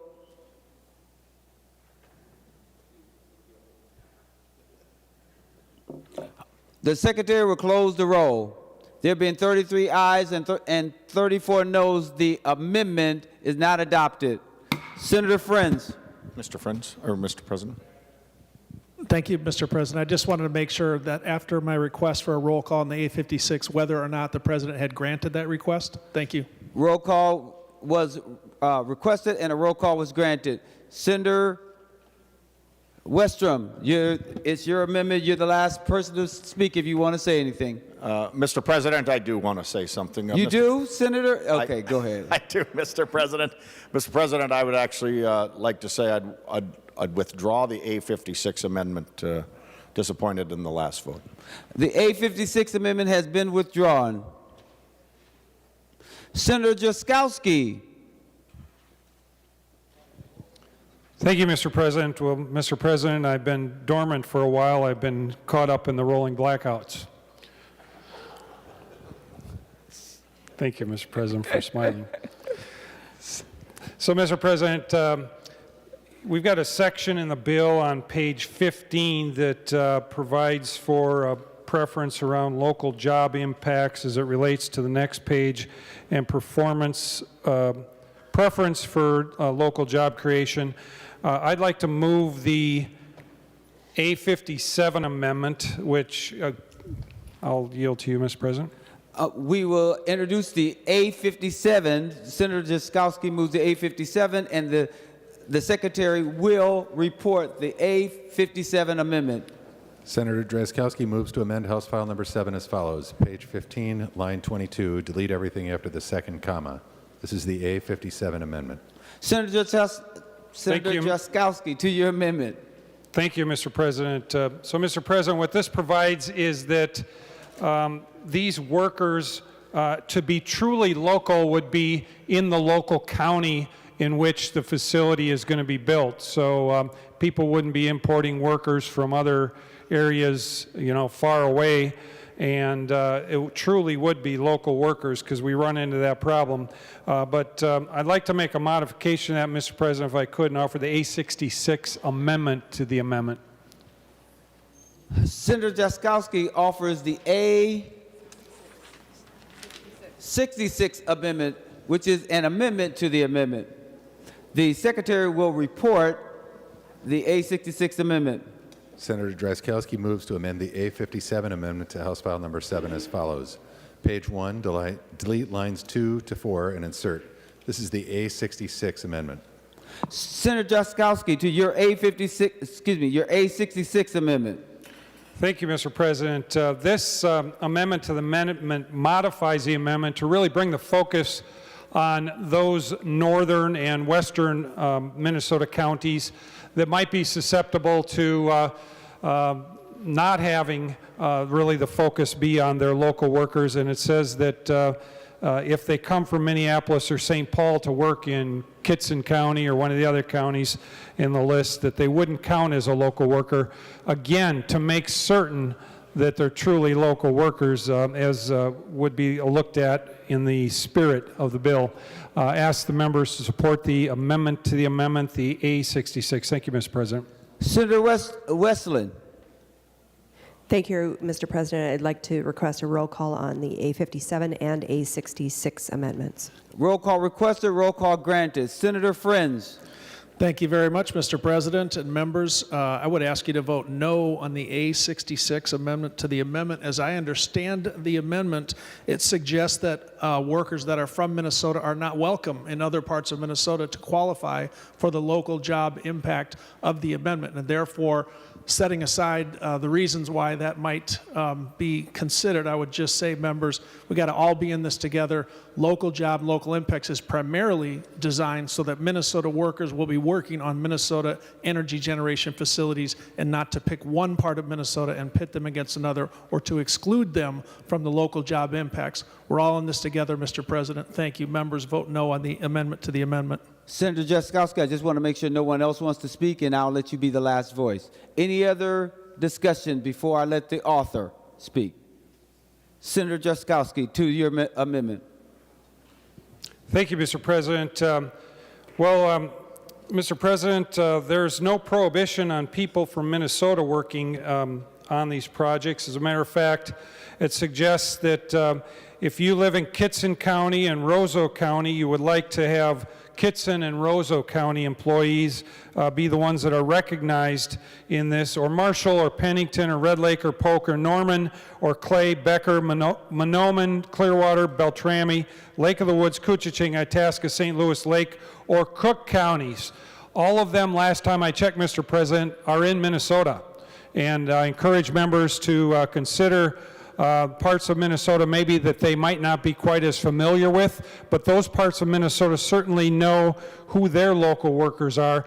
And not everybody, Mr. President, appreciates the collectivism that's in this bill, but certainly the collectivist ideas behind it and their authors we know do, and we hear that, but some people really appreciate their local communities. And in the spirit of this bill, I encourage members to support the amendment. Thanks. The Secretary will take the roll.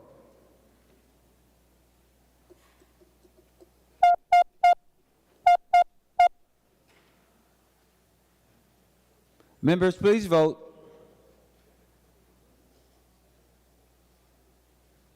Just as a reminder, we're on the amendment to the amendment, which is the A66 amendment.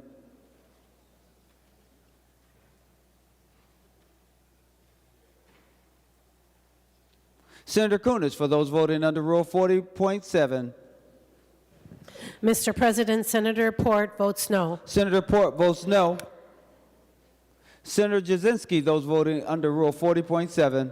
Thank you, Mr. President. Senator Housley votes aye. Senator Housley votes aye. Senator Lang votes aye. Senator Lang votes aye. Senator Liskey votes aye. Senator Liskey votes aye. And thank you, Mr. President. Senator Miller votes aye. And Senator Miller votes aye.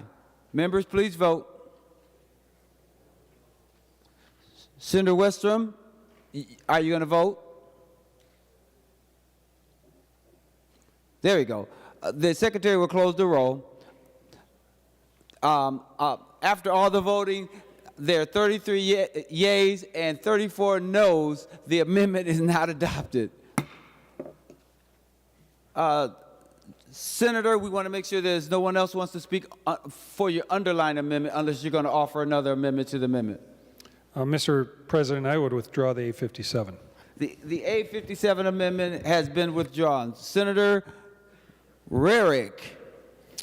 Thank you, Mr. President. When we look at the bill, some of the things that we're looking at is making sure that we have some protections for local workers, and that's something I really appreciate.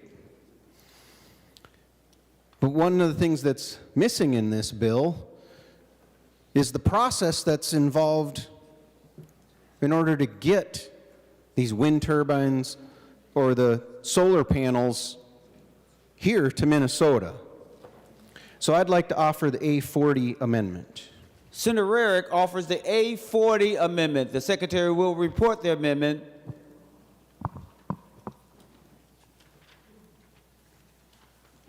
Senator Rarick moves to amend House File Number 7 as follows. Page 7, after line 13, insert. This is the A40 amendment. Senator Rarick, to your A40 amendment. Thank you, Mr. President. And I guess to begin with, I want to apologize to our incredible staff. They did an incredible job of getting a bunch of amendments prepared for us.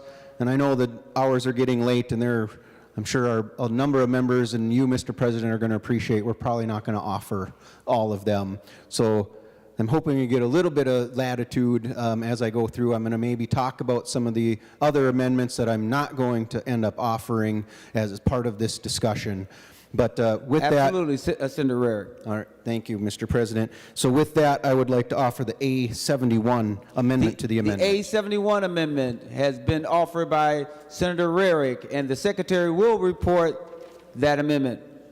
Senator Rarick moves to amend the A40 amendment to House File Number 7 as follows. Page 1, after line 10, insert.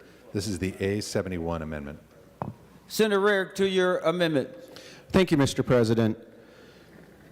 As we're moving toward this new energy future in Minnesota, and one of the things we've said repeatedly, I do not believe this underlying bill is agnostic to all energy sources. I believe it is heavily weighted towards wind and solar. And I'll have more comments about how we're would potentially get there with wind and solar in my closing comments as well, but we know we have far more solar panels and wind turbines that will need to be installed in order to meet the standards that this bill is demanding. But one of the things I want to challenge our members to think about is we may be reducing our emissions here in Minnesota, but these wind turbines and solar panels don't just show up here ready to be installed. Somewhere we have to mine for the materials and the resources that are going to go into them. Once that has happened, we then have to process those resources into a usable product, and then those usable products must go through a manufacturing process to become the solar panel or the wind turbine. Well, if we don't care where those come from, or if they follow any environmental regulations, or any labor protections, or any wage protections, are we actually the environmental activists we believe we are? I don't think so. So I had amendments to look at things that we should address slave or child labor. Had amendments to deal with manufacturing and processing. I'm not going to offer those, Mr. President, but the one that I truly believe relates so strongly to Minnesota is the mining. Northeastern Minnesota thrives off of mining. They've mined for over 100 years in northern Minnesota for the resources that we need across the nation and across the world. We have many more resources available. Many of the resources that are absolutely critical in the manufacturing of wind turbines or solar panels. So my A71 amendment to the amendment would prioritize the materials or products that would have their resources mined in Minnesota. Members, this is the least we can do as we talk about moving towards this energy future in Minnesota. If we believe reducing our emissions are so important, then I believe, and this amendment gets to the fact that it should be across the board, not just in the end product of generation.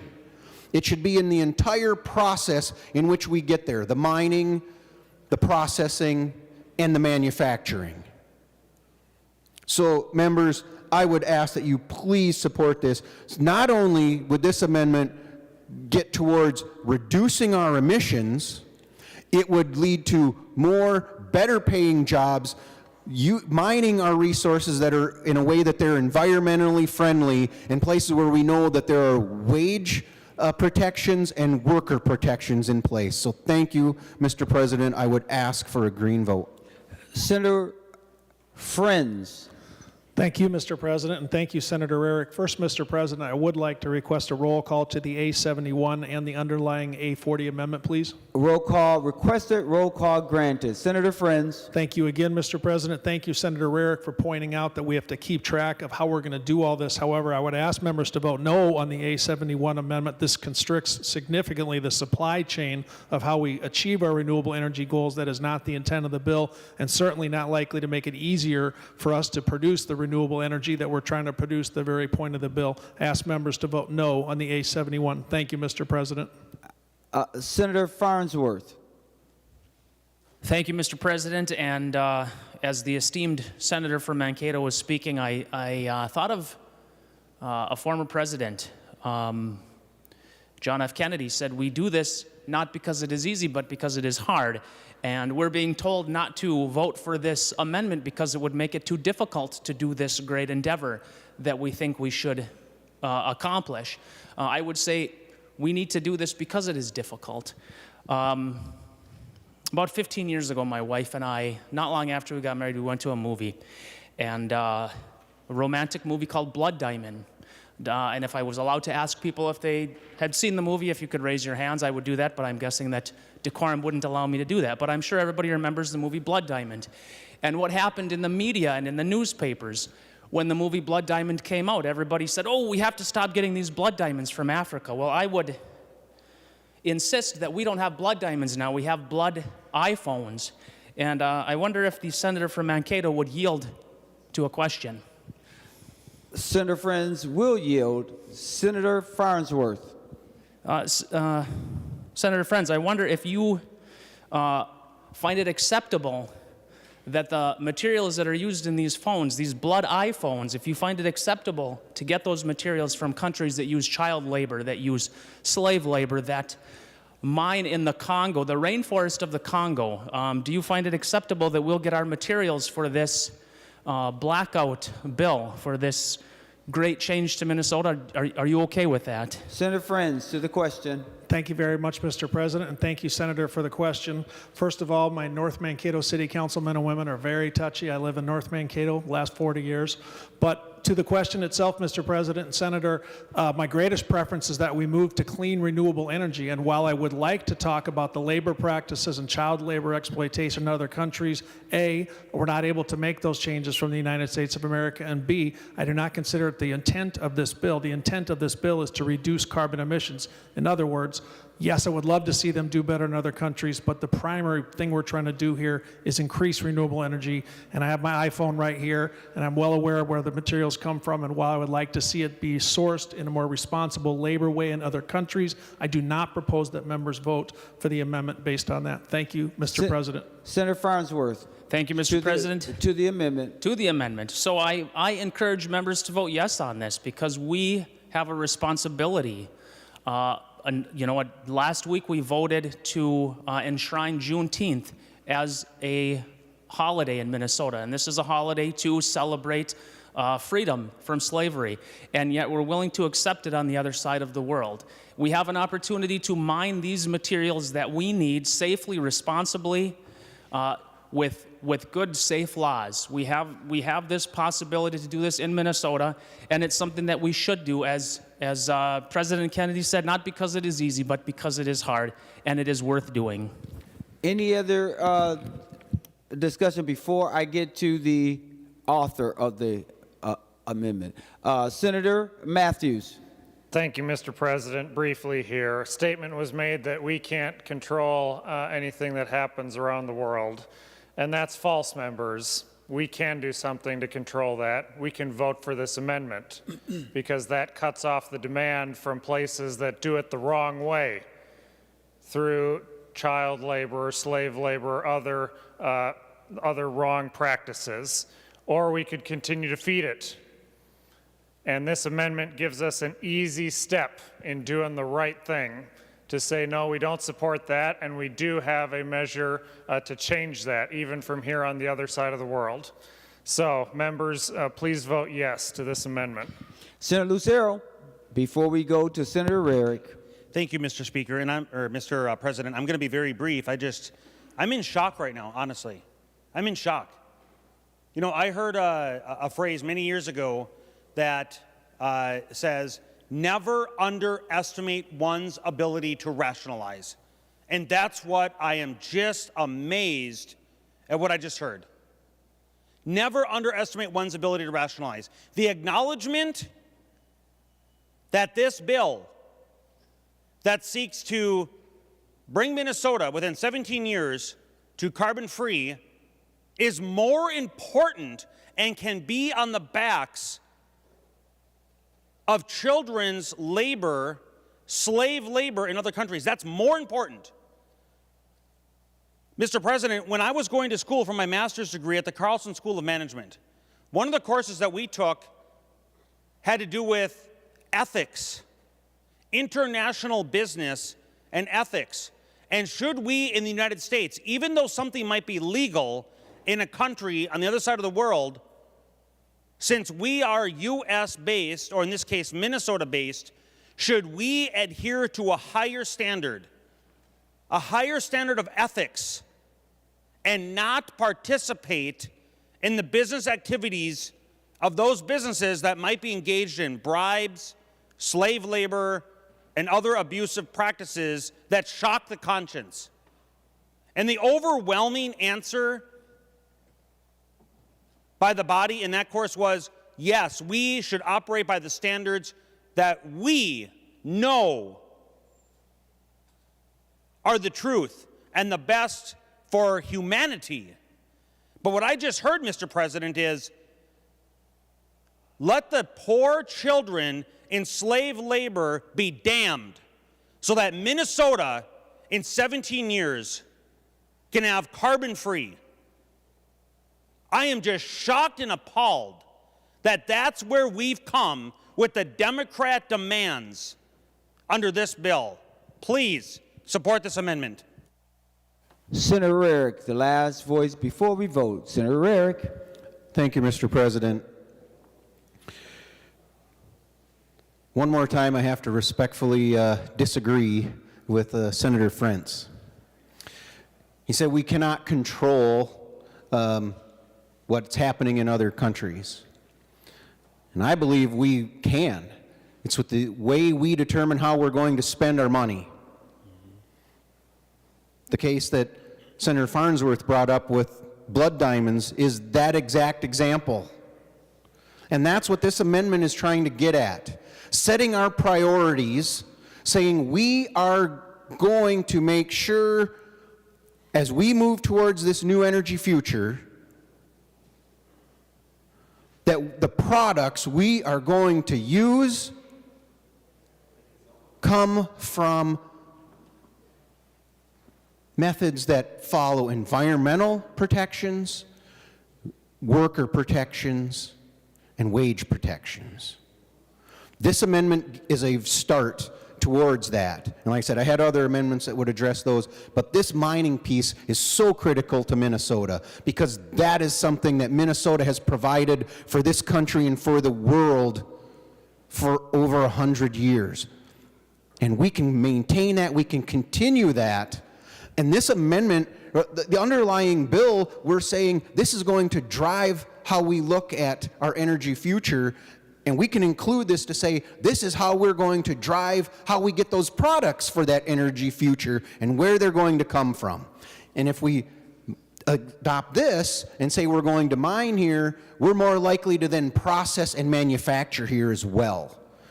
More jobs, more good jobs for Minnesotans.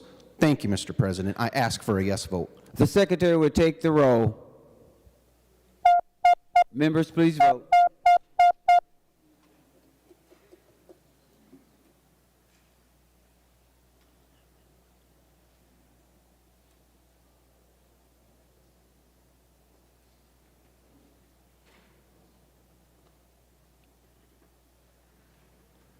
Senator Kunesh, for those voting under Rule 40.1. Mr. President, Senator Port votes no. Senator Port votes no.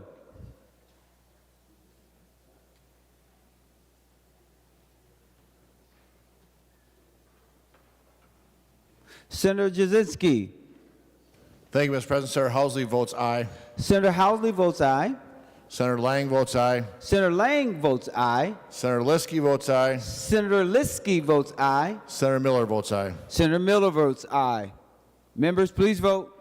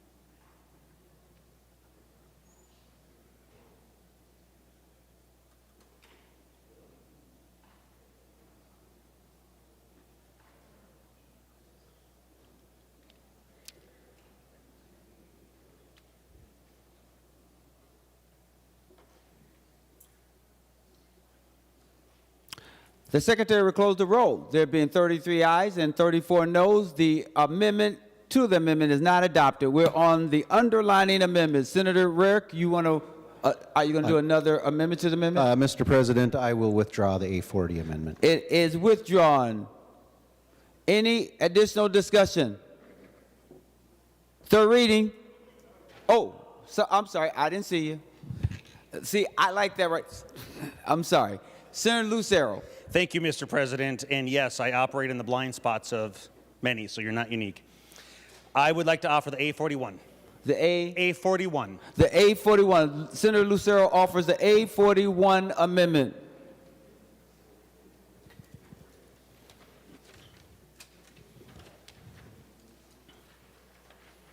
The secretary will report hold it, this is. No.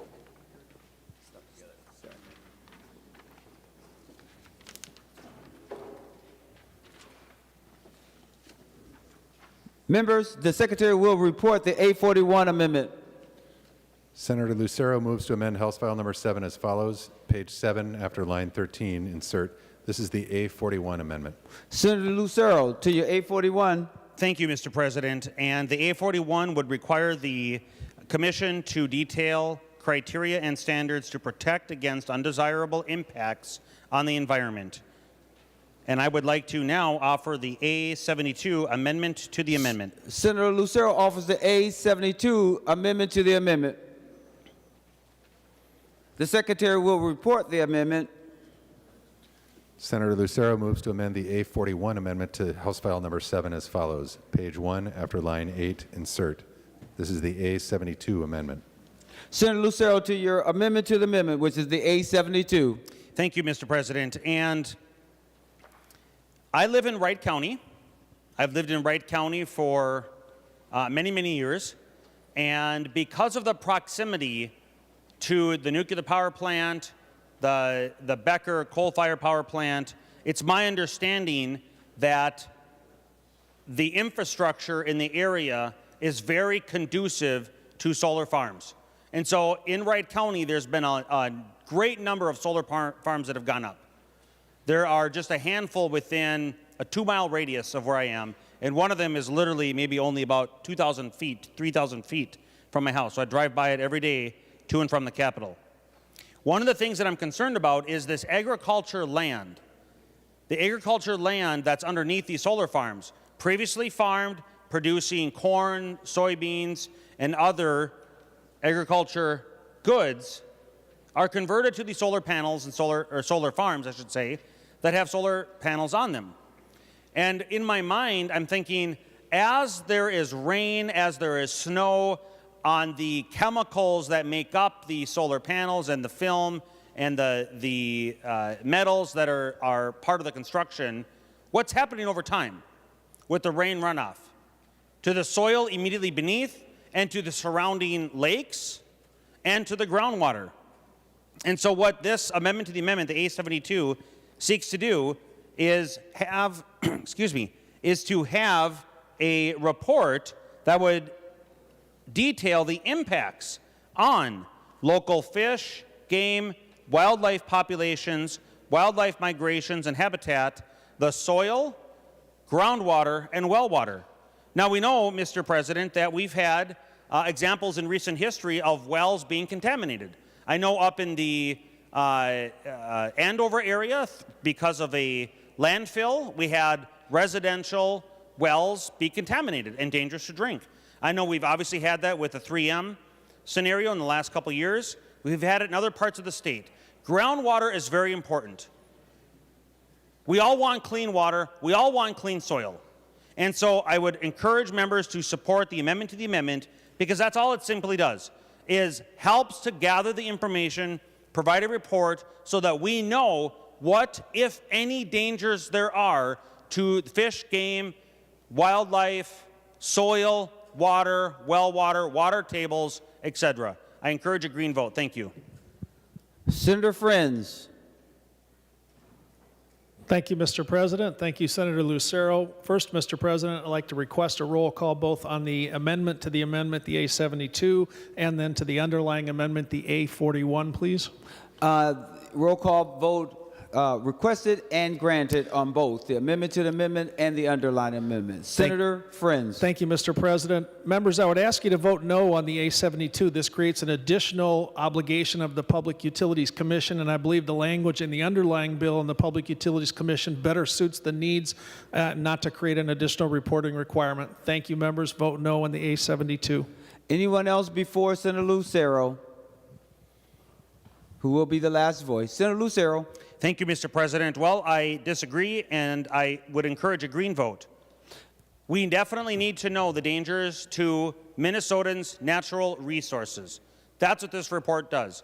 Every one of us should be operating with full knowledge of what's happening, the impacts. That's all it is. It doesn't provide any limitations. It's just knowledge and a report. Please, Mr. President and members, vote for clean water, clean soil, and full transparency. Thank you. The Secretary will take the roll. Members, please vote.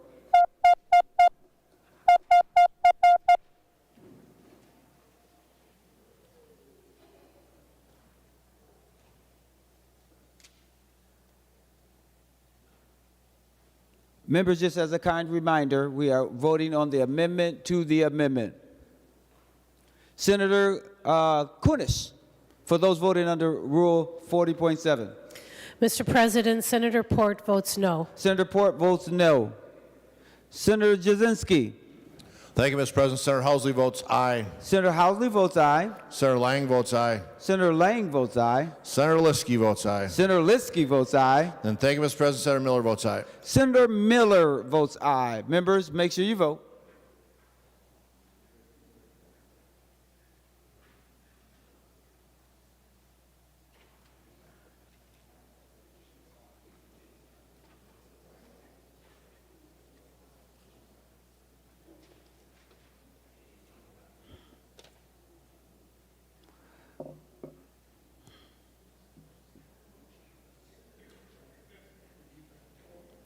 Senator Rest, will you please vote?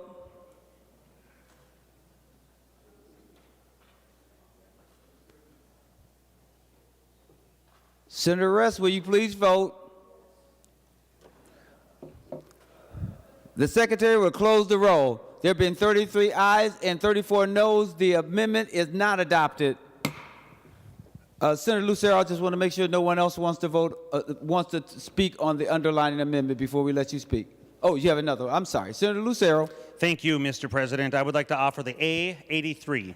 Senator Lucero offers the A83 amendment as an amendment to the amendment. The Secretary will report the amendment.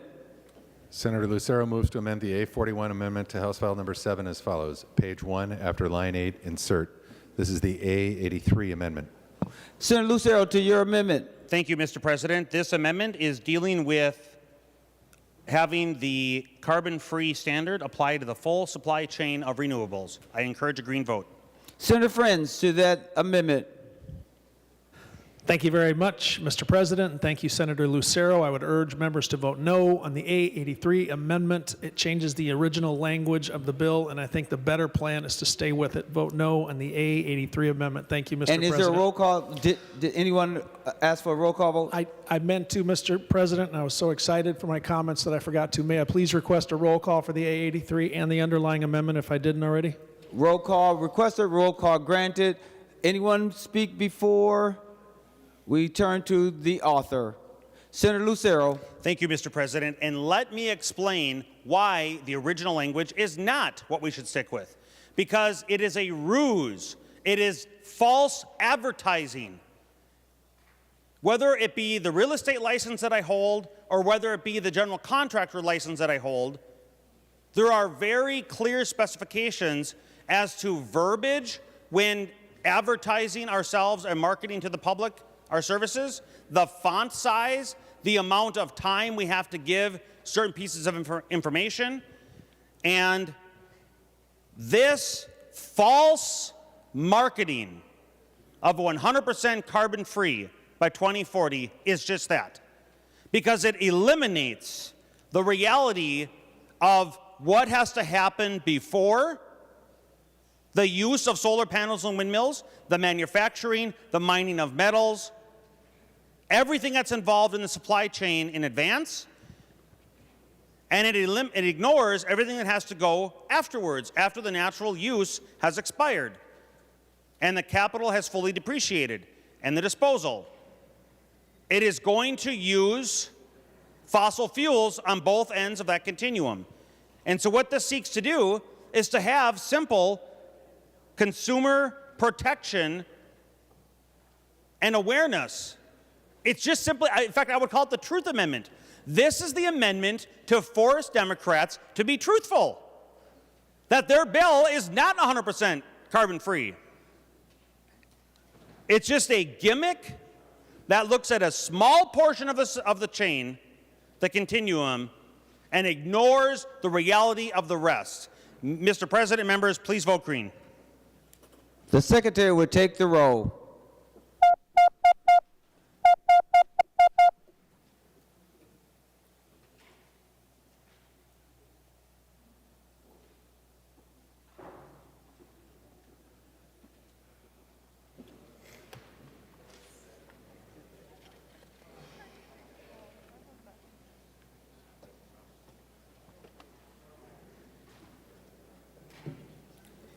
Senator Kunis, for those voting under Rule 40.7. Mr. President, Senator Port votes no. Senator Port votes no. Members, please vote. We're on the amendment to the amendment.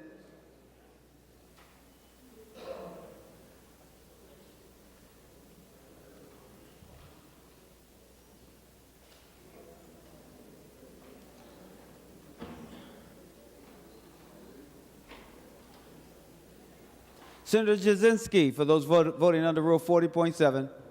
Thank you, Mr. President. At this point, I'd like to say ditto, but I don't think I can do that. So Senator Housley votes aye. Senator Housley votes aye.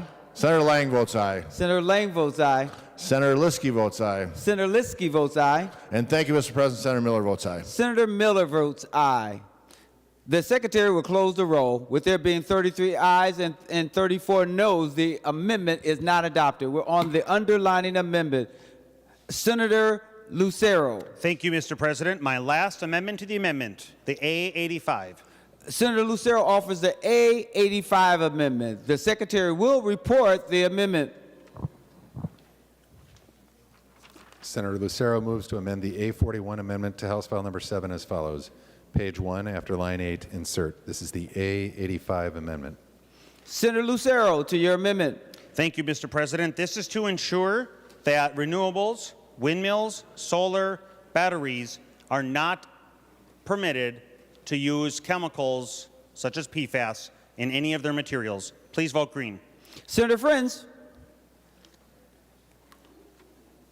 Thank you, Mr. President. Thank you, Senator Lucero. I ask members to vote no on the A85. Changes the language. Thank you, Mr. President. And was there a roll call vote? May I please request a roll call on the A85, Mr. President? Roll call vote requested, roll call granted. Any other speakers before we get to Senator Lucero? I see Senator Gruenhagen. Oh, thank you, Mr. President. Yeah, members, I just encourage you to support it's getting late, Senator Lucero's amendment. Members, I've tried, for 30 years, I've tried to, for whatever reason, I've tried to read articles and books on both sides of this issue. And one of the things you quickly find out is that the solar panels and the windmills are going to be one of the biggest environmental disasters in the history of the state of the U.S. and the state of Minnesota. Just do study out in California and also in Europe what they have to do with them. You're creating an environmental disaster with when these things have to be replaced. So members, my brother-in-law, he was traveling through Iowa, and on the way there, he sent me a video on my cell phone of a windmill graveyard. They just got these things stacked up. They're a disaster. So you're creating an environmental disaster besides being a rolling blackout, unreliable energy, and it's not going to do anything for the environment. You're dreaming, okay? You need to read information contrary to what you've been indoctrinated with. Please, this is just a small step in addressing the environmental disaster that is going to come with these solar panels and the windmills. The other thing, it must be late, I just forgot what I was going to say. But anyway. Senator, perhaps you said it all. I appreciate that suggestion. Senator Gruenhagen. Okay. I think I'll leave it at that. There you go, Senator. I think that's great. Please vote green. Senator Matthews, before we get to Senator Lucero. Thank you, Mr. President. I would just like to highlight that a change to the underlying language that we just heard from the author, that's the definition of an amendment, Mr. President and members. It's a proposal to change the underlying language. It's not a reason to vote no on it. I'd urge members to vote yes to the amendment. Senator Wiesenberg. Thank you, Mr. President. I was going to echo what Senator Matthews said, and I also was going to add that, in environmental and climate, we have been talking about PFAS a lot and how they are harming our environment. And there we're trying to acquire money to look into these harmful chemicals, and now we are trying to put in a bill that we're going to use these chemicals, and then in the end, we're going to have to get more money to try to get them back out of our environment. I would urge a vote with Senator Lucero. Thank you. Senator Lucero. Thank you, Mr. President. If I were to echo Senator Wiesenberg's echo of Senator Matthews, what would that be called? An echo squared. Wow, that bombed. Well, you smiled. Members, that's exactly right. As the author of the bill has pointed out, a change in the wording is exactly what my amendment proposes, to change the wording. So members, please vote green, because unlike the fact that we voted against ensuring knowledge of contaminated soil, contaminated water, contaminated wells, we may not know what's in them completely. At least if we voted for this amendment to the amendment, we could prohibit PFAS from contaminating our soil and our drinking waters. Please vote green. Thank you. The Secretary will take the roll. Members, please vote. We are on the amendment to the amendment.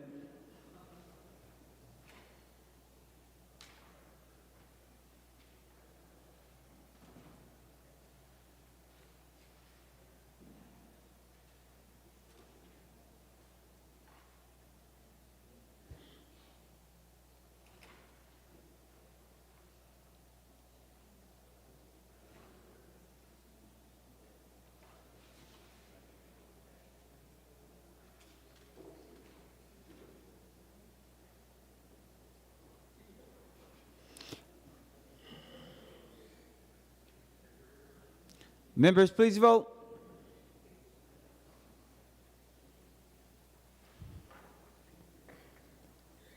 Senator Kunesh. Those voting under Rule 40.7. Mr. President, Senator Port votes no. Senator Port votes no. Senator Jasinski. Thank you, Mr. President. Senator Housley votes aye. Housley votes aye. Senator Lang votes aye. Lang votes aye. Senator Liskey votes aye. Senator Liskey votes aye. Thank you, Mr. President. Senator Miller votes aye. And Senator Miller votes aye.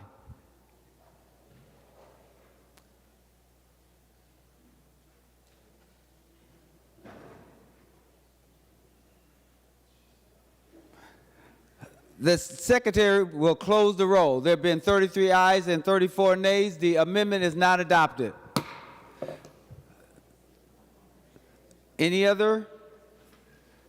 All right, Senator Lucero. Thank you, Mr. President. I would encourage a green vote on the underlying A41. Thank you. The secretary will take the roll.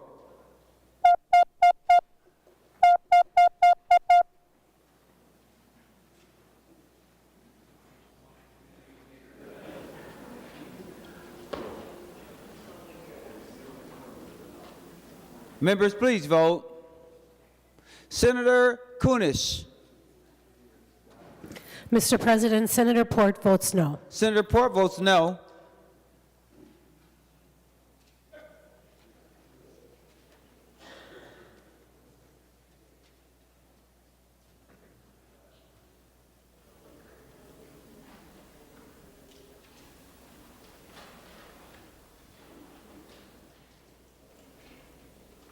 Senator Jasinski. Thank you, Mr. President. Senator Housley votes aye. Senator Housley votes aye. Senator Lang votes aye. Senator Lang votes aye. Senator Liskey votes aye. Senator Liskey votes aye. And Senator Miller votes aye. Senator Miller votes aye. The secretary will close the roll. There being 33 ayes and 34 noes, the amendment is not adopted. Senator Jaskowski. Thank you, Mr. President. Well, Mr. President, as we're listening to the blackout bill and hearing the amendments, Mr. President, I heard something I've never heard in the 15 years that I've been in the Minnesota legislature. I heard a legislator say that they aren't going to take an amendment because it changes the wording. Now, Mr. President, we've had a number of bills here, and the majority in their extreme pursuit of their extreme agenda seems to not be interested in any amendments we bring. We've offered dozens of amendments again tonight to this blackout bill. And the most recent description of why the majority is not going to take the amendment is because it changes the wording. Well, Mr. President, that's what an amendment does, is it changes the wording. Mr. President, I'm wondering if the author of the bill would yield. Senator Frentz will yield. Senator Jaskowski. Thank you, Mr. President. So, Senator Frentz, is there any amendment that you'd take on this bill? Senator Frentz. Thank you, Mr. President. And first, Mr. President, I should have corrected my remarks. What I meant to say is this amendment changes the language, and I think the better approach would be to reject the amendment and stay with the underlying language. But I didn't say that, so now here we are. To your question, Senator, I haven't heard an amendment that I'm taking yet. Thank you, Mr. President. And may I request a roll call if there is an amendment, but there isn't. Senator Jaskowski. Thank you, Mr. President. Well, I think we heard him, Mr. President. He's ready to request a roll call. And we brought dozens of amendments to this bill again here tonight. It's obvious, Mr. President, that the majority came here today and tonight with the preconceived notion that they aren't going to take amendments. I mean, we have brought some amazing amendments forward. We even had the majority vote against an amendment that would protect slave labor in the Congo, child labor, and the mining of minerals that goes on with these solar panels and windmills and other things that they're in hot pursuit of over this ideologically driven bill. But There's not a single amendment they'll take. Mr. President, it is, we're going to third reading, I'm sure, but it really is a sad day in Minnesota. Thank you, Mr. President. Any other discussion? Third reading. House File Number 7, a bill for an act relating to energy, modifying electric utility renewable energy standard obligations. Third reading. I am now developing the list for those who want to speak on third reading. I will start with Senator Rarick. Thank you, Mr. President. And, you know, I appreciate the remarks by Senator Drazkowski. We had several, if, you know, potentially dozens of more amendments, but we were starting to see the futility. Even though the amendments we're bringing, we're trying to protect Minnesotans from this blackout bill, from unaffordable prices, and from unreliability. Exactly opposite of what I have been talking about in my years on the Energy Committee. And Mr. President, I will try to keep this going. I've been scribbling notes all over the place as people talk, so it's probably best that I speak first, or I'd be scribbling more notes as other people talked. The first thing I want to address again is this idea that we're just not even going to consider amendments. And we heard at the beginning that, you know, the coalition was behind the bill and they had the language set and we couldn't deviate from that. Members, we're the legislature. That's our job to consider those things. And we work with all those involved. And sometimes we get to this very stage and there are still some changes that we figure that need to be made. I can recall numerous times on this floor and the floor of the other chamber where amendments were adopted. But that's not happening yet this year, it seems. Another one of the things that was addressed here earlier, and it's, again, another one of the fallacies that we get at and that this bill is having people talk about, that we're going to be 100% renewable or 100% carbon free. Well, we hear companies like Google say that they're 100% renewable. We heard a member tonight say one of his communities is 100% renewable. But let's be honest, members. They may subscribe to renewable projects that produce as much energy as they consume over the course of a day or over a course of a month, however they want to look at it. But those renewable sources do not provide energy 24/7 when that company or that community needs it. So they're using energy from fossil fuels to get by in those moments when renewables aren't producing. But on paper, they can claim they're 100% renewable. And that's one of the things I really worry about for our rural co-ops and municipals with this bill, if passed today and signed into law. We know our co-ops and municipals cannot get to this standard, so they can buy RECs. Again, so let's say they buy that REC from a utility in one of our neighboring states. I'm hopeful that they will develop a partnership with maybe another co-op who will say, we'll buy your energy that's being produced by fossil fuels from you, and you can buy our renewable energy. Well, on paper, it'll show we've made the standard. The problem I'm worried about is what Senator Howe talked about, is our utilities will have no leverage in those negotiations. And when they talk to those other cooperatives, they're going to say, we'll buy your fossil fuel energy at this price right here, but we're going to charge you this price up here for our renewables, because you don't have any choice. You have to. Your Minnesota laws say you must get there. Because we tried to offer amendments that would actually make off-ramps viable in case they couldn't get there. Because we know that's what is going to end up happening, and it is going to drive prices through the roof for our rural co-ops and municipals. Another comment that was made tonight that I, again, respectfully disagree with. As we talked about trying to lift the moratorium or allow small modular nuclear, statement was made that some states have moratoriums, some don't, but no one is building nuclear. Wyoming is right in the middle of a project.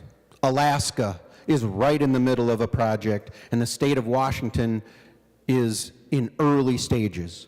The land in Wyoming has been picked. The process has started. They are building, and in Idaho Falls, they will be testing the reactor, and once it's proven, they will ship that to Wyoming, and by 2028, it will be producing power. Alaska is working with the Department of Defense and Department of Energy. One project is already awarded and fully funded for $2 billion, and another one for $1.4 billion. Those projects are going, members. Now, one of the things, I'm actually glad those states are doing it first, because one of the things that happens, and I think we can all relate to this, technology. I've talked about technology and how that will drive us to our energy future. But when new technology comes out, it can be expensive. Think about televisions, Mr. President. When that new technology comes out, the latest and greatest, there are a number of people that run out, they got to have that technology. And they pay a price. They pay a high price. But Mr. President, not only are they paying a high price, they're the guinea pigs. They're figuring out what's wrong so that the manufacturers can make tweaks and make that product better. And over time, that technology improves, becomes more reliable, and more affordable. We did not ask for Minnesota to be the ones to lead and bring those modular nuclear reactors to Minnesota and be the guinea pigs. But we are asking that our utilities be allowed to consider those in our resource plans as they are tested and as they are developed and become more affordable and more reliable. Some of the considerations locally, Mr. President, that I hope people will think about as they get prepared to vote for this bill. The potential for the blackouts is real. We've heard it from MISO, we've heard it from our utilities. Here are some of the things to consider for our farmers. When their fans go off in their animal barns, will they be subject to animal welfare violations? Will they have access to deprivation funds for the loss of those animals if that happens? What about farmland use? I'm going to get to some numbers that we have to think about here. The amount of land that we will have to use in order to get to what we're talking about. How much prime farmland are we going to lose in order to do that? But yet we still are expected to feed millions and millions of people. What about local control? That's not in this bill.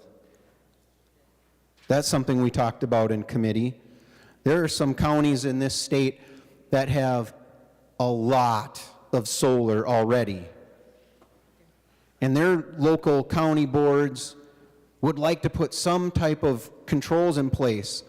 We see that all the time through ordinances. How are we going to develop? Here's where we want an industrial park. Here's where we want residential. But we're taking that away from them if we have a 50 megawatt or larger solar array going in. That's up to the PUC. The big one that I had the amendment for that we cannot forget about is where are these materials being mined, where are they being processed, and where are they being manufactured. Like I said earlier, if we're not worried about that, then we're not quite as worried about the environment as we think we are. The last thing I will talk, I have many more sheets, but I know it's late and many other members want to talk. So one last thing that I want to have members think about. Right now, about 81,000 megawatts is what MISO is saying is on our grid, is out there, the need. Mr. President, it takes 5,000 solar panels to produce 1 megawatt of power, according to its nameplate. It takes about 10 acres of land for those 5,000 solar panels. So if we were to believe we could use solar to meet that demand, which the average, the number I have on my paper here, the average typical use is 78,700 megawatts. We're a little higher than that right now. But that would require 787,000 acres for solar panels, Mr. President. That's 160 square miles. The thing to remember, though, is solar panels don't produce electricity 24/7. Right now, we couldn't even begin to meet that demand because they'd be producing nothing right now. So maybe we could use wind turbines instead.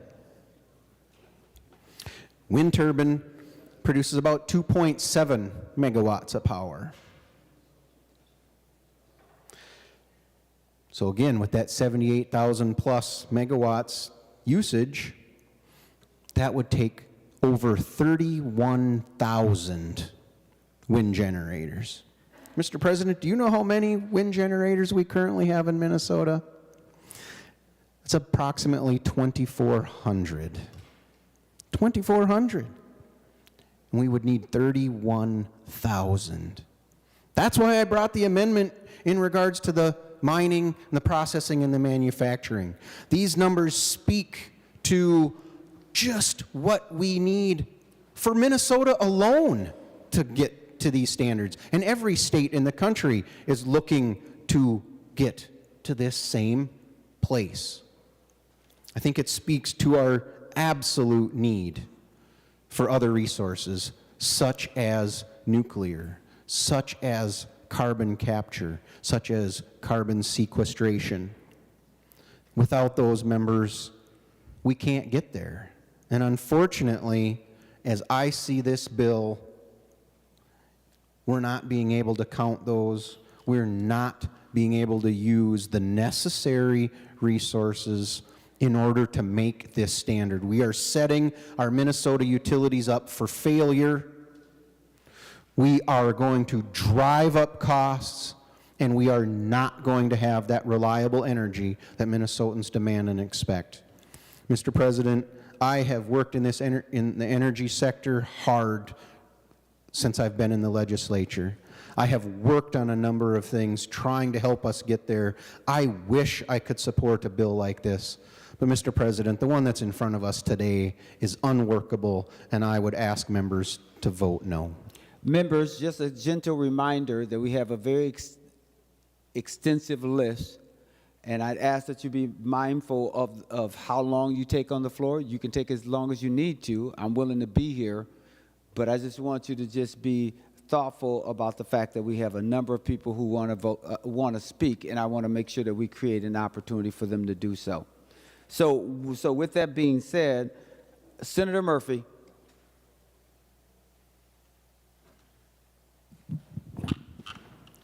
Thank you, Mr. President.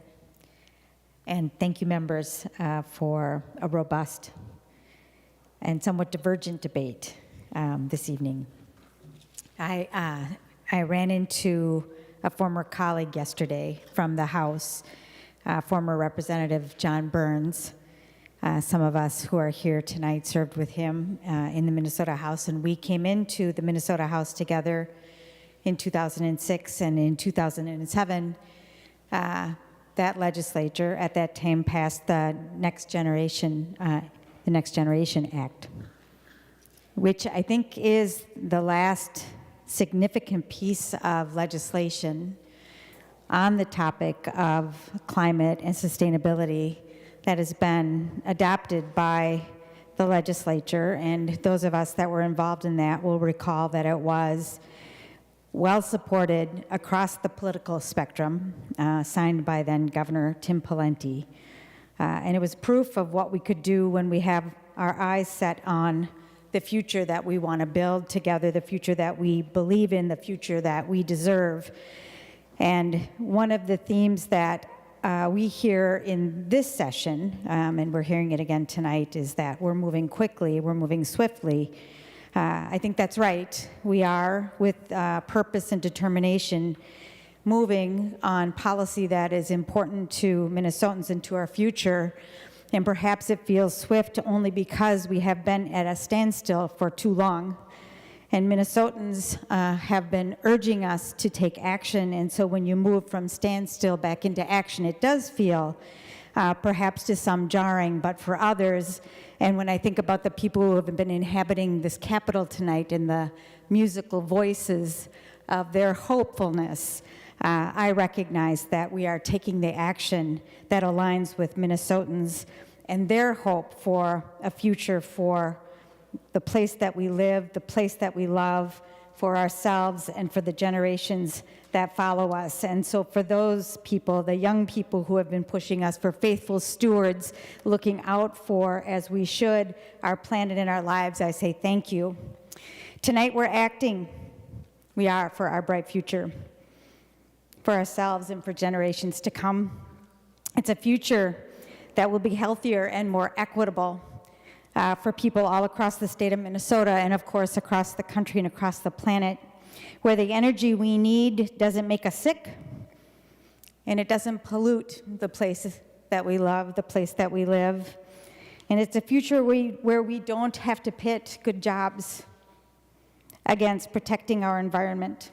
Those are goals that we share together, and those are goals that we're working on, and these are goals that we will achieve when we vote yes for this proposal, one that has been wrought from years of work on the part of Minnesotans, that has built upon the support of the interest of many, including industry.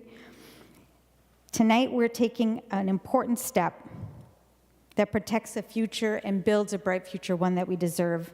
And I'll urge a yes vote and thank my colleagues, in particular Senator Frentz, for bringing this forward. It's important. Thank you, Mr. President. Senator Green. Thank you, Mr. President. It's not going to be a surprise I stand in opposition to this bill. I do have to point out some things. I didn't really intend to speak on third reading, but I did get a message from one of my constituents on Leech Lake Indian Reservation who was very concerned about the bill. There's not a lot of resources there, and they're concerned over not just the high electrical cost that is going to be coming at them, but the reliability and what it'll mean to them up there, and the sources of heat that they have, even though in some cases well, in all cases are fossil fuel. They do have some electricity, but mostly it's fossil fuel. But nevertheless, even if they could get that, it's super expensive. And now their electric rates are going to go up with this, with the blackout bill. Plus, there's this high risk that there's going to be rolling blackouts. And when the rolling blackouts come, there is no other form of heat because they all take electricity. And his comment, although I won't read it all because it was kind of colorful, but that people on the reservation are going to die if this stuff goes through. And so I wanted to get that out there. He wrote in and he deserves to have his voice heard. I do want to touch on another issue here in that in this bill, it's like less than 30-page bill, but it causes tremendous damage across the state. But in this bill, it requires that the Public Utilities Commission adopt a 137-page report. And that wasn't brought up. I did bring it up in committee, and to my surprise, even though they wouldn't accept an amendment to take this out, no one has read it. No one in committee had read this report, even though it's going to be part of our law, even though in this report there's an interagency working group that studies the, I shouldn't even say studies, because this report actually reads like a poor script for Saturday Night Live. But if they make any changes in the future, they're automatically put into our law. It's a ridiculous way to govern. I don't really understand it. I'm going to read a couple of sentences out of here, just so you know some of the stuff that's in this report. And it says a robust estimate. Now, I've heard that word robust ad nauseum. And in this report, it must have been their key word because it's got to be in here hundreds of times. But here's what it says.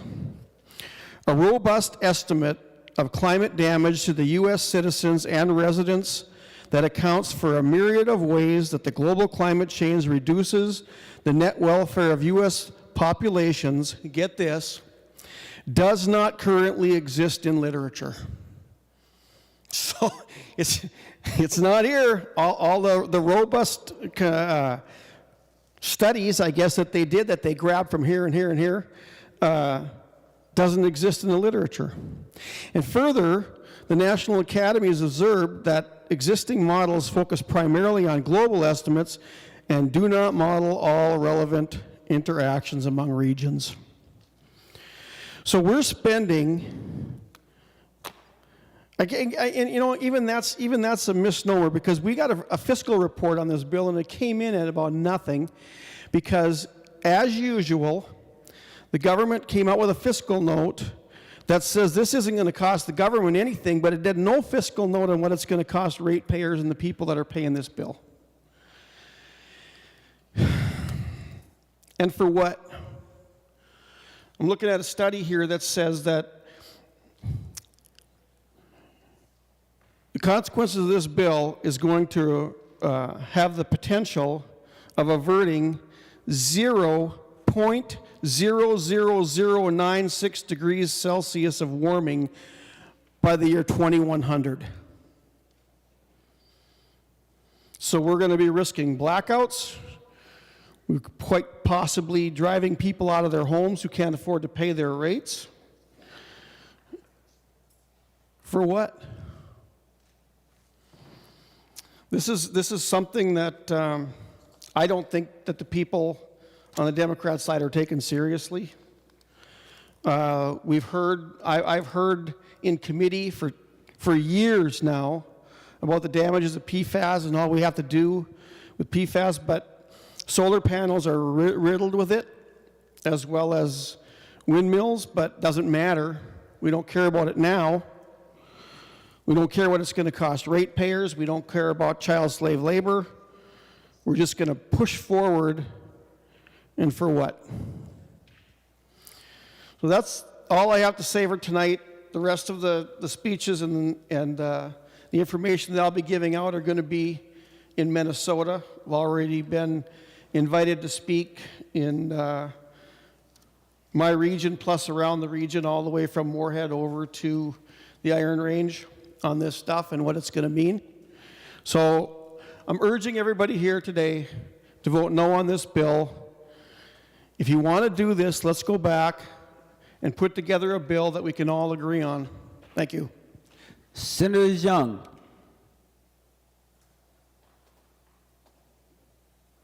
Senator Swazitsky. Thank you, Mr. President. You know, I've been sitting here tonight listening, and I've been staring at this quote by Daniel Webster: perform something worthy to be remembered. Perform something worthy to be remembered. We're at a crisis with global warming, climate change, and the world is looking to the United States and to Minnesota to help us through this challenge. Maybe perhaps the greatest challenge humanity has ever faced. And when we've been faced with these types of challenges before, think about what America did. We rebuilt Europe after World War II. We eradicated polio. We sent an American to the moon and brought him safely back.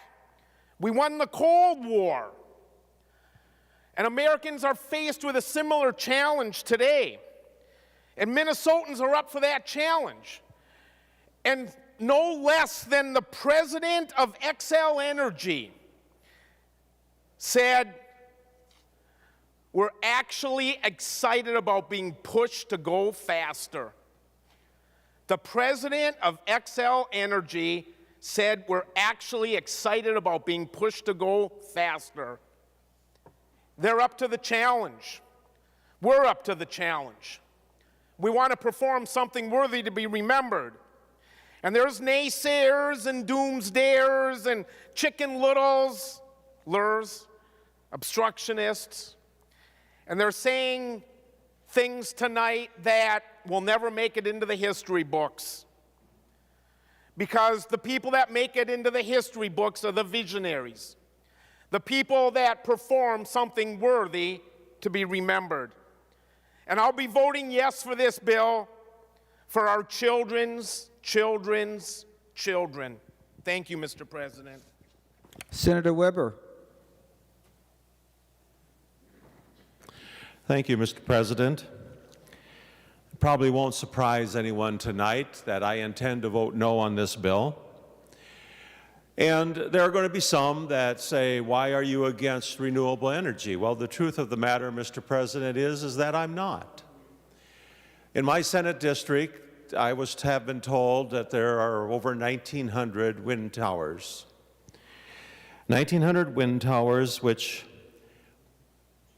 at times provide power, and at times they do not. But what I believe is that we need an energy source from a number of individual sources. Not only wind, not only solar, but clean coal and nuclear and hydro, so that we have a balanced and a dependable supply.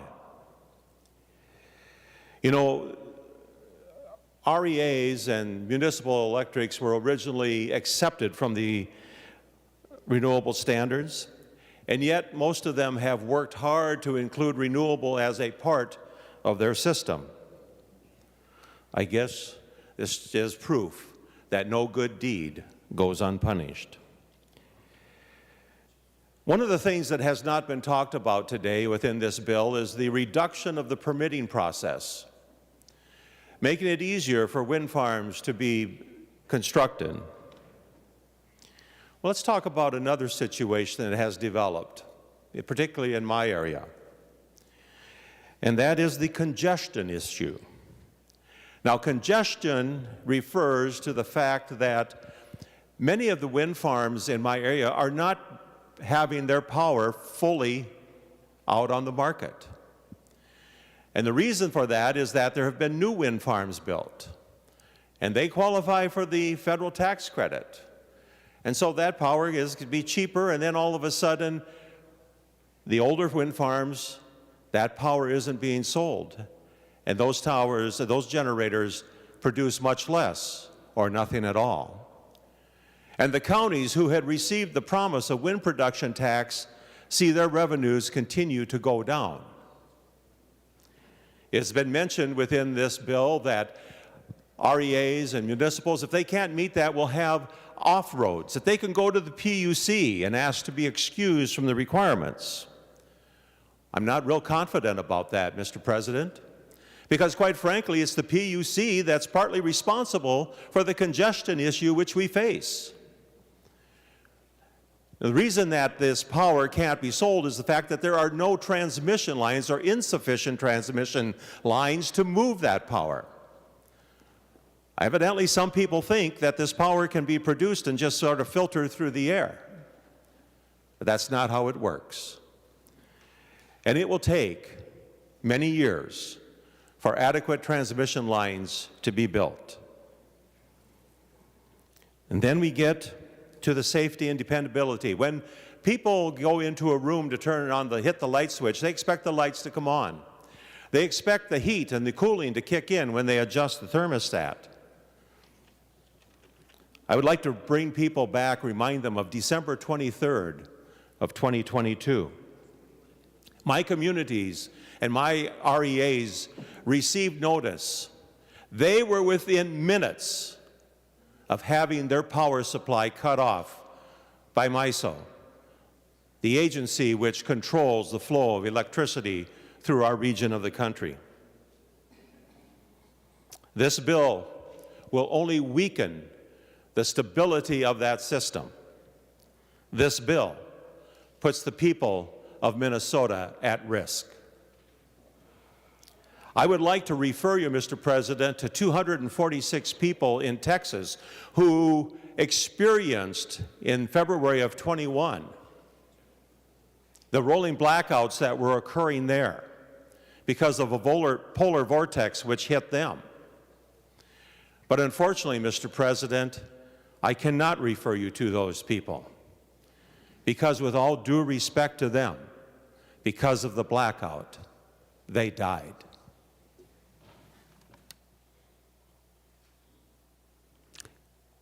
Senator Dibble.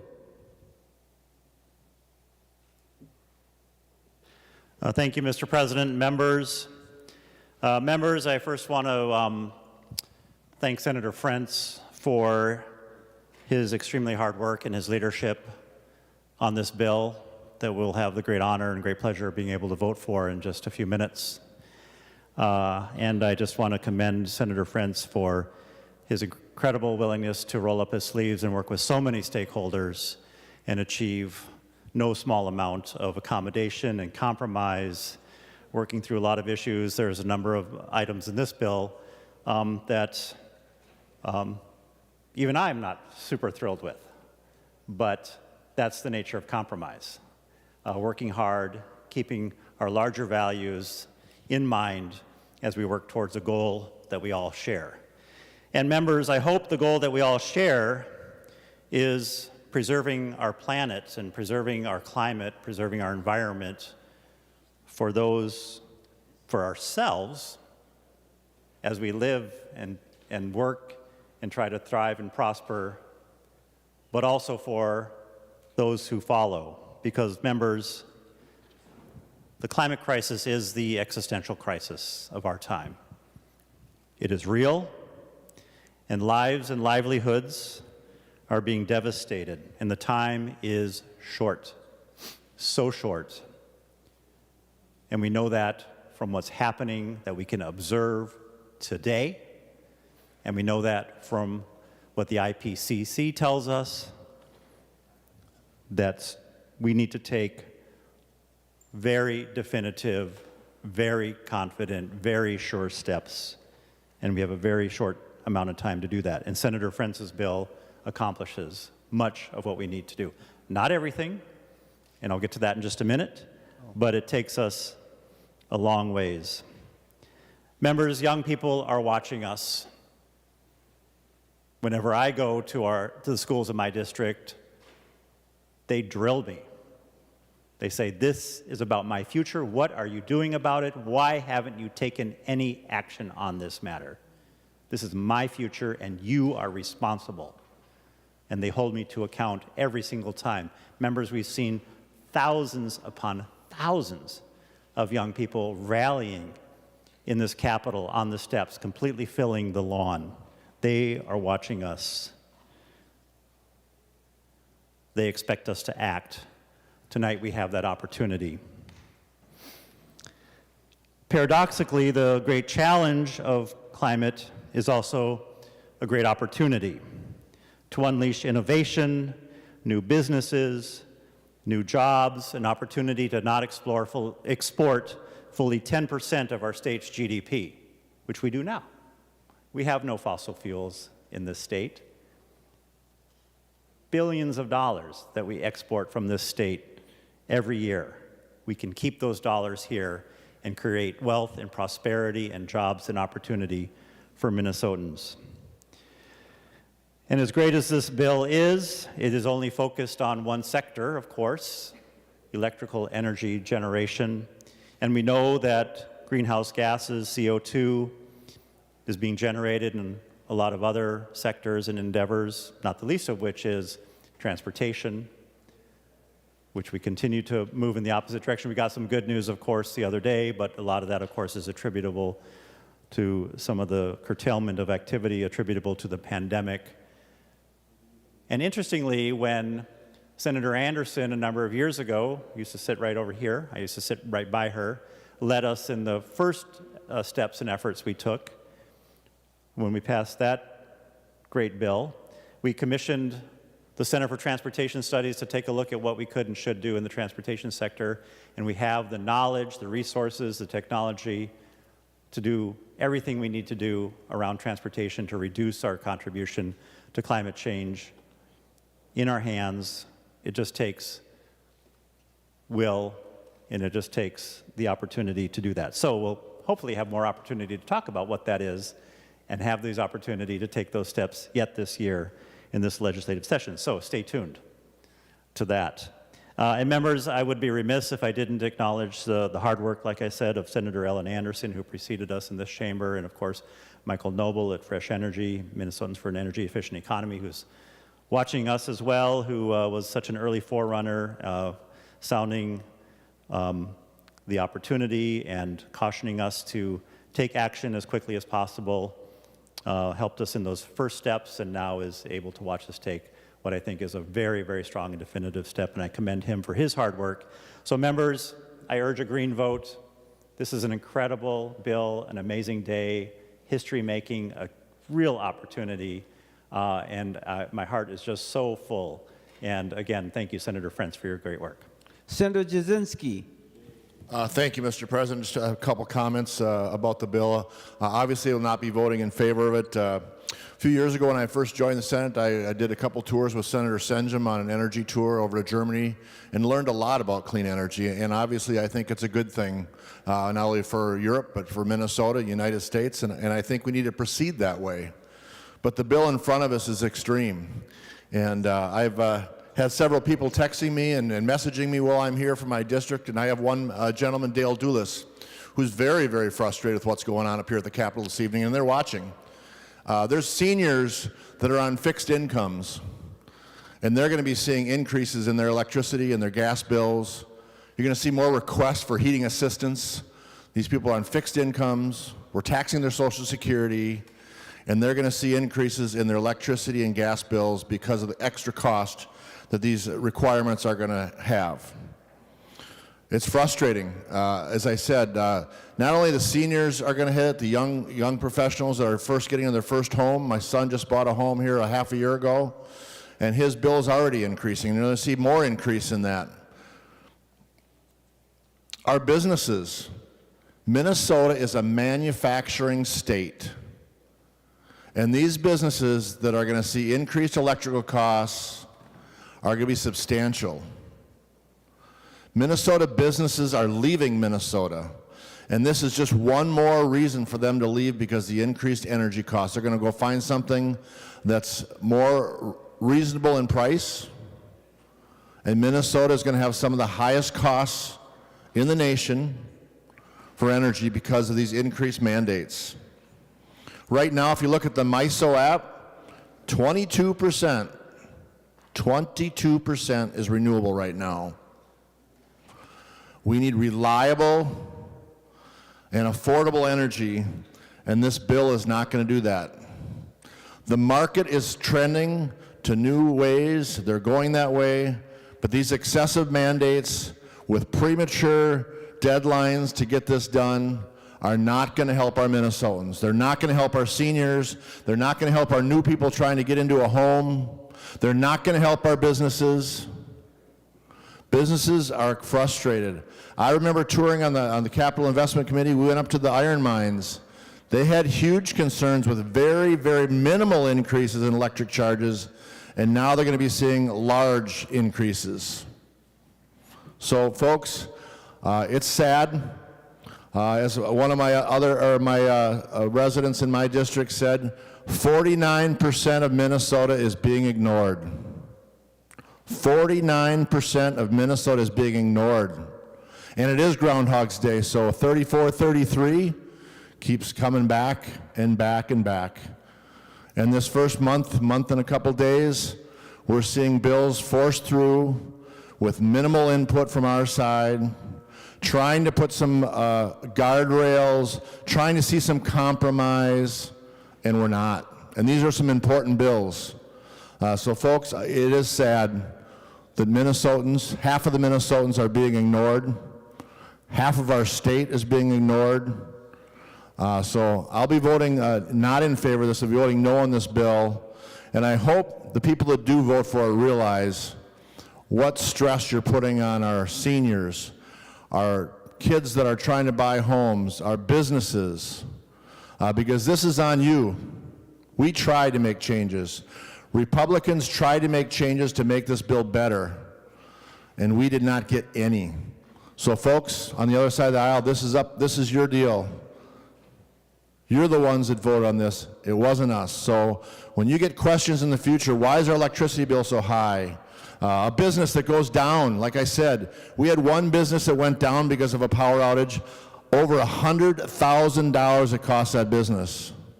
And folks, when we have 22% of our renewable energy now and we're forced to go more, you're going to see more of these, and you're going to see more cost to our businesses, and you're going to see businesses leave Minnesota. Thank you. Senator Makewaite.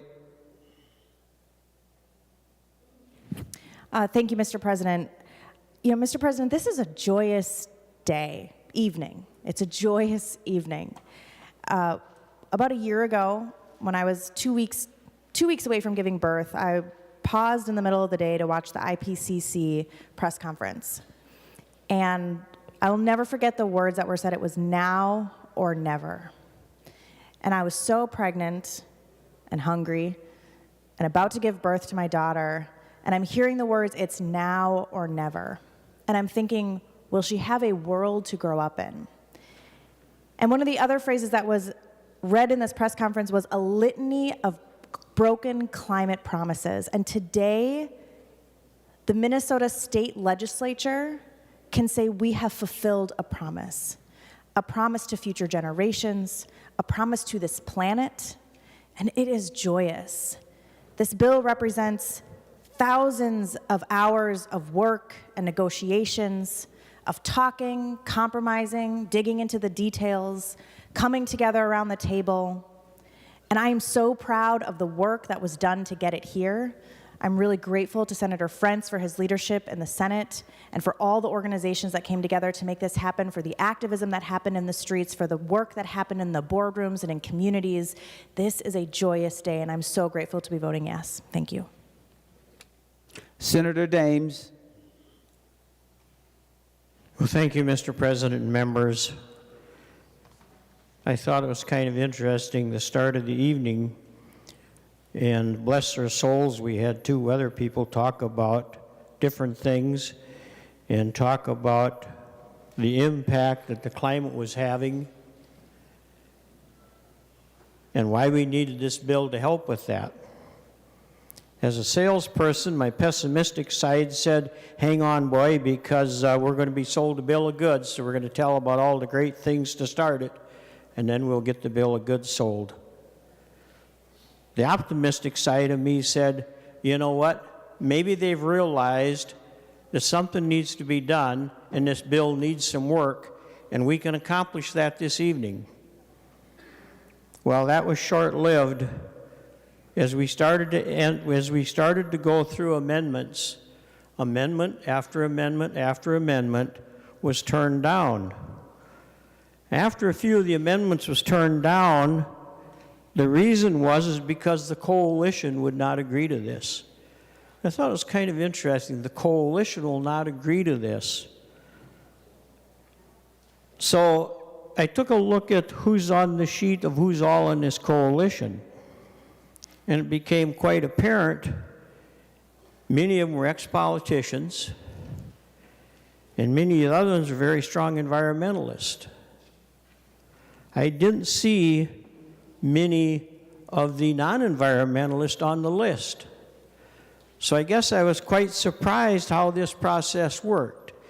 Either the coalition was handpicked, or other people were originally part of the coalition, but maybe their interest or maybe their thoughts weren't being taken, and maybe the coalition just ended up being the people that had the same thoughts as the people that were putting the bill together, which was mostly the coalition. So I thought it was kind of interesting. All the amendments we had tonight, not a single amendment went on.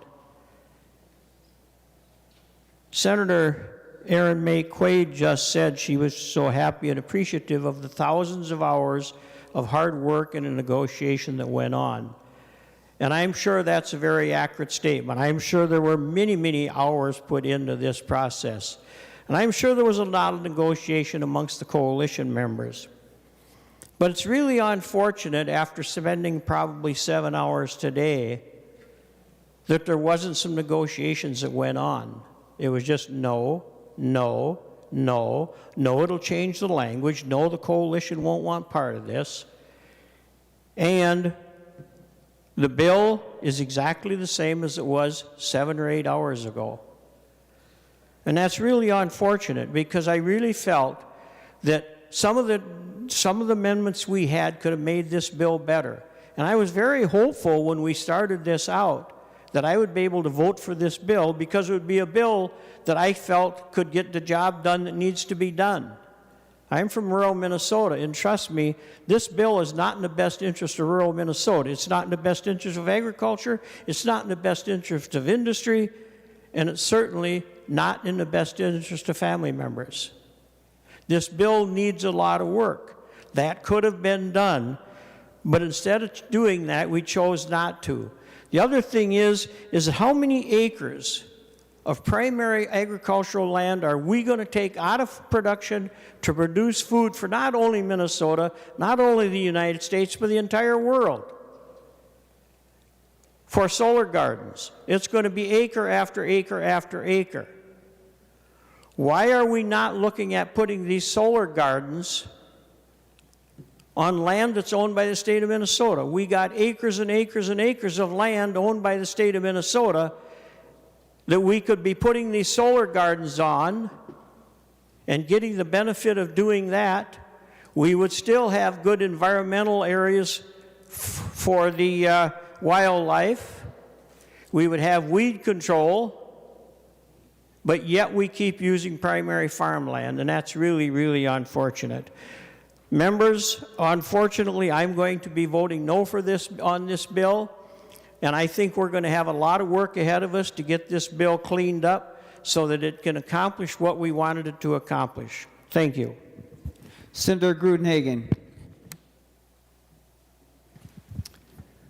Well, thank you, Mr. President. Yeah, and members, I got to try one more time to represent my constituents. People on fixed incomes, the low income, the businesses, the co-ops, and the munis.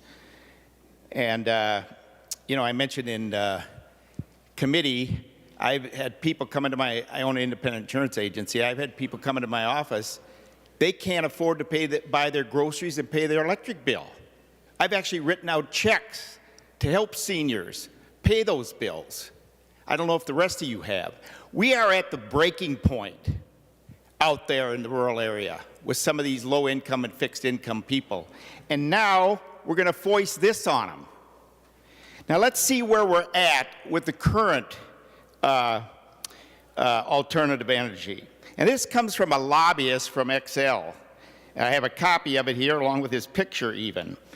But according to to the illustration on solar gardens, we should be charging about 4 cents a kilowatt hour for that electricity. But the PUC and the Commerce Department artificially inflate that price between 10 and 12 cents a kilowatt hour. So we are, if you remember Enron, ladies and gentlemen, Enron didn't produce a lot of electricity in the private sector, but they did artificially inflate the price and make millions. What happened to their CEOs, to their executives? They were arrested and thrown in jail. Well, what we have here in the state of Minnesota, we got the people running the PUC and the Commerce Department doing the same thing Enron did. And you know what would happen to them if they did it in the private sector? They'd be arrested and thrown in jail, which is where they rightly belong. And you're fleecing the flock of the Minnesota ratepayers for the benefit of the few. People are going to get rich off this thing, a few, and the rest of us are going to pay for the show. You say, well, is that the worst? Well, there's something additional on top of that. Oh, and by the way, I did remember the thought I was going to share. You know what's going to happen to these solar gardens and windmills that are owned by corporations? They're going to declare bankruptcy one day when they're shot, and then the people who milked the system and made millions are going to leave the ship just like a bunch of rats off the ship. And they're going to leave the ratepayers and the people of Minnesota to pick up the tab. That's what we're doing here. And I'm supposed to believe that this bill is going to be different? I'm sorry, I wasn't born yesterday. In addition to that, the lobbyists shared that of the solar gardens, and this is about a year old, of the solar gardens here in the state of Minnesota, only 13% of the solar gardens are owned by corporations and individuals here in Minnesota. 67% of the solar gardens in the state of Minnesota are owned by corporations and individuals outside the state of Minnesota. According to this lobbyist, Warren Buffett owns a bunch of our solar gardens in the state of Minnesota. So we're artificially inflating the cost, fleecing the people of Minnesota, and rewarding people outside the state of Minnesota. But that's not the worst of it, ladies and gentlemen. According to this lobbyist, 20% of the solar gardens in the state of Minnesota are owned by foreign corporations and individuals. Think about that. We're fleecing the people in the state of Minnesota and sending the money to foreigners. This is insanity. Okay. The other thing, there is a pamphlet on the internet I'd encourage each person to read. It's called Energy Poverty. Please read that and see what you're doing to the people who are under this type of mandate that we're about to pass and make things worse. You know, members, in my district, I subscribe to all the newspapers. And I never seen this till this last summer. But the largest city in my district, on the front page of the newspaper said, we may experience temporary power outages in the city. I've never seen that. That was a headline, and you went to the municipality, it also was there. So we're already at the point where people are concerned about rolling blackouts. This bill is only going to make it worse. And if you vote for this, you're putting this type of aggravation on the people of the state of Minnesota. Finally, members, for 30 years, I've tried to read both sides of the scientific article, okay? And one of the books that I just referenced is Why Scientists Disagree About Global Warming. It's written by 3 eminently qualified scientists. One is Dr. Izzo. He's a climatologist, a worldwide recognized. The other one is Dr. Carter. He's a geologist and environmental scientist. Another is Fred Singer, a physicist. This is a very readable book for lay people. In this book, they destroy the consensus, and the 97% of scientists agree it's a fraud and a lie. Secondly, They postulate several conclusions. I won't read them all, but I will read a couple. First is that the IPCC and the GCM, here's their statement, they overestimate the sensitivity of climate to carbon dioxide. You know what that means, Mr. President?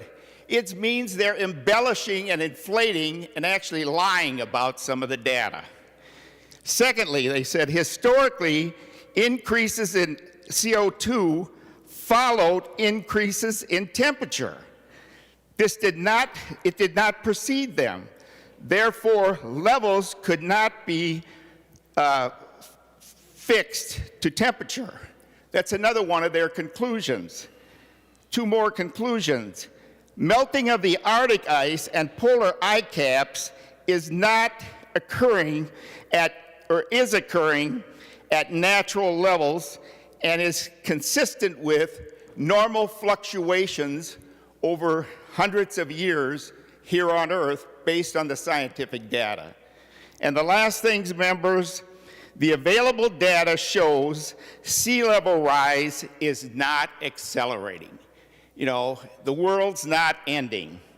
So, members, you know what this bill is? It's the Obamacare of energy.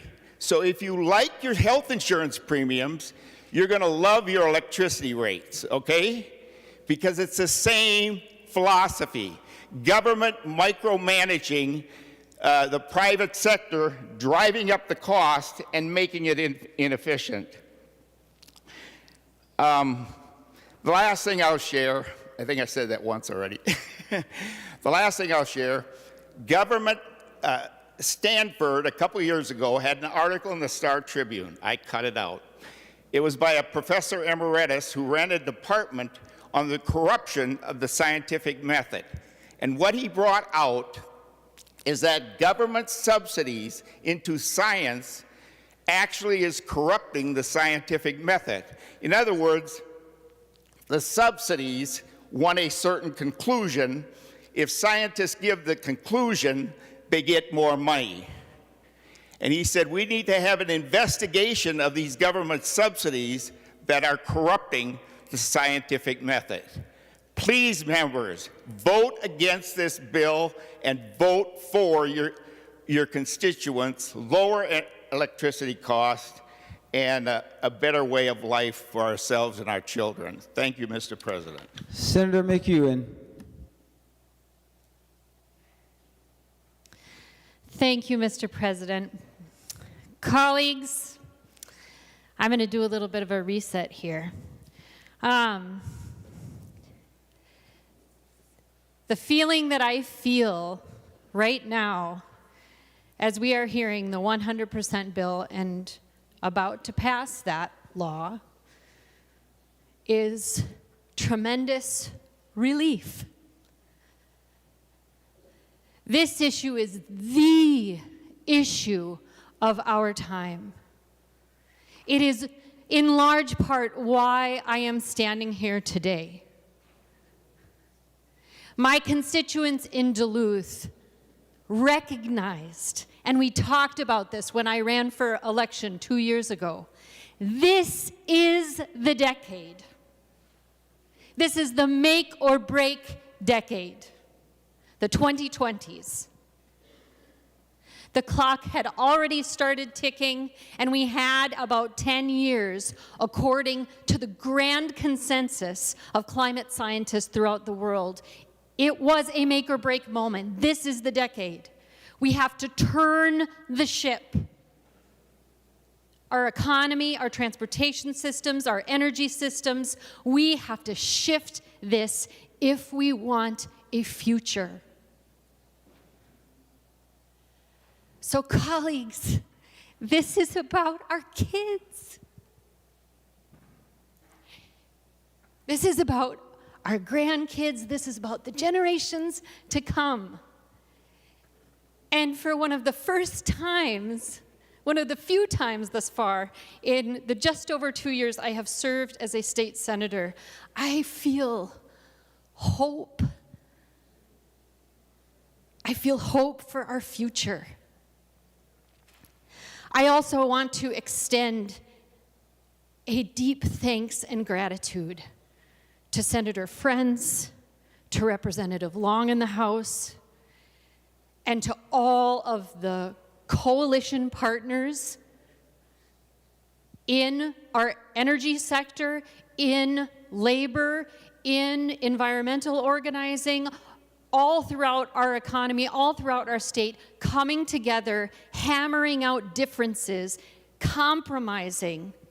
And I'll be the first to say that for me, this bill is not perfect. It's not the bill that I would write if I could write my bill that would address these issues. But I appreciate that this bill represents a historic first step for our state, a baseline from which we will be able to then move forward and create change in our other sectors, in transportation first and foremost, and also in our buildings, in efficiencies, and agriculture, all throughout our economy, and do our part to reduce our greenhouse gas emissions. I believe that we can and we will do this. Because for one of the first times that I've seen in my short time in elected office, we are legislating from a place of vision, from a place of determination, from a place of hope and conviction. We know that the actions that we are taking now will set the stage for the future, and whether or not we have a livable future. So we reject the politics of scarcity. We reject the politics of fear, of doubt that, we can't do this. The seniors in my district want a future for their grandchildren. I promise you that. Well, we are delivering on that promise. This is the first step, and it's a historic first step.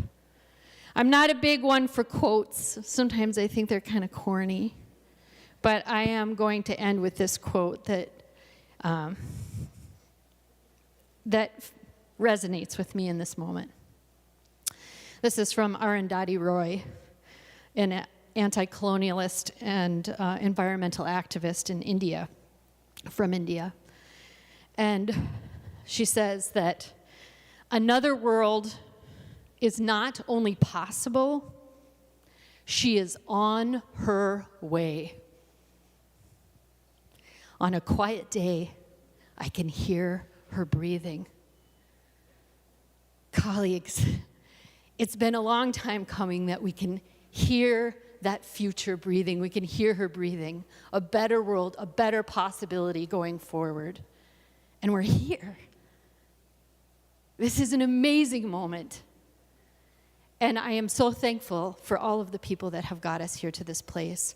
Onward, I look forward to the next steps in making this just transition.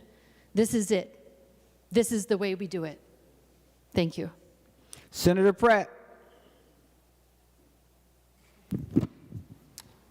Thank you, Mr. President. Senator Frentz and I have been talking about increasing the renewable energy standard, or the RES, going back to 2018. We really had some very good conversations about this idea, and I remember him presenting the idea as a goal, and it really wouldn't have any teeth. And the question he asked me was, what's wrong with being aspirational? And I replied, my concern was it's really easy to turn a goal into a mandate. You know, I was listening to Senator McEwen just a minute ago, and she accused Republicans of trying to legislate from a position of fear. Members, that's not true. We're trying to legislate from a position of caution. The changes that are being proposed today will have profound impacts, not only on our state economy, and I know I'm kind of a numbers nerd. I often talk about the economy and the jobs, but it'll have a profound impact on everyday Minnesotans. I view this bill as walking on a tightrope. And members, we don't have a safety net. I proposed a Republican plan for what we call the A+ energy plan that wouldn't allow just for a few technologies to be included, but would include a full portfolio of clean energy options, which would include nuclear, hydro, renewable natural gas, carbon sequestration, all proven technologies that are carbon-free. You might remember the story I talked about earlier when I had a conversation with a member of the German Bundestag who said, we're meeting our renewable goals, but we're just not meeting our carbon reduction goals because we're taking carbon-free sources of energy offline and we're replacing with renewables.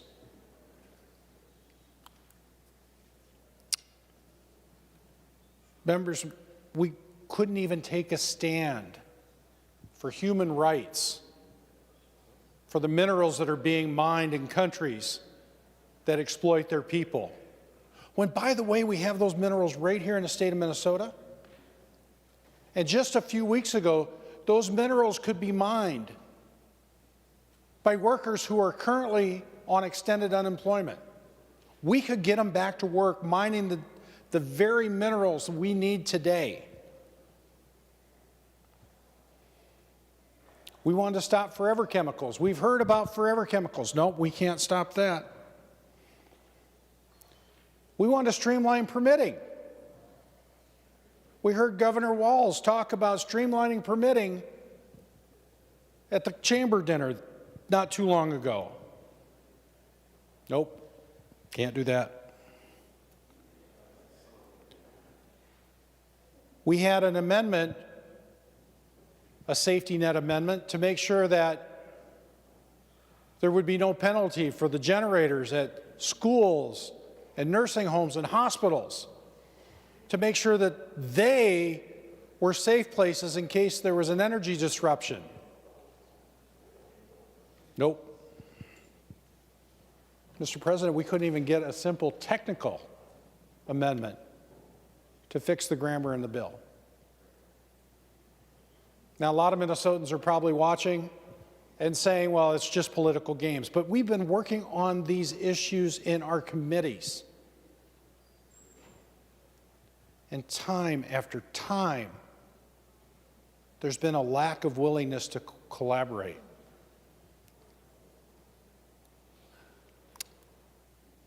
It's about 6 degrees below zero where I live. It's expected to get to 20 below.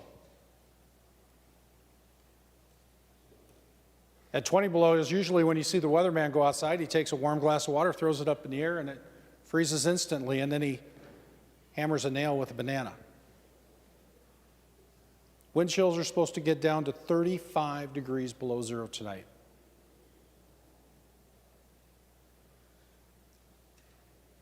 %78% of our energy at this very moment is being generated by coal, natural gas, and nuclear.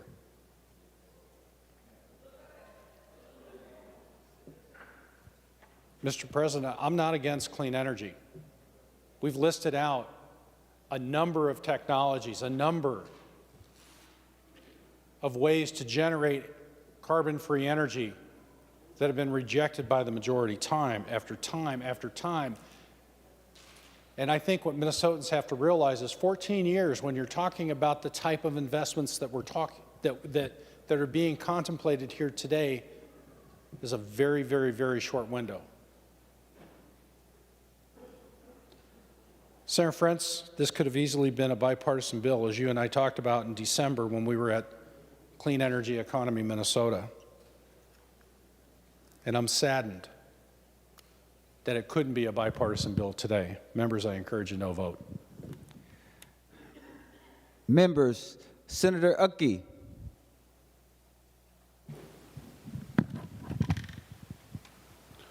Thank you, Mr. President. Members, this bill is a train wreck, and it's got tons of problems and concerns and costs built into it. And I had a couple amendments that we didn't talk about earlier, and I'll just briefly touch on them because it's an important piece. And it has to do with transparency. This bill has no transparency when it comes to cost and what it's going to cost our members, our fellow citizens, and what, how it's going to affect our co-ops, our power providers, etc. We need to be honest with our fellow Minnesotans, and we have not been with this. I would really like to have seen what we had in this amendment where we were going to let the power suppliers put on your bill how much this bill was going to add to their bottom line cost. Locally, where I live, some of the stores put on there the extra county sales taxes that have been added, the paint recycling fees. I like that because when I get that slip, I don't like paying them, but I like seeing where my money is going and how we're being taken advantage by all these different levels of government. This blackout bill is going to hurt us in many, many ways. I have personally watched what my electric bill has done the last number of years. It's been going up, up, up, and that is unfortunately just the beginning. But I kind of took interest in how we started off this morning. Our pastor was talking about how this was the anniversary of Tower hitting 60 below. Well, Tower rates a little higher than where I live in Park Rapids because that same morning we hit 60 below, and the morning before we woke up to 58 below. But we just got up and went to work like normal. Yeah, we probably put on a few more layers of clothing, and I know that that day I was doing some work outside, well, both outside in the elements getting equipment ready, but also helping out some other businesses. So when I started my pickup and backed it out of the garage in the morning, being a diesel, I didn't turn it off till I put it back in the evening. That's what you do when it's cold. But with what we're looking at with this energy plan, people don't have that option when their power goes off and they've got nothing to keep the furnace running, keep circulating the air. We're going to see a lot of problems. Just an example, the wind turbines that we talk a lot about, this renewable energy, when it hits 22 below, they become a power consumer. They stop generating if they are turning, and now the heaters go on. 22 below in my neck of the woods in northwestern Minnesota is nothing. That's, unfortunately, the last number of weeks been pretty commonplace. How are we going to keep the heat on and the lights on and keep people safe in these cold weather months with such an erratical supply of power? Reliability and affordability are a must, and this bill is dangerous in both issues. And then I live 90 miles west of Fargo, North Dakota. We see billboards over the years. I don't know if there's any out there right now, but North Dakota, South Dakota, they put billboards out as you're heading towards their borders that say, come on over. We're open for business. You're welcome. Another name for this bill in my mind is a taillight bill, because I'm just going to see more taillights from my neck of the woods heading across into North Dakota. We've already seen it. I can name the Minnesota businesses from all over the state that have, when they've expanded on the west side of the border. This is just going to give them one more reason to do that. They've done it over the years because of work comp. They've done it for regulations. When energy prices increase, it's just one more reason to make that step. And we don't want to lose them. We want their jobs to stay here. We want the employees to stay here, earn their living, and help support everything that we do in this state. It's, and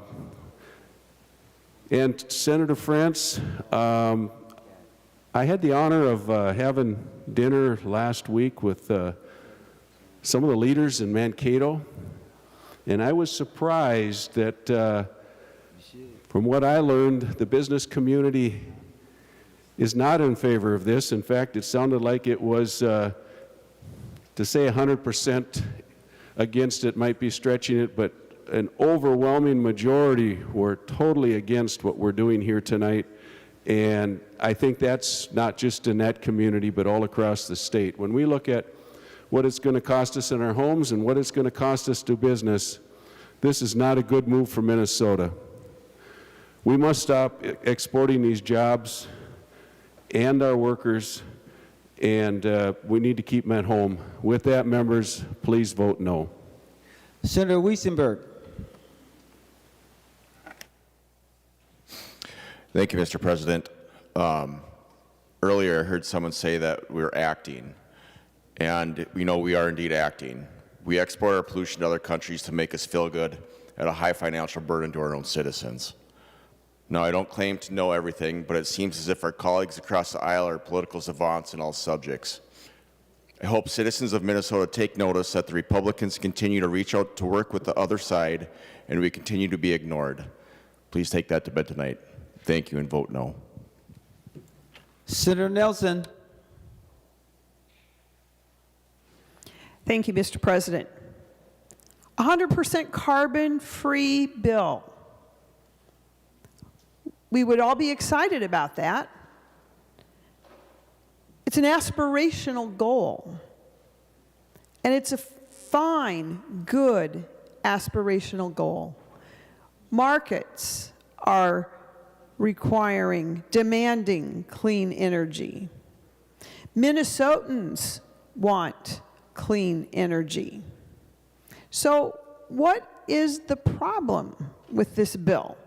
The problem, members, is that it is an aspirational goal, but it is a mandate.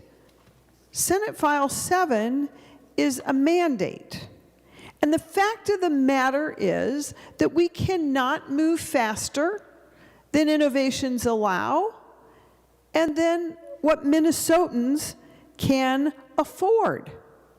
So 100% carbon-free by 2040 sounds great. But when you look at the facts, we see that it is a risk to our grid.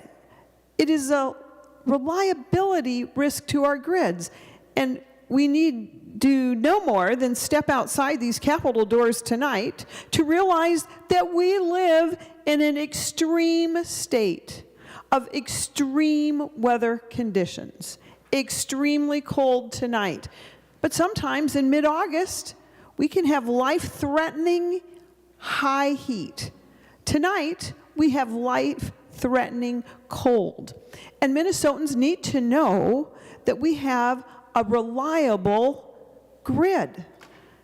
This goal, which is an aspirational goal, but it's been turned into a mandate, has reliability challenges. And we need to take those seriously because they can be life and death challenges. We think of all of the Minnesotans that are in the hospitals tonight or our long-term care facilities. They cannot stand to not have a reliable grid. And then we think about the cost.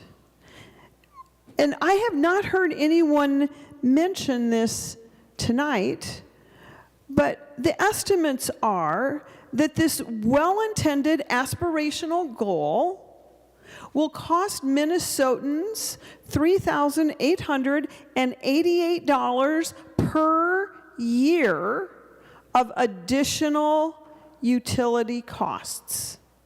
That's significant at any time, especially significant at a time when we are suffering under high inflation, particularly Minnesotans on fixed incomes.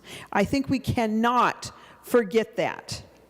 So, members, there is a better way. You've heard briefly about it tonight. I won't go through it all. But number one, there's the Clean Energy First bill. Many of us have supported that in this chamber. I did too. It was a goal that would get us where we need to go of clean energy first without the risks to grid reliability and without the risks of soaring costs. We also have the A+ energy proposal. So members, there are better ways to get to where we all want to be. I am voting no on this bill tonight because of the risks to Minnesotans. We will continue to fight, we will continue to innovate, and we will continue to move towards clean energy. But we cannot do it faster than innovations allow or that Minnesotans can afford. Jaskowski, Senator Jaskowski.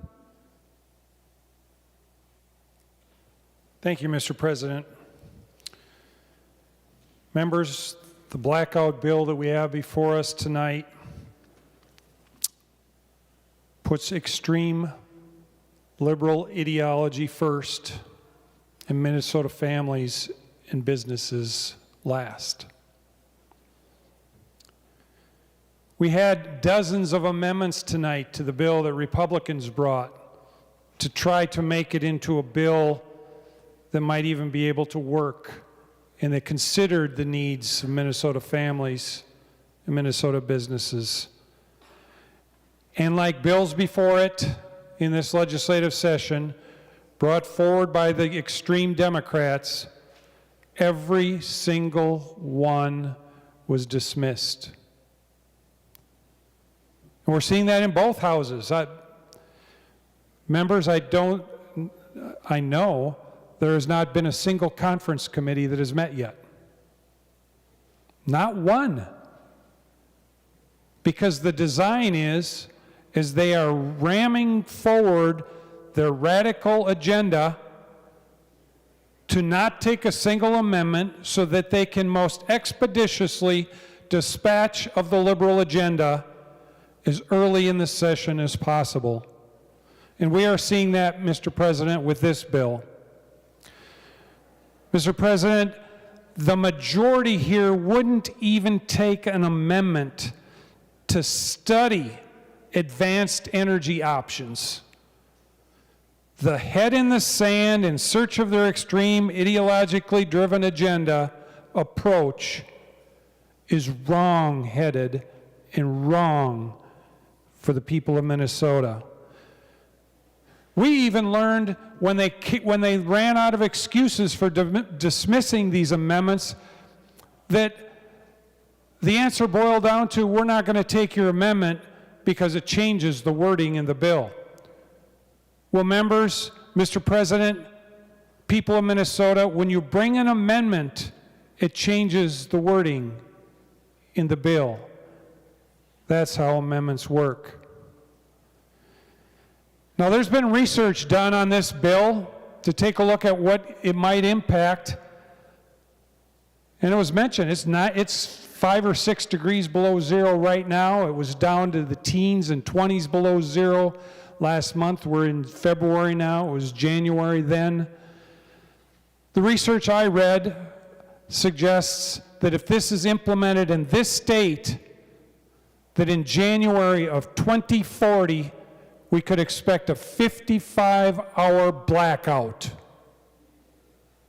55-hour blackout. How, members, does that help the people of Minnesota? This bill is horrible for the people and businesses of Minnesota. As Senator Nelson mentioned, $3,888, nearly $4,000 in cost per household. That this bill is a regressive tax upon. Members, advocates of the bill, and even you liberal activists outside beating your drum, who's going to pay for that? Who's going to reimburse those households? What your policy will do to hurt the grandpas and grandmas out there, the poor grandpas and grandmas that can't afford the $4,000 per household per year. What are you going to do about that? The poor single moms out there, another $3,888 per year for them. In pursuit of your wide-eyed agenda, how are you going to pay for that? Who's going to reimburse them for that? What about the poor kids of poor families? And what this radical, extreme Democrat agenda is going to do to them and their inability to afford life because of this extreme, radical Democrat bill. And what about the blackouts, the rolling blackouts? When the first school in Minnesota goes cold and dark, who can they call? Do we give them Senator Frentz's phone number? When the first nursing home in Minnesota goes cold and dark, who can we call? Who can they call? There's no one. It's passed into law. And the lights are out. It's dark. And very, very cold. When the first hospital in Minnesota goes cold and dark, and people are waiting for their heart surgeries or their biopsies or whatever it is that they're doing, who are they going to call? There's no one. As soon as this radical, extreme Democrat agenda is passed, the costs and the unreliability that this bill inherently contains are going to be passed upon the poor people of Minnesota and laid in their lap to rest. And the people here pushing the bill by then may not even be in elected office anymore. Members, Mr. President, it's time to retire this bill. And it's time to protect Minnesota from the extreme Democrat agenda that will leave nothing other than Minnesota to be a cold, dark California. Thank you, Mr. President. Senator Fate.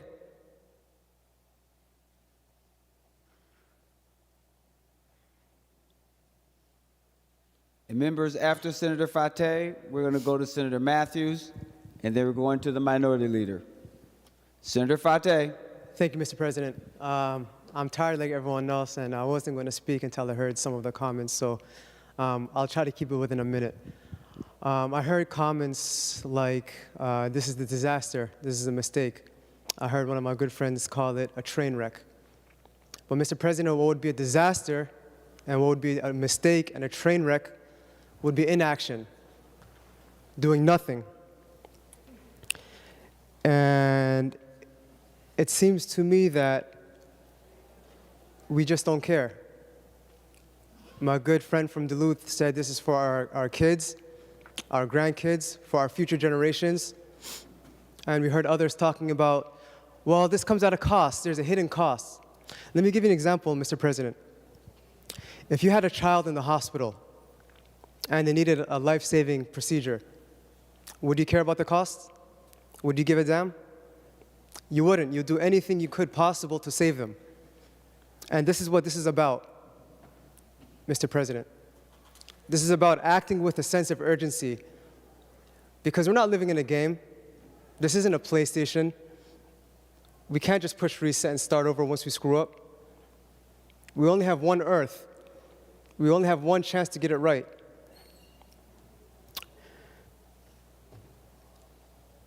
Climate change is happening now. We've seen the extreme weather patterns. We've seen what all of our colleagues have been talking about. The Earth is not going to wait for us to come to our senses. We have to act with a sense of urgency, and that's why I fully support this bill, and I appreciate Senator Frentz on his leadership on this legislation. Thank you, Mr. President. Just to make sure that I'm correct, it's going to be Senator Matthews, Senator Frentz, because he's the author of the bill, then the majority leader, then the majority leader, the minority leader, then the majority leader. Sorry about that. You got it? Everybody's clear? Senator Matthews. Thank you, Mr. President. A lot of things have been spoken on this floor here, and a lot of misinformation from proponents of this bill, and a lot of arguments that have centered back around reasons to vote for this based on feelings and emotions and visions. Members, Senate Republicans, including myself, came today with a plan based on cold, hard facts and evidence and cause and effect sequences, saying if you do this, then this ends up being the result from what we've seen before and what we can tell coming in the future. This bill that the majority is poised to pass is not even the best opportunity we had today for the most amount of clean energy coming to Minnesota. That was the Republican plan, to open the door and allow for all forms of clean energy, not the limited pre-approved methods in the blackout bill. But that got rejected on party line votes. This blackout bill is not even the bill with the most affordability for Minnesotans that we voted on today. That was the Republican plan that we brought forward. And the majority decided to vote no. This blackout bill is not even the best for reliability that we had before us today, because that was the Republican plan, showing if we get as many forms of baseload, solid, reliable energy of all the forms out there in Minnesota, we will have the best chance at having a strong, reliable grid, particularly in the times when the energy demand is at its highest, on the coldest winter nights or the hottest summer days. But the majority voted no. And so we're left with this inferior product, the blackout bill, that is sorely lacking in affordability, is sorely lacking in reliability, and leaves much to be desired for bringing as many clean energy technologies to Minnesota as possible. The blackout bill that we have left are the pre-approved table scraps that in the end will not meet up to the expectations that are being promised Minnesotans today. That's why Republicans came with a plan. We keep hearing, when you don't have a good argument to make and you decide to make things up about people you don't agree with, you just say, you don't believe in doing anything. You're doing nothing. That has not been true. We brought a plan forward that even exceeds your own stated priorities in every possible way. Cleaner, more reliable, more affordable. And the majority said no. Nuclear needs to be a part of the energy mix going forward.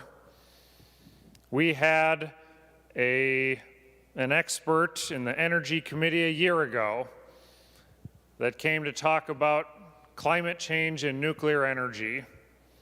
And he made a statement that I haven't forgotten that whole time as he was laying out his whole vision. And he said, if you care about climate change, but you still have a nuclear moratorium in your state, then you're not really serious about climate change. The product that we have before us in this blackout bill is an inferior product that's not serious about reaching the goals they portend to meet. We've given ample opportunities through the committee process, through hearings, and here on the floor to add simple, common sense solutions that could result in a bill that mirrors significant energy policies in the past, strong bipartisan support, and a good spot to land that is doable for our utilities, for our co-ops, for our munis, and helps us all move closer to the goals we all want of clean, affordable, reliable energy. And the majority said no. It's disappointing, members, because this bill is being rushed through at breakneck speed without regard for much of the sizable questions and issues that remain with this legislation. I'd encourage you members to vote no on this bill because it's not ready for prime time. It needs to get sent back to the drawing board. The members need to sit down and have a serious discussion that actually listens to and meets the needs of Minnesotans and many of the groups and utilities and munis and those that have reached out saying there are problems with this bill. And the good news is, members, there's still time. We have not gotten to the part of session where we're counting down the days to the end of session. Because when we hit about May, then we start every day on the floor, 14 days till adjournment, 13 days till adjournment, 12 days till adjournment, all the way down to 3, 2, and 1. We are still 3.5 months away from adjournment, Mr. President. There is plenty of time to take this back to the drawing board and get it right for the people of Minnesota. I urge you to make that choice. I urge you to vote no on this bill, and I ask the majority to sit down, start over, and try again and produce a product that the majority of Minnesotans can be proud of. Thank you, Mr. President. Senator Frentz, author of the bill. Well, thank you very much, Mr. President, once again for your patience, and I might add stamina. Thank you, members. Thank you, staff. Thank you to the advocates who worked on the bill, and thank you, ladies and gentlemen of the chamber, for another vigorous debate. I was persuaded tonight of a couple things. First of all, I'm persuaded that I'm more confident than ever that we should bet on Minnesota to do our part on climate change. I'm more confident than ever that we can do it, that we can meet that challenge. And I want you to know, members of the minority, it's evident that you don't like the bill, and I hear you. I'm not incapable of understanding what you're saying. I'm just guessing that in 5 years and 10 years and 15 years, the people of Minnesota will be glad that we passed it, which we are preparing to do. And you have my commitment to continue working on the issues of climate and environment along with everyone else to try to address what's really going on here, which is that we have not dealt with climate change effectively as a state and as a country and as a planet, frankly. And the things that they told us were going to happen 30 years ago are happening right now. And the cost to be discussed here is the cost that we're already paying. The cost in terms of the damage to property and person, the cost in terms of the anxiety that we're creating in younger Minnesotans asking, what are you going to do about it? And the cost that we don't yet know if we don't take action. First of all, the process. This bill was introduced 4 years ago. Again, 2 years ago, it received not a whisper of attention in the Senate from the majority party. I could not get a hearing. I asked, climate change is obviously an issue. Why in the world will we not allow it to come before the committee and at least hear what the people want to say? Mr. President, the answer was, we don't feel like hearing it right now. Well, let me tell you, the people in this country and the people on this planet are getting a little tired of we don't want to do anything. And while I like and respect each member of the minority caucus, and you know I do, I didn't really hear very much from all of you about how we're going to tackle climate change and make big changes and reduce carbon. Did you know that the energy sector in Minnesota puts out 21.9 million tons of carbon every year? We could really use your help on addressing ways to reduce that, and the people of Minnesota want us to take those steps. This year, due to whatever reason the voters wanted to put Democrats in charge, got a chance to have a hearing. We had the hearing, and immediately stakeholders, including those utilities on whom we are asking to meet these goals, engaged fully and with an open mind and a full heart. And we made significant changes to the bill, primarily on behalf of our co-ops and our municipal electric companies. Those changes included the partial credit, the ability to use the peaking power plants at their discretion, the ability to use renewable energy credits to meet their goals, a 17-year window to make it. And then the big one, when they finally said, look, we're going to be okay with this, we just need a break on 2030, we took from 80% to 60% the standard. Now, I've listened to my friends across the aisle talk about the off-ramp, and I got to tell you, I don't know that I see the anxiety as justified. The Public Utilities Commission has been in charge of our utility regulation and done a perfectly good job, and we've had since 2007 an off-ramp in law already for which not one utility has ever exercised its opportunity to go there. So it seems a little difficult to say, well, it obviously won't work. Now, that is an area where I agree to keep working, and one of the points which was made effectively over the last month is that the smallest utilities have the most questions to ask about how they will be able to afford the process of the off-ramp. But I am basing this legislation on the fact that the Public Utilities Commission, which is staffed by commissioners who have to be confirmed by the members of this body, will be fair when the time comes. Who supports this legislation? Why, all these Minnesotans listed on the packet I had put on your desk. I count about 36 different groups, and included on those groups are working men and women, LIUNA, the North Central Council of Carpenters, the building trades. Those seem to be men and women who have a lot at stake with climate change and yet see the opportunity here that Minnesotans are going to seize with these jobs and the infrastructure that we're going to build. When our kids were young in the mid-90s, we had an ice rink by our house at Walter S. Farm Park. Man, it was so cool. We would go out there in December, they would flood it. Kids would skate, little kids flying back and forth, all four of our children, just time of our lives, arguably our most precious memories. Those kids grew up and played hockey all over the country. We had a great time. Do you know what that rink is like now? There isn't a rink. Do you know why? It's not cold enough to flood it. In one generation, that rink is no longer there for the children in our neighborhood.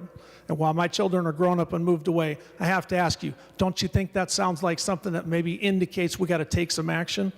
I asked my two colleagues, Senator Mitchell and Senator Kupek, if they would just briefly talk about the effect of climate change.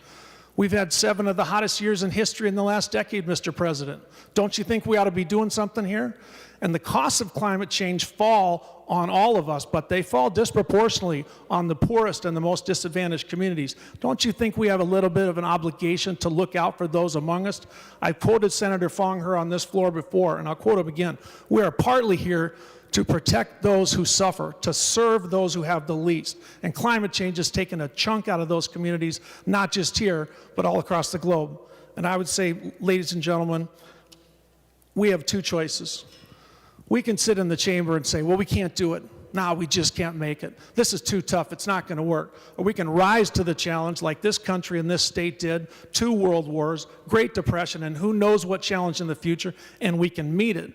And when people in your district, no matter how rural your district might be, ask you, what did you do about climate change? Whether you vote for this bill or not, you'll be able to say, I was a member of the Minnesota Senate, and we passed the 100% clean energy by 2040 bill, and that's what we did. Thank you, Mr. President. Senator Johnson. Thank you, Mr. President. Just a few weeks ago, we had the Chamber of Commerce dinner during a blizzard down in downtown St. Paul. And Tom Hauser, when I was on stage, he asked, who's one senator that you would love to go out to dinner with? And without hesitation, I said, my good friend, Senator Nick Frentz. Now, that's true, right? That's good. And one of the things I really liked about Nick was that Nick is one of those guys you can sit down, talk to, somebody who seems to take the opinion that you have to offer, take that into consideration in forming his ideas. Very thoughtful lawyer, great guy that way.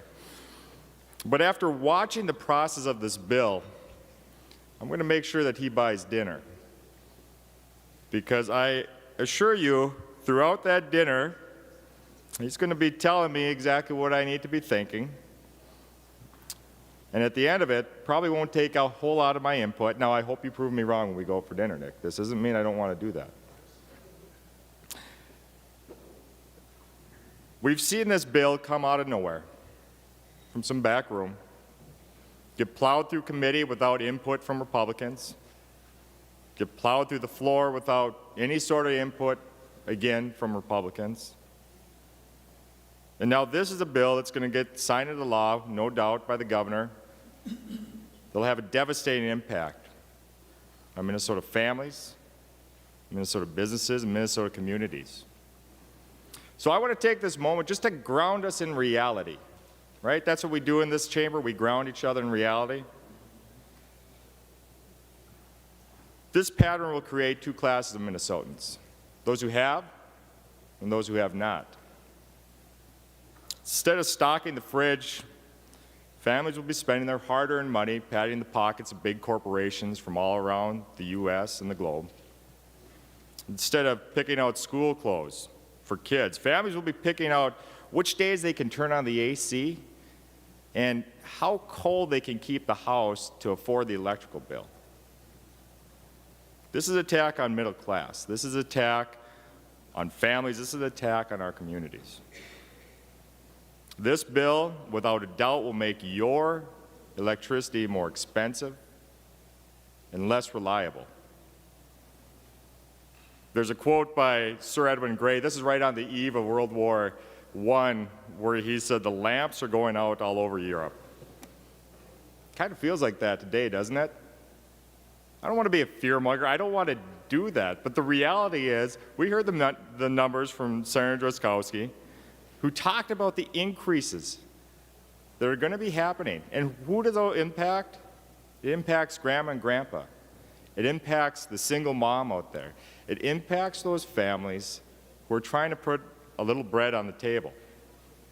Taking that money and dictating that it goes to somewhere else than where they want to spend that money, their hard-earned dollars. Folks, this is just a castle in the clouds. This is an idea that's great, and we have asked to be part of the process to make sure that this is something that our communities can get behind, something that our co-ops and our municipal power providers can see a way forward. We have tried to build that path together, and yet you saw today that none of our recommendations, none of our amendments were even for a moment considered. Folks, I hope I'm wrong on this bill, I really do. But I'm scared. Families are scared. I'm getting text messages from folks all over my district, all over the state of Minnesota right now tonight as we're on the floor. God bless you if you're still watching. This is great. This is something that's so important. I really appreciate you doing that. But this is something we're going to have to visit over and over again. As we see the impacts to Minnesota families, you better believe Republicans are going to be right here to help fix and mend what damage we're doing tonight to the state of Minnesota. Members, I ask for a red vote. This is not ready for prime time. Let's send this back. Let's work on it together. And let's help Minnesotans. Thank you. Senator Dzik. Thank you, Mr. President. Thank you, members. Today, Minnesota is taking a major and transformative step in our transition to a clean energy future. It's a step that Minnesotans are demanding that we prioritize, and one that future generations will see as a turning point in our battle against a relentless and very real climate crisis. This bill puts Minnesota on the path to produce 100% carbon-free electricity by 2040. I want to start by thanking the authors of this historic bill for their leadership, their perseverance, and their foresight in putting this complex piece of legislation together. Thank you to the author and Energy Committee Chair, Nick Frentz. Thank you to the Vice Chair, Tu Zhang, and to all the members of the committee. And thank you to the talented staff. We might not agree on this bill, but we agree that we have great staff in the Minnesota Senate, so thank you. At the heart of this bill and this effort, it is about our shared future, the health and well-being of Minnesota. Our work here today is not just about being carbon-free by 2040. It is also about recapturing Minnesota's clean energy leadership and the jobs we can create in that process. It's about preparing Minnesota for the future we know is coming. So thank you to the leaders of this effort for your work. Thank you to the thousands of Minnesota citizens, the advocacy groups, the labor organizations, and the businesses who told us that we must make this a top priority, even if it isn't easy. We heard you. The climate crisis is already here, and it's growing more urgent by the day.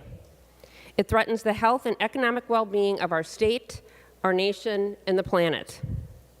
According to the Insurance Federation of Minnesota, extreme weather events have caused insurance premiums to increase by 366% in Minnesota since 1998.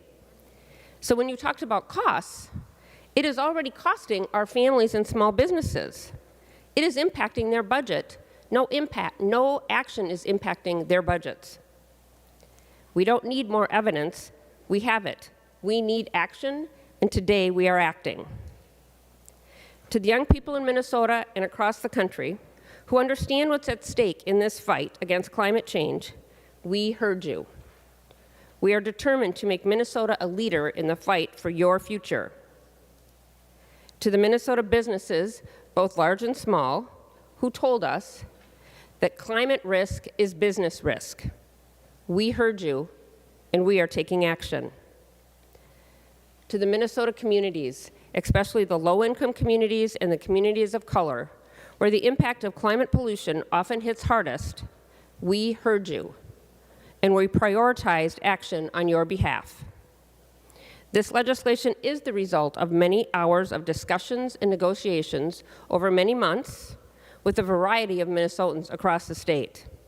It is a compromise bill. So members, your vote today is a vote to ensure our economic future isn't derailed by devastating climate change.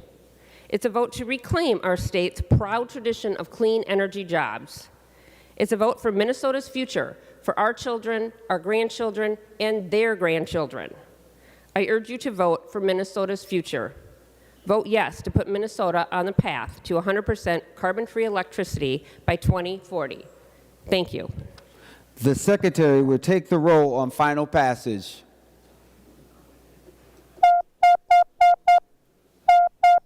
Please vote, members.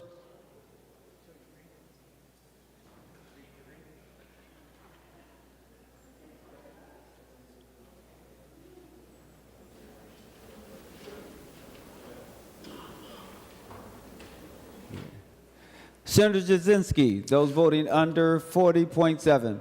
Thank you, Mr. President. Senator Housley votes no. Senator Housley votes no. Senator Lang votes no. Senator Lang votes no.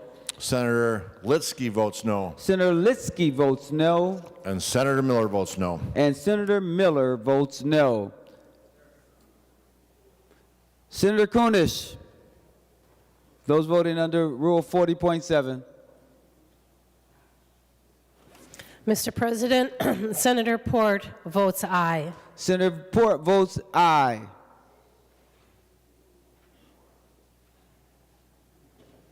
The secretary will close the roll. There being 34 yeas and 34 noes, the bill passes and the title is agreed to. No applauding, please. Members in the gallery, no applauding in the chambers. You must conduct yourselves appropriately, please. Members, remaining under the orders of business of motions and resolutions, we will revert to the third order of business, messages from the House. The secretary will read the first message. Mr. President, I have the honor to announce the passage by the House of the following Senate file herewith returned. Senate file number 13, a bill for an act relating to state government, recognizing Juneteenth, June 19th as a state holiday. Signed, Patrick D. Murphy, Chief Clerk, House of Representatives. No action is required. The secretary will read the next message. Mr. President, I have the honor to announce the passage by the House of the following House file herewith transmitted. House file number 28, a bill for an act relating to elections. Signed, Patrick D. Murphy, Chief Clerk, House of Representatives. No action is required. Now moving to the fourth order of business, the first reading of House bills. The secretary will, the House file has been given its first reading and referred to the Committee on Judiciary and Public Safety. Now, members, moving to the 13th order of business, announcements of Senate interests. Hold on. Without objection, the following senators will be excused from today's session. Westrom from 11:15 to 11:20 a.m., Pratt from 5:30 to 6 o'clock p.m., Dames from 5:40 to 6:35 p.m., and Westrom from 5:40 to 5:55. Senator McQuaid. Thank you, Mr. President. For 4 more minutes, I would like to wish Senator Kelly Morrison a happy birthday. Any additional announcements of Senate interests? Senator Dzik. Thank you, Mr. President. And for people out there still watching, thank you. You may notice that many of us are wearing red today, and I just want to say that tomorrow is actually National Wear Red Day, and it is to promote and give awareness to heart health and Heart Health Day. So I encourage you all to wear red again tomorrow to celebrate and to educate people on the importance of heart health. Thank you. Any additional announcements of Senate interest? Seeing none, Senator Dzik for a motion to adjourn. Thank you, Mr. President. I move that the Senate do now adjourn until Monday, February 6th at 11 a.m. On that motion, all those in favor say aye. Aye. All those opposed say no. The motion prevails. The Senate is now adjourned.